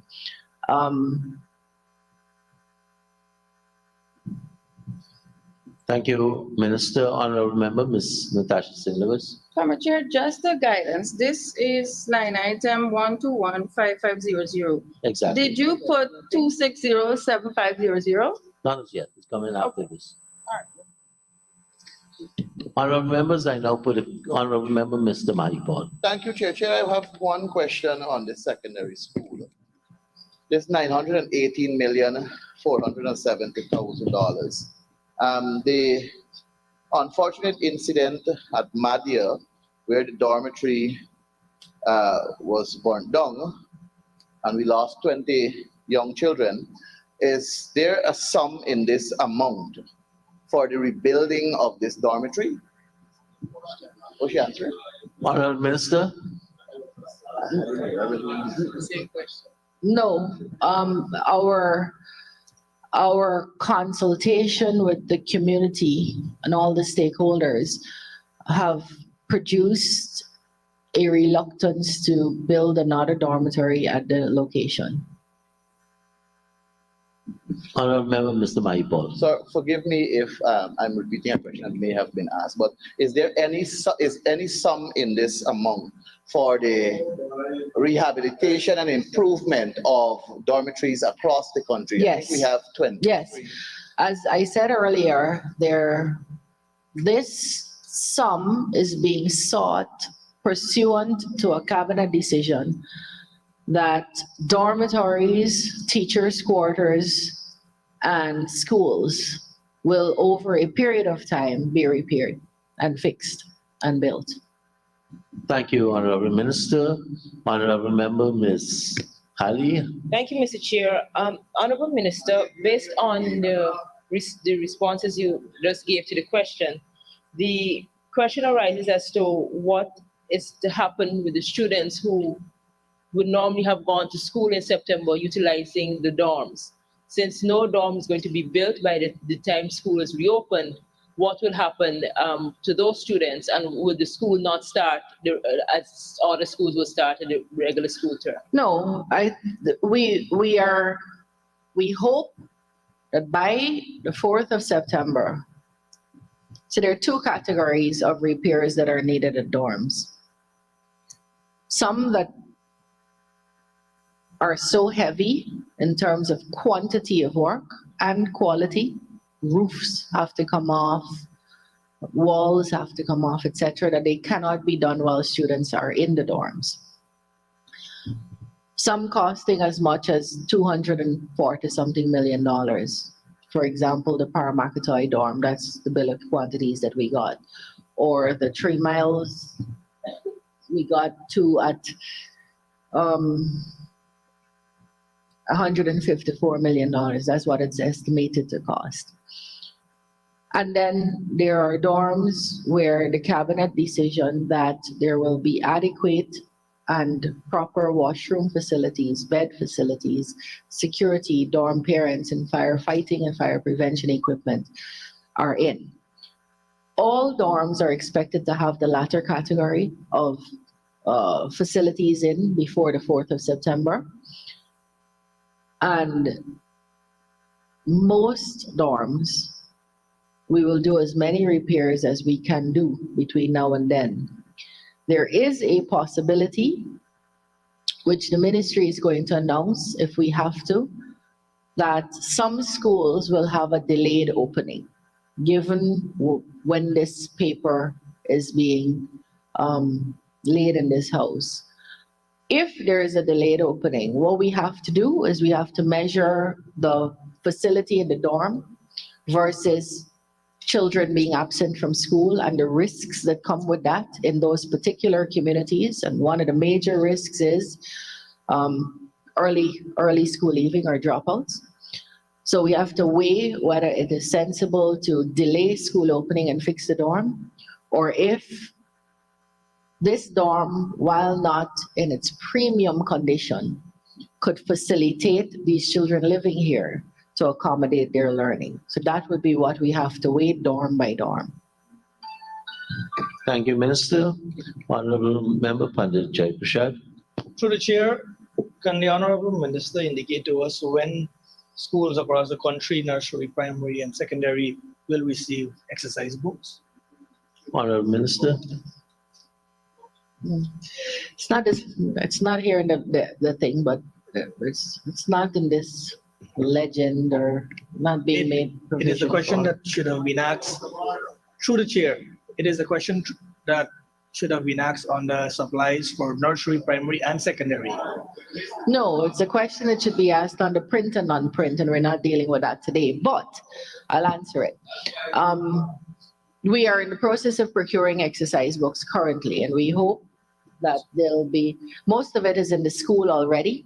I'm very happy to tell you that for the first time, you're going to see composition type books, which secondary school children can use, because the smaller books were really inconvenient for them. And those are being delivered now as we speak to various regions. Thank So you, honorable they should be members. there for the September opening. Honorable members, I now put the question that the sum stated for Honorable Member Ms. Halley. Thank you, sir. Sir, I'm not trying to belabor the point, but the Honorable Minister, in response to my question, went all over. And I was trying to get clarity as to whether, given the situation in Madhya, where there was a fire and the dorm no longer exists, what has the ministry decided to do to accommodate the students, given that school is going to open in about 5-6 weeks' time? Has there been a decision as to what will happen, or will the school not open this semester? Honorable Minister. The honorable member didn't ask that question. Perhaps she intended to, but she didn't ask that question.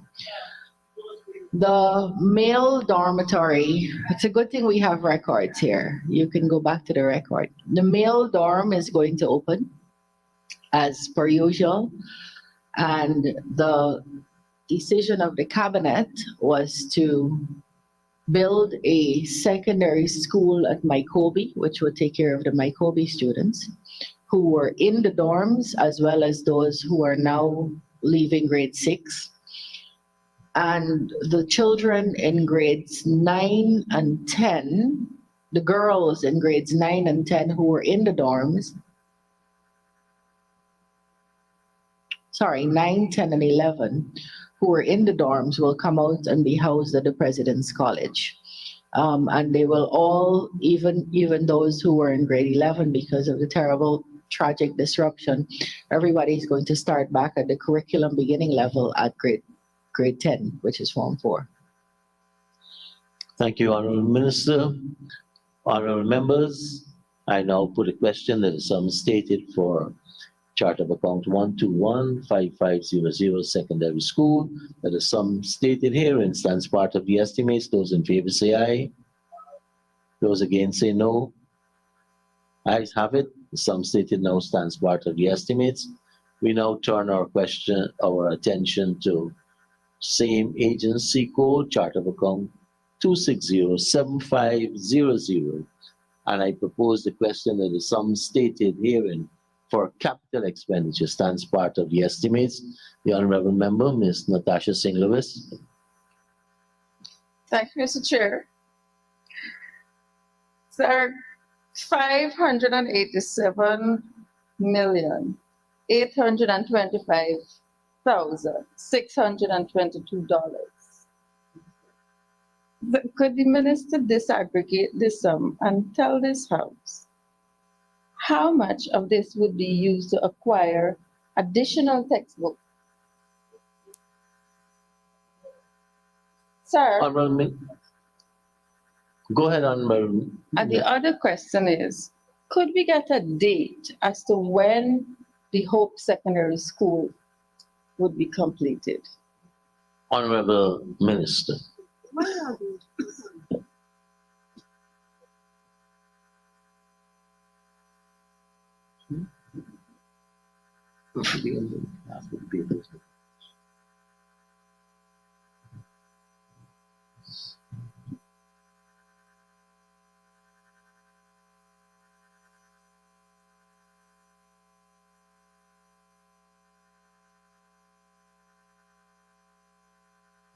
Right, so these textbooks, you had me a little worried there. This was bought, these monies are already spent on the foreign funded project, and they were spent on secondary texts. So the plan is to, and we're very far, we've advanced very well with this.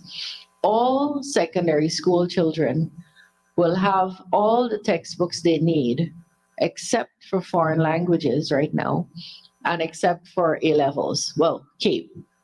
beginning September. It's a foreign funded project. It is something we can spend under, apparently.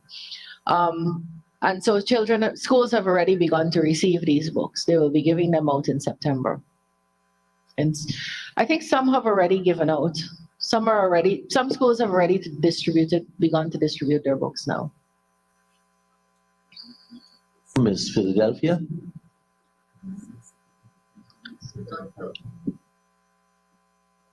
Oh, the Good Hope Secondary School.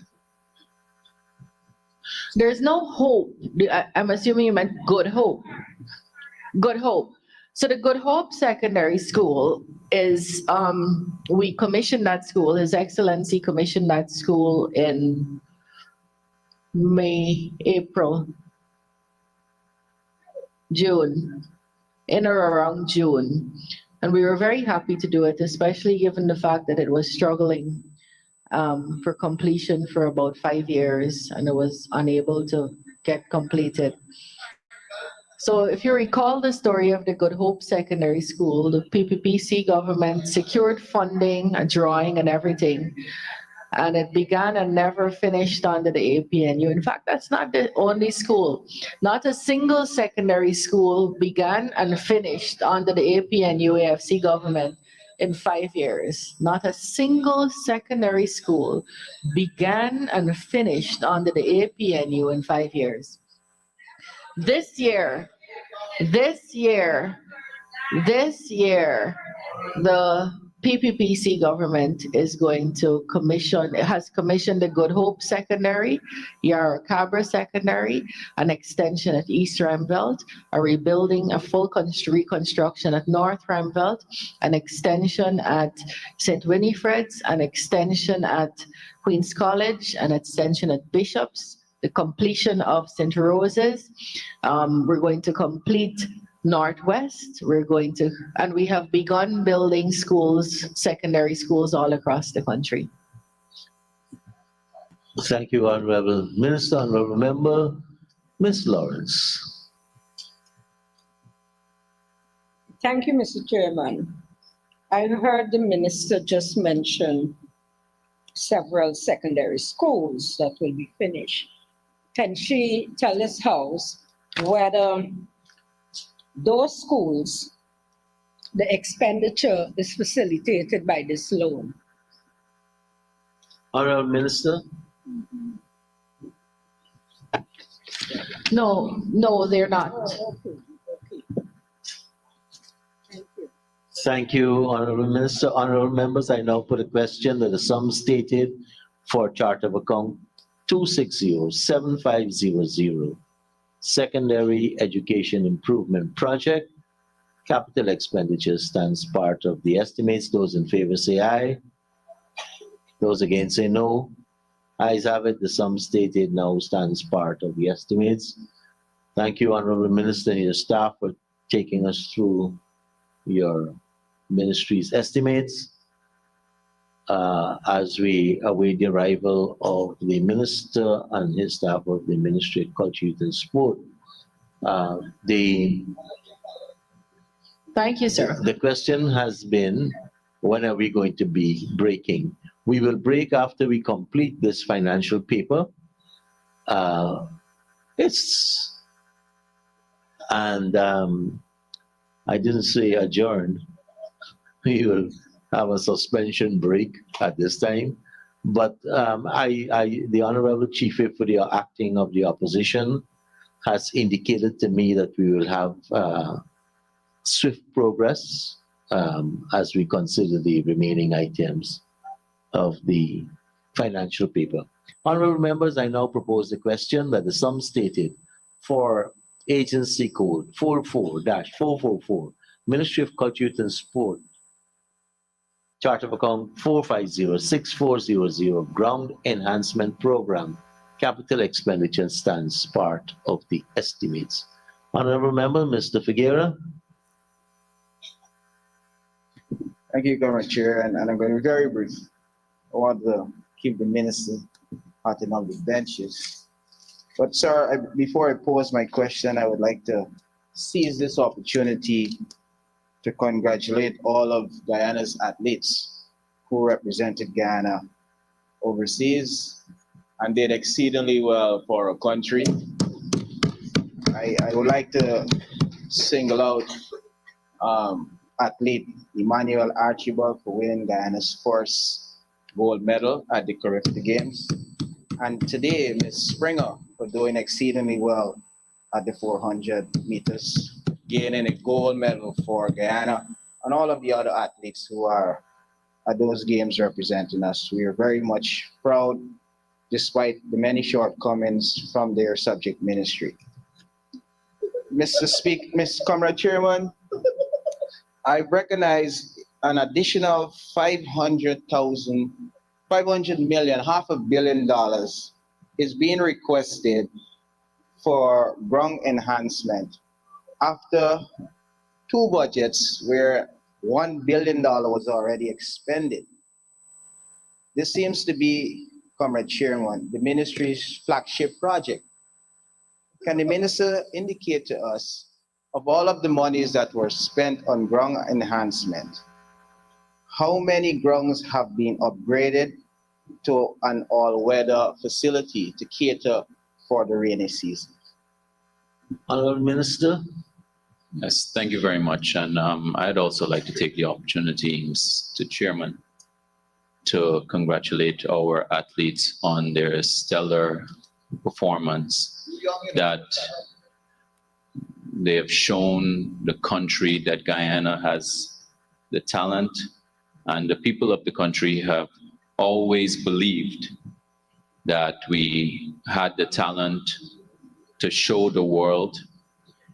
And now we're able to see the fruits of that talent being or manifesting itself. And I'm extremely proud of all of them. So we have spent, we have received an allocation this year of $250 million, of which we have already spent or committed 80% of that.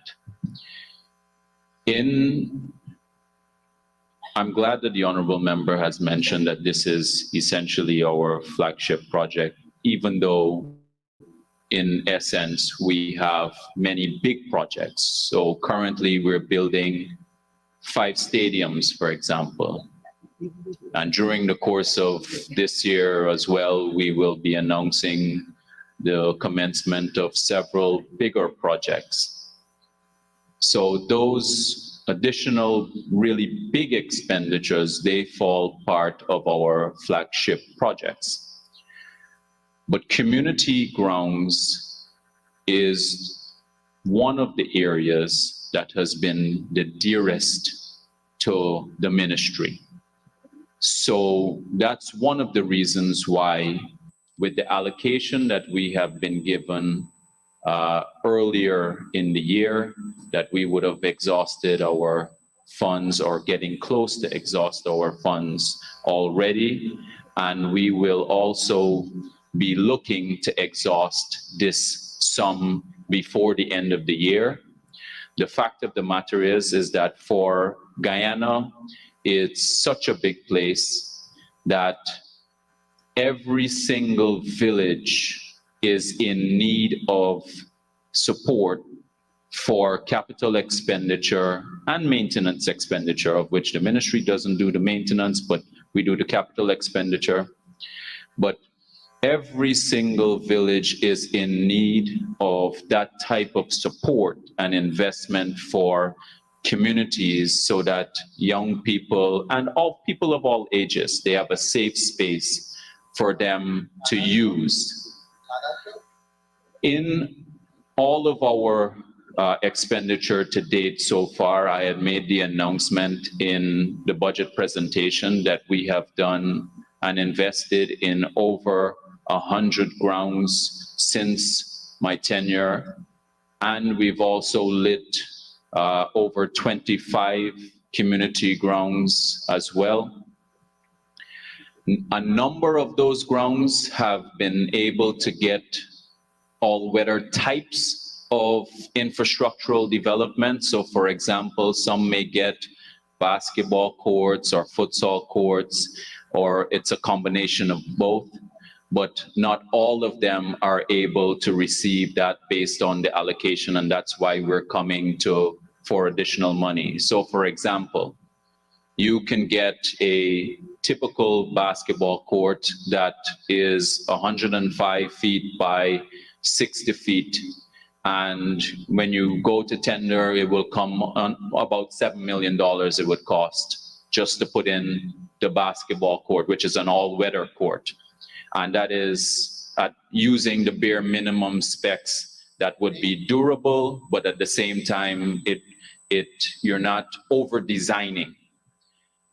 So that's that one single project, if you were to do that on that ground, if you were to do that on every single ground, if you were doing, let's say, 10 grounds, that's already 70 million. If you were to do 100 grounds, that's 700 million.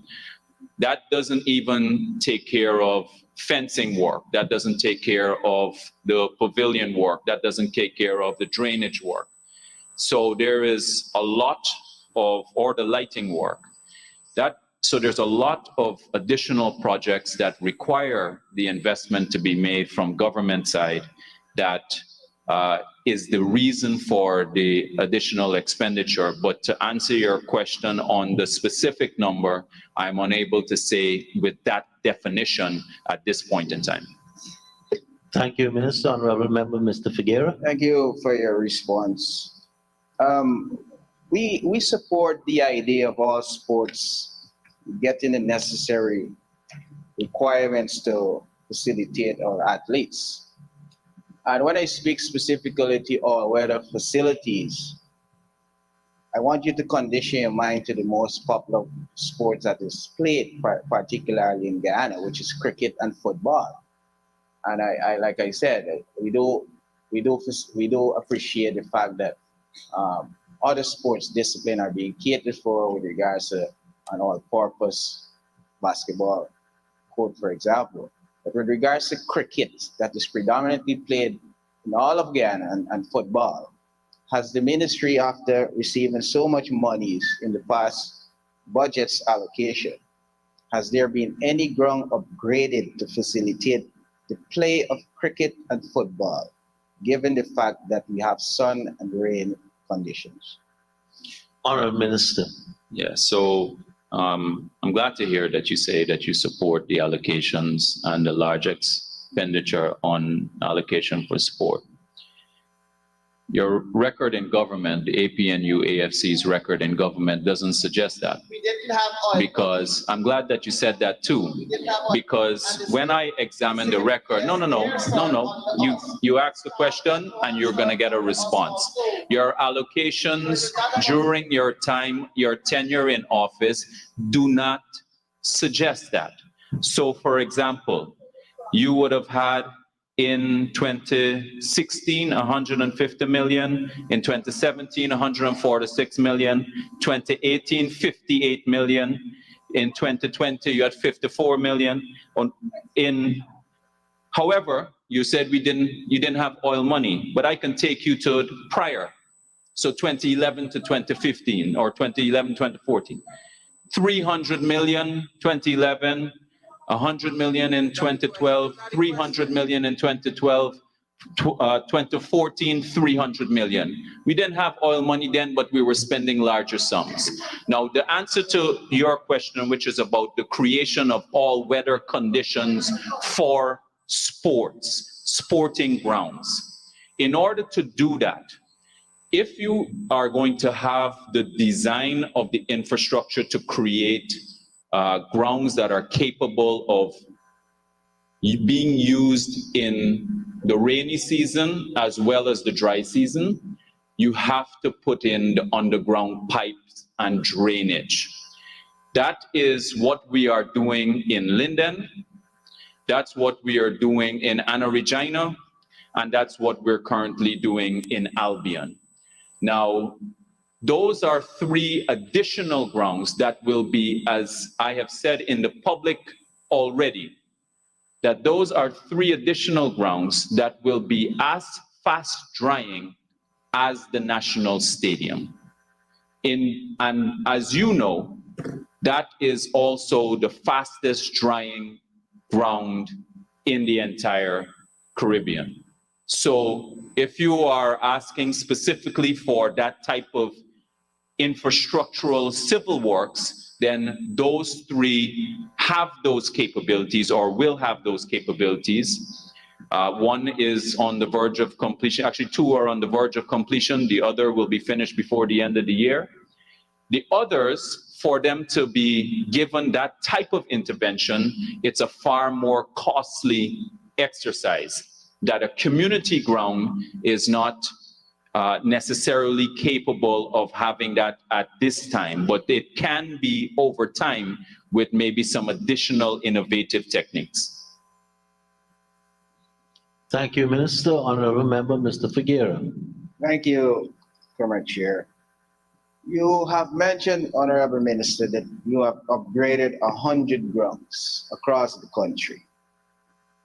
And I would ask if you can lay over the information with regards to all of those grounds you said you would have upgraded 100 plus across the country to this assembly. But with regards specifically to Region 10 in particular, can you say how many football grounds have been upgraded as well as basketball courts? Right, so thank you very much, Mr. Chairman. So we haven't specifically upgraded a ground, let's say, for a particular sport, even though, for example, the community might be more predisposed or has a proclivity for playing, not a proclivity, a predilection for playing a particular sport. So, for example, we would have recently started the work, I shouldn't say done, started the work at the Retrieve ground. We also started work at Spikeland ground. We also started work at the West Watuka ground. Those grounds still have additional work to be done, but we are never making any specific ground enhancement work for specific, making it one for either football or one for cricket. We are looking for community grounds to be used for all types of sports: cricket, basketball, cricket, football, volleyball, hockey, you name it. They should be able to be used for all different types of purposes. So those are the 3 grounds that we have done, started works on in Linden. The evidence does suggest. Thank you, Minister. Honorable Member Figueroa. The evidence does suggest that the very ground that you mentioned is overgrown with bushes in West Watuka. And the fact of the matter is, Region 10, the playing of football in particular, has been at a halt since 2019. And moreover, the venue where the synthetic track is being conducted, being built, and the center of the synthetic track supposed to be an area to facilitate a FIFA standard football pitch. And I'm happy you mentioned about putting down underground pipes and what's not to cater for drainage. Now, the fact that the track has already been laid, how will the ministry facilitate the building of the football pitch?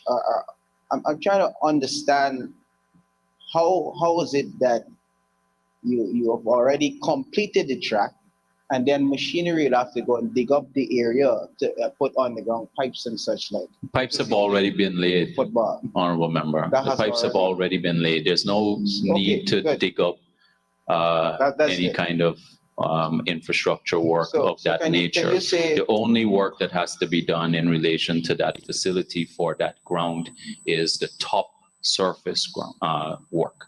Yes. Thank you, Minister. Honorable Member, Mr. Figueroa. So that area in itself catered for 4 of the 10 registered clubs under the Upper Denmark Football Association who could not have access any facility to play football. So can you say to this house, when would that be completed? Because during the local government election period, you would have made a public pronouncement indicating that you would be handing over the synthetic track to the community, even though it is not completed, because the completion would entertain the completion of a football pitch as well. So could you give some clarity with regards to this development?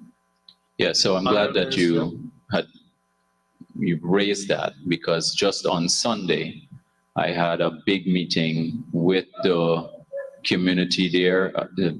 I should say mainly the coaches and the athletes. And if you check on my Facebook page, you will see pictures of the persons who attended, along with us doing the site visit to choose exactly the entry point at which they would use and to determine the system by which we can monitor and supervise the access while work is going on, because obviously you know that there's a huge stand that's being built at the moment, and then we have additional civil works to be done, additional construction works and projects to be done, which I'll make an announcement about during the course of the year in another maybe month or so. But we ironed out with the athletes and the coaches representing the various athletics clubs the specific entry point and the method of supervision and access. In addition, I forgot to mention that we also gave to the secondary school one in Wismar, not Wismar, it's Wisberg, the driving lawnmower tractor as well as the brush cutter, so that they can keep their field in good condition so that the footballers can use there. I was also, since I was there on Saturday as well to start the marathon race, the 10K marathon race, I took the opportunity to visit West Watuka and Christiansburg, since that's where the game ended.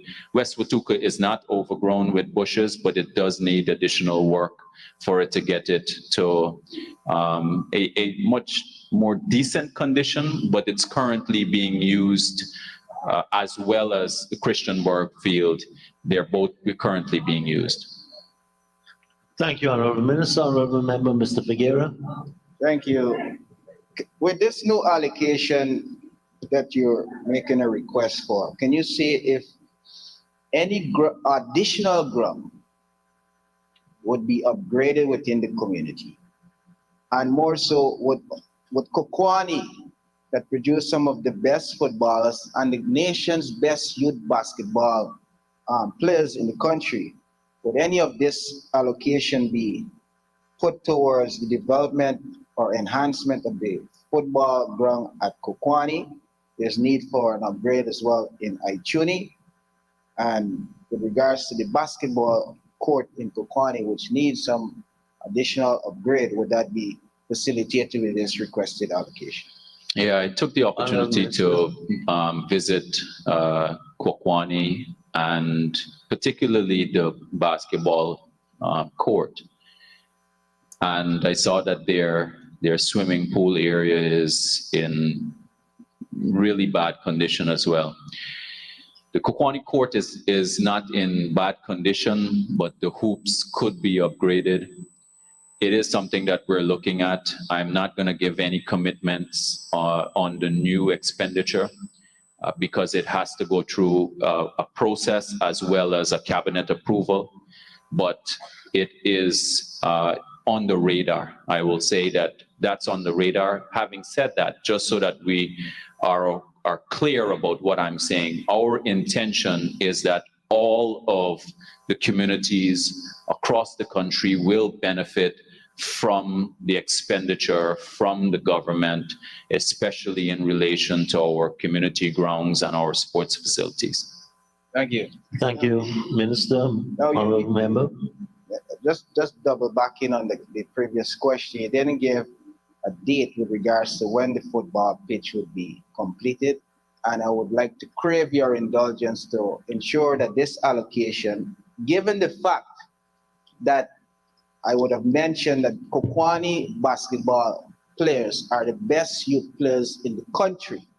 And the fact that you would have visited, as you have indicated, and you see the need for the court in itself, the rims and much needs much upgrading, that this shouldn't be a matter of cabinet discussion. We're talking about the best athletes with regards to basketball in the country, and the fact that you as the minister with responsibility would have visited the community and see the need that is very minute in my regard of proper basketball hoop, probably better lighting, shouldn't be difficult to make a decision when you are being you're asking for $500 million to invest in the nation's youth. So would that be done?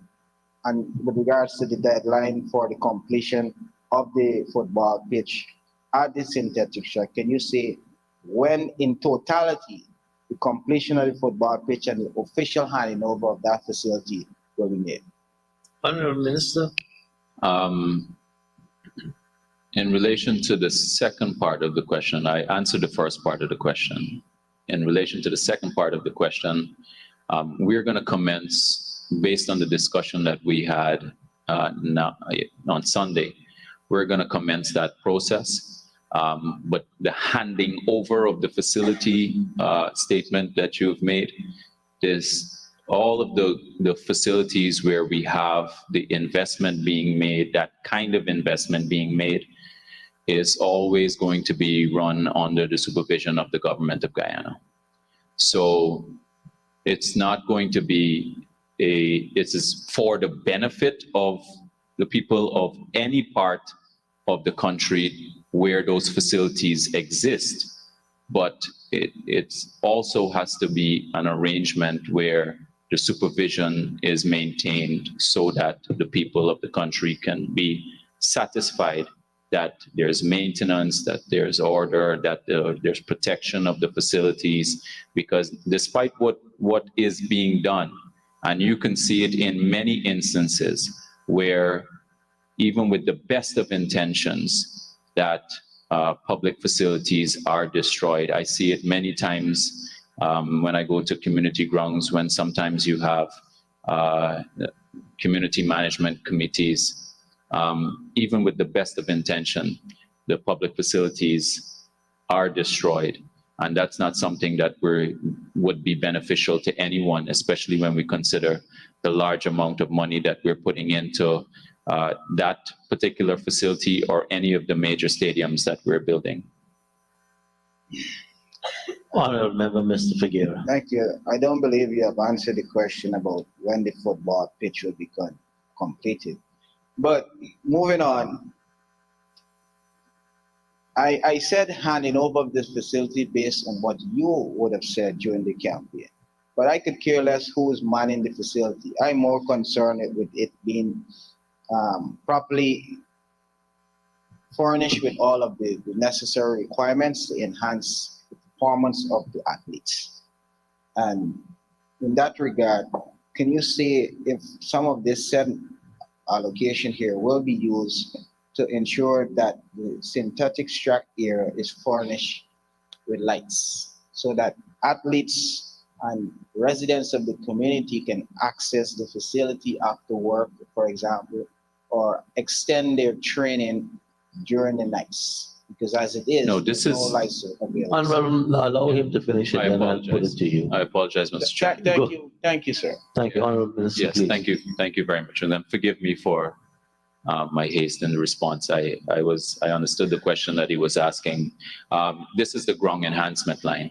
So any kind of project allocation for that facility wouldn't come from this line. Having said that, you should know and should be aware that we made the announcement that we are installing FIFA standard lights at the facility to match and may even surpass what exists at the Lenora facility. So, and I can also, since I have the opportunity to state here that in a matter of weeks, you will see the installation of the new lights at the Mackenzie sports facility. So during the course of this year, you will start to see works started for that. But to answer your question, it is not from this line that deals with any expenditure coming on that facility. Thank you very much, Honorable Minister. Honorable Member, Mr. Figueroa. Thank you, Comrade Chair. The facility to house spectators at the synthetic track that is being built. Can you say what is the seating capacity that facility will work with? Honorable members, let me just pull us back to the line item. Yeah. And we have focused on the Linden facility and facilities in that area, which could better be directed through questions to the minister. And I guarantee you, if such questions come, they will dealt with to get on the order paper expeditiously. Yes. Because they're not in order. The speaker don't write the people, the clerk does. Mr. Speaker. Just before you continue. So we're asking questions pertaining to the line item. And even if it all pertains to one facility, ask the question, in the end, is this catered for under this line item?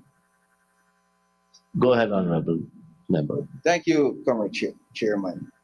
Minister, you have indicated that in your ground enhancement, you would have catered for 100 grounds.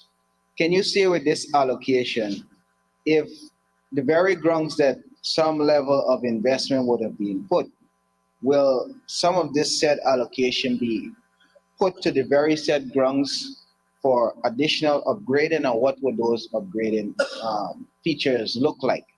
Added to that, can you also indicate if other community grounds will be included across the region to move the 100 grounds that you said were upgraded to a larger number? That's not what I said. Honorable Minister? That's not what I said. Honorable Member, Mr. Did you not say you upgraded 100 grounds? Since I came into office. Yes. Right. So I'm asking. No, you said with this allocation. Yeah, I'm speaking about the $500 million that you're now requesting. No, you can't do. Honorable members, Honorable Member Mr. Figueroa, the minister was speaking about the 100 grounds since he assumed office, if I had it correctly. That's correct. And then this allocation deals with some others. That's correct. Yes, that's what I'm asking. So go ahead. So the minister said he upgraded over 100 grounds coming into office. My question is, with this allocation, because it speaks to provision of additional resources to facilitate an expanded work program. So my question is, if the 100 grounds that he upgraded, if some of these monies will be put to those 100 grounds for additional upgrade to those facilities to make it more conducive for the athletes. Added to that, will more grounds be added for upgrade with this allocation? Honorable Minister. Mr. Chair, yes to both. Honorable Member, Ms. Nima Flo-Best. Thank you, Comrade Chair. Can the Honorable Minister say if this sum will cover the completion of the Moko Arcadia Community Center ground, which started since last year, September. We are almost to September now this year. So we'd like to know if the completion of that ground, the cost will cover there. Secondly, can you say if Timeri Red ground, Grove Football ground, Diamond Community Center ground will be also covered in this cost? Yeah, so significant work. Honorable Minister. Thank you very much, Mr. Chairman. Significant work is actually done at the Moko school ground. And there are some minor projects to be done, some remedial projects to be done as well, but we will be having another visit to the community in the very near future, just to tidy up the additional work to be that's needed for that ground. But in relation to Grove, Grove is being done currently. I'm not sure if you are aware of that, but I'm telling you now, it is being done currently. In fact, some of the allocation that came out of the $250 million for the year has already been expended on that ground already. We are currently also doing a ground in Diamond, and another one is programmed. Obviously, you're aware that there are several grounds in Diamond because of how big the Diamond area is, but there are quite a few on the radar.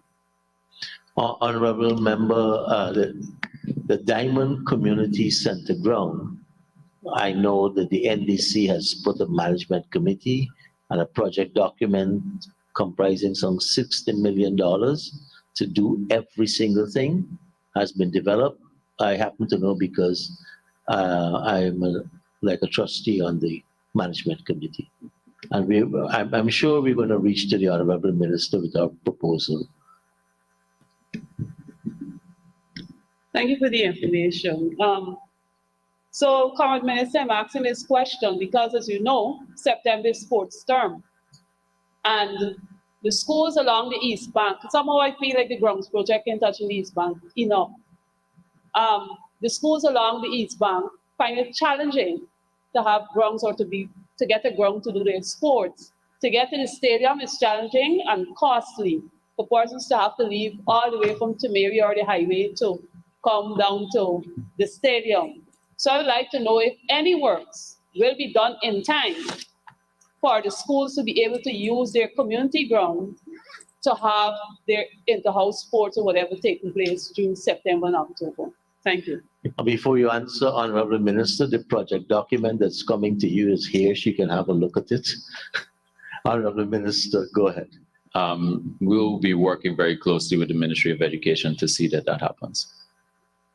Thank you. Honorable Member, Ms. Philadelphia. Thank you, Mr. Chair.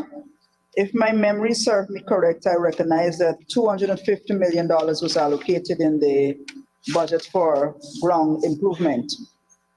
Can I ask the minister how much of that sum has been spent as of July 31st?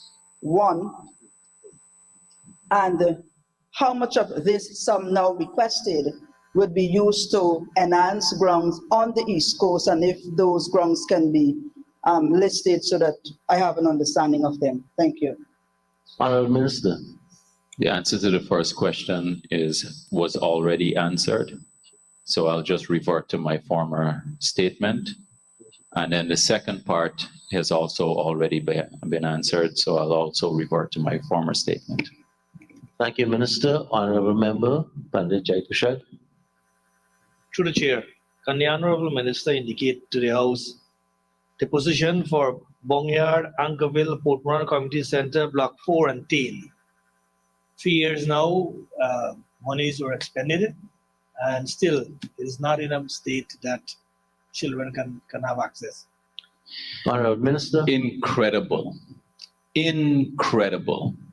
that I can get a question from an honorable member on this House to say that 3 years now that monies have been expended and up to now the children can't get access. We have barely been in office 3 years, first of all. Second of all, those locations, there had been no allocations until last year. And almost all of the projects for some of those grounds which he mentioned, I don't recall, or not all of those grounds, commitments were made or allocations were made or projects were done. But for those grounds for which projects were done last year, all of the projects are completed. Thank you, Minister. Honorable Member, go ahead. Since you are indicating, through the chair, can the Honorable Minister indicate to us the position of the grounds that were identified and the amount of work that was done there in Port Moran particularly? Honorable Minister. That has nothing to do with the allocations of this year. And if you want a detailed explanation of it, the projects were executed through the region. You can get that information from them. Thank you. Honorable members, I now, Honorable Member, Ms. Ferguson. Thank you very much, Mr. Chair. Mr. Chair, through you to the honorable member, I trust I didn't miss you in any way, shape, or form. But I know for a fact that the ministry had started some work in West Grong Belt, on the West Grong. My question to you from this new provision, whether you have any provisions cater for the Grong in East Grong Belt, and if so, what amount will be allocated for that project? Thank you. Honorable Minister. Yes, so the honorable member would know that we just installed lights at the East Rumbelt ground. So the answer to your question is, it is likely. I am not going to give any commitment on the new allocations. Having said that, what I am saying is that we have started the work at East Rumbelt. Those lights that we've installed there, it's 50 feet concrete poles with LED stadium lights as well as underground lighting, and it's significant. Thank you, Minister. Honorable Leader of the Opposition. Mr. Chairman, through you, could the Honorable Minister tell this House what criteria they use to determine the grounds that they will do enhancement work on, and if that criteria was applicable in the choice of the retrieved ground? The second question I want to ask is, the Minister in his presentation has pointed out that there is really a deficit in the capabilities to manage these grounds after enhancement. Around the world, what happens is that you train community-based people in ground management so that they can manage the ground. I do not believe it's a practical possibility that government will manage all the grounds as they enhance them. Could the minister say to this House, if they have such a program, and if they do, which areas they have implemented, and if they don't, do they intend to improve the capacity of communities to manage their own grounds? Honorable Minister. So for the first part of, or the first question, it is the government's intention to do essentially all of the grounds in all of the communities. Having said that, the locations generally are chosen based on the population density and additional criteria like how many children would have access to that ground. The retrieved ground is surrounded by 3 schools. 3 schools. And just so that we're clear about when I was doing the recce in Linden, the person who accompanied or who was present at the location amongst other members of the community, the person who was present at my public meeting, who made a request for that ground to be done, was none other than the regional chairman, Darren Adams. So before we get into the politics of what was being said during the campaign of local government, and I heard what was being said, how we spent $15 million to do some party. We haven't even spent $5 million. Here's what I know. Here's what I know.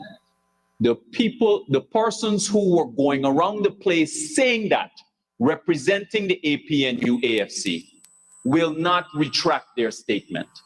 They will not go to make a public statement, even though they've been going to every single community meeting that they had, political community meeting that they had, saying that we spent $15 million for some party.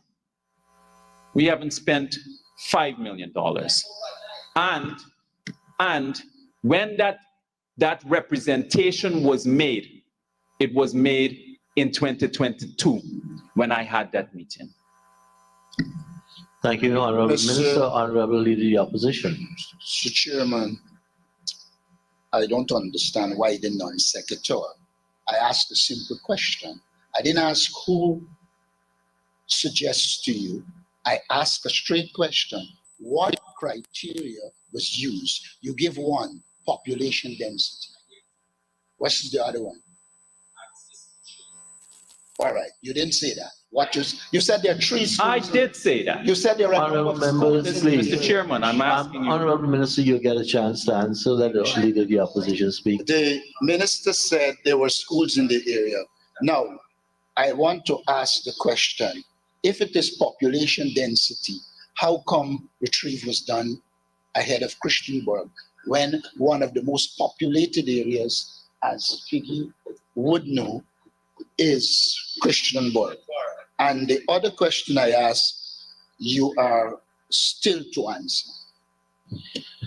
So if you go to Christiansburg right now, you will find a tarmac, you will find a pavilion, you will find a field, you will find football goals, you will find a driveway, you will find toilet facilities in their pavilion.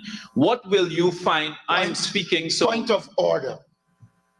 Honorable Leader of the Opposition, please tell me which is the point of order that we are doing the interrogation of our supplementary. You have all of that existing infrastructure at Christiansburg. What do you have at Retrieve? At the time when I visited Retrieve, keep in mind that I said there are 3 schools surrounding this ground. 3 schools. Hundreds of children, and the bush exceeded probably my height at that time, or maybe half, right? Maybe it was about 3 feet, 4 feet. It had no infrastructure work with the exception of a dilapidated fence, no access, no nothing. So if you're asking, why should you choose? And I don't really have to make this is not a very difficult decision for anyone to make. I said, you asked what are some of the criteria, and I gave some of the criteria. It is not a strict criteria, but in this situation, if anyone would be in my shoes, they would choose to help this ground first, because you've got so many schools that have access. When you're comparing it to another ground that is currently has a lot of facilities, that has a lot of investment already, and a lot of kids already use it. Thank you very much, Minister. Honorable Leader of the Opposition. First, let me say that the minister didn't answer the second question. The second question dealt with the improving of the capacity of people to manage it, and then I will return to what? To manage the grounds. So I was searching. I was searching for that existing program that the APNU AFC would have left on managing facilities when they demitted office. That program, which the honorable member was an advisor of some kind, did not leave that program for the ministry or for any of the local community grounds.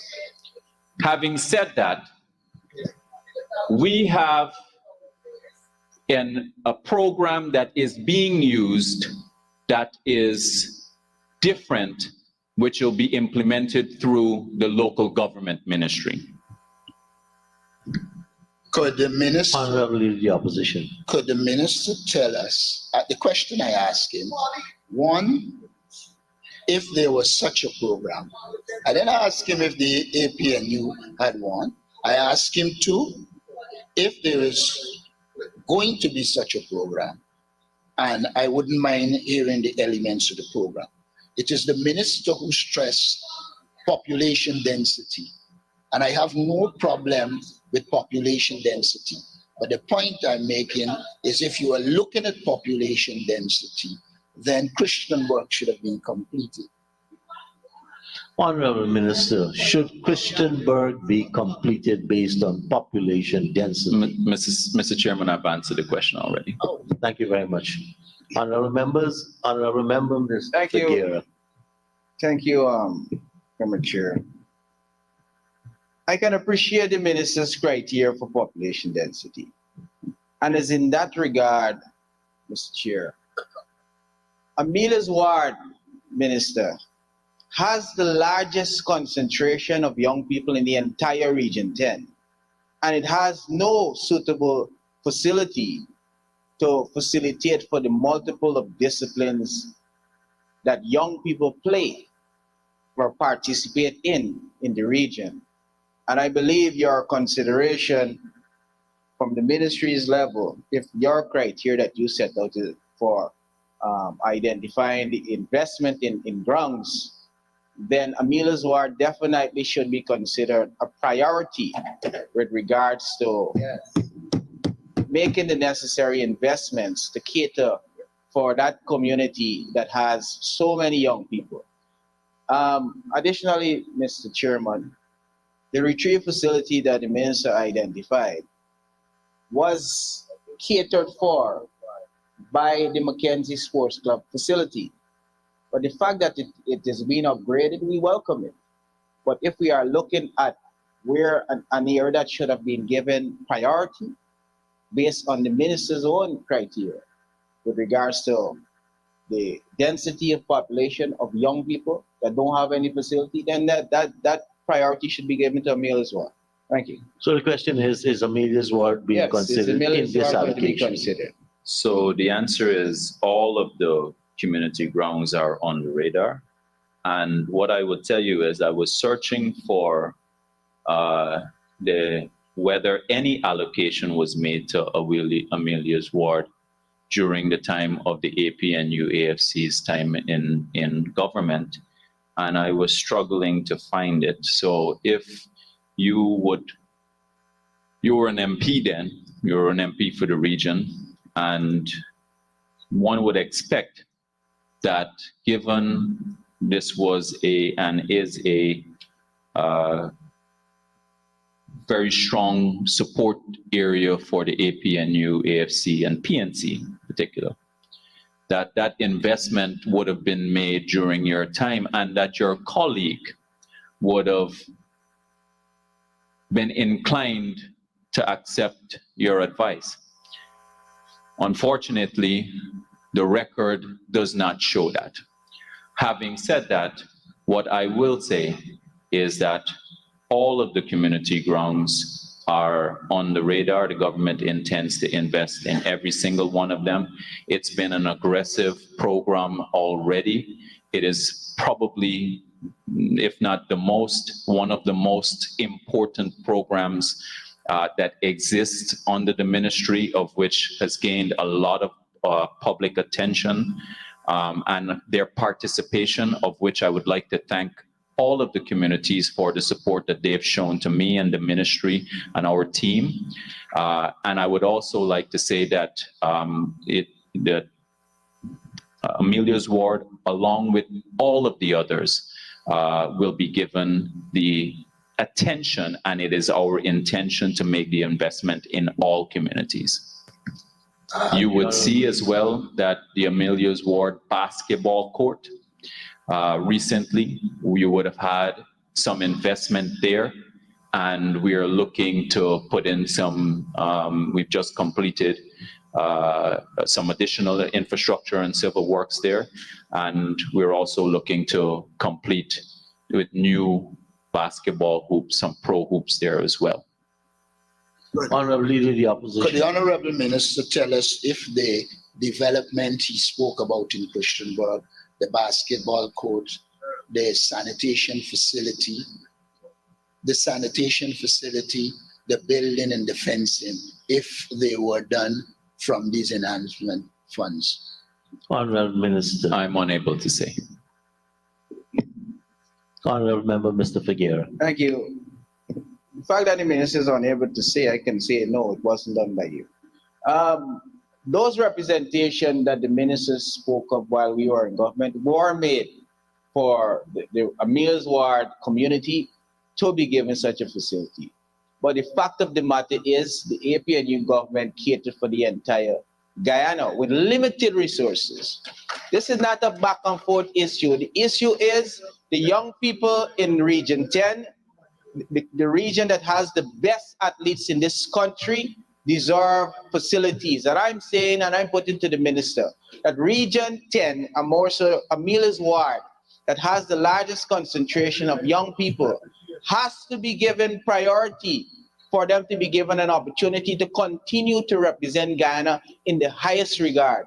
And no other region has presented more medals, international medals, than Region 10. So don't bring this politics. Honorable Member, we're asking. Give the young people what they deserve. Based on this allocation, ministers answered. We are making representation for particular areas. That's your job. But right now, we're dealing with the line item in front of us and more than exhausted the questions pertaining to the use of these funds. Honorable Minister, you get a chance to answer. I would only answer by saying that we allocated more money in our budget during the time when the 2011 to 2014 period, when there wasn't even a sniff of oil. Then when you examine what was done during your period, there were much lower allocations. In fact, it had fallen by half. Having said that, just let me address the point of investment in sport. Region 10 is getting more investment in sport per capita than any other region in the country. Shocking. Factual. In fact, I will also say that during the APNU AFC's tenure, they did not get the most allocation in sport than any other region. Thank you, Honorable Minister. Honorable Leader of the Opposition. Could I ask you to outline for us per capita, Not under this line item. You can ask Honorable Leader of the Opposition for him to itemize what is being done by this allocation. The question you are going to ask, you can send in a question to him for oral or written reply. The other question I asked that has not been answered.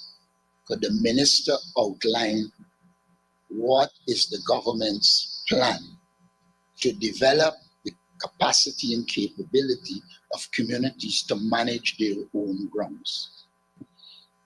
I answered that question, Mr. Chairman, and I would refer to my answer. And again, it doesn't relate directly to the line item. Honorable Leader of the Opposition, please. Honorable Speaker, it relates. If you're saying to me, and this is what the minister said.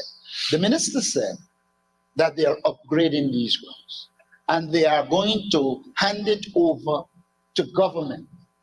And it is on that basis I asked the question, because if you're upgrading them and you are proper managers. Honorable Leader of the Opposition, if you were listening from the start of the minister's presentation, he told you of the management concept for this ground. But he did. But you didn't listen to what I'm saying. And I'm saying, Honorable Speaker, go ahead. That the minister said they were going to hand it over to the government. Is that a point of fact that I'm saying what the minister said? I did not say that. Well, what is it that you say when you were referring to Mackenzie Sports? Honorable, we can't go back and forth with what was said and what wasn't said. But the minister... we do have a line item in front of us, and I wouldn't put, if you make a statement, I'll give the minister a chance to respond with a statement. If you ask if you ask a question with respect to this line item, I'll put that also. And we can stay here for the next 2 days. The question is there a plan by the ministry to ensure they improve the capacity of the people in these communities where they do ground enhancement to manage the ground? Thank you. Minister. I answer that question. I will revert to my former response. Thank you very much, Minister. Honorable Member, Mr. Holder. Thank you, Comrade Chair. Comrade Chair, through you to the Minister. Is there any allocation, any sums in this $500 million that caters for the upgrade of the Good Hope ground in Region 2? That ground was developed by the previous government based on a request from the residents and youths there. And the previous government would have installed lights, fencing, ground development, pavilion, etc. And over the last 3 years, it has been left, I would put it in the wilderness, overgrown with bushes, and the residents, youths there in particular, continue to complain. So much so that they complained to the Minister of Finance and other ministers who would have visited that community at different intervals. Additionally, is there any sum to cater for the ground at Westbury, which services Dartmouth and Westbury community? Like Good Hope, the same obtained there. And thirdly, for Danielstown Community Center, I've asked this question in this very house at least once or twice before. Is there any amounts in this sum here to deal with the community center there? It is in a very dilapidated state. And so there is urgent need for works there to be done. Honorable members, again, I am prepared you make the I've answered that statements, question and already. I'm prepared to give the minister a chance to make his statements also.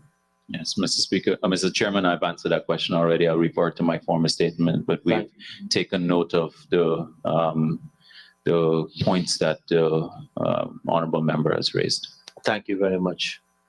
Honorable members, I now put a question that the sum stated for Agency 44-444, Ministry of Culture, Youth and Sport, Chart of Account 450-6400, Ground Enhancement Program, Capital Expenditure, and the sum stated now stands part of the estimates. Those in favor say aye. Those against say no. Ayes have it. Sum stated now stands part of the estimates. Thank you very much, Honorable Minister and your staff. Honorable members, we will now ask the Honorable Minister of Culture, Youth and, of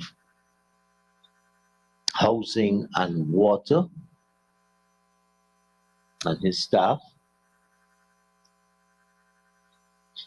to get in position. But before we take the Honorable Minister, let the Assembly resume.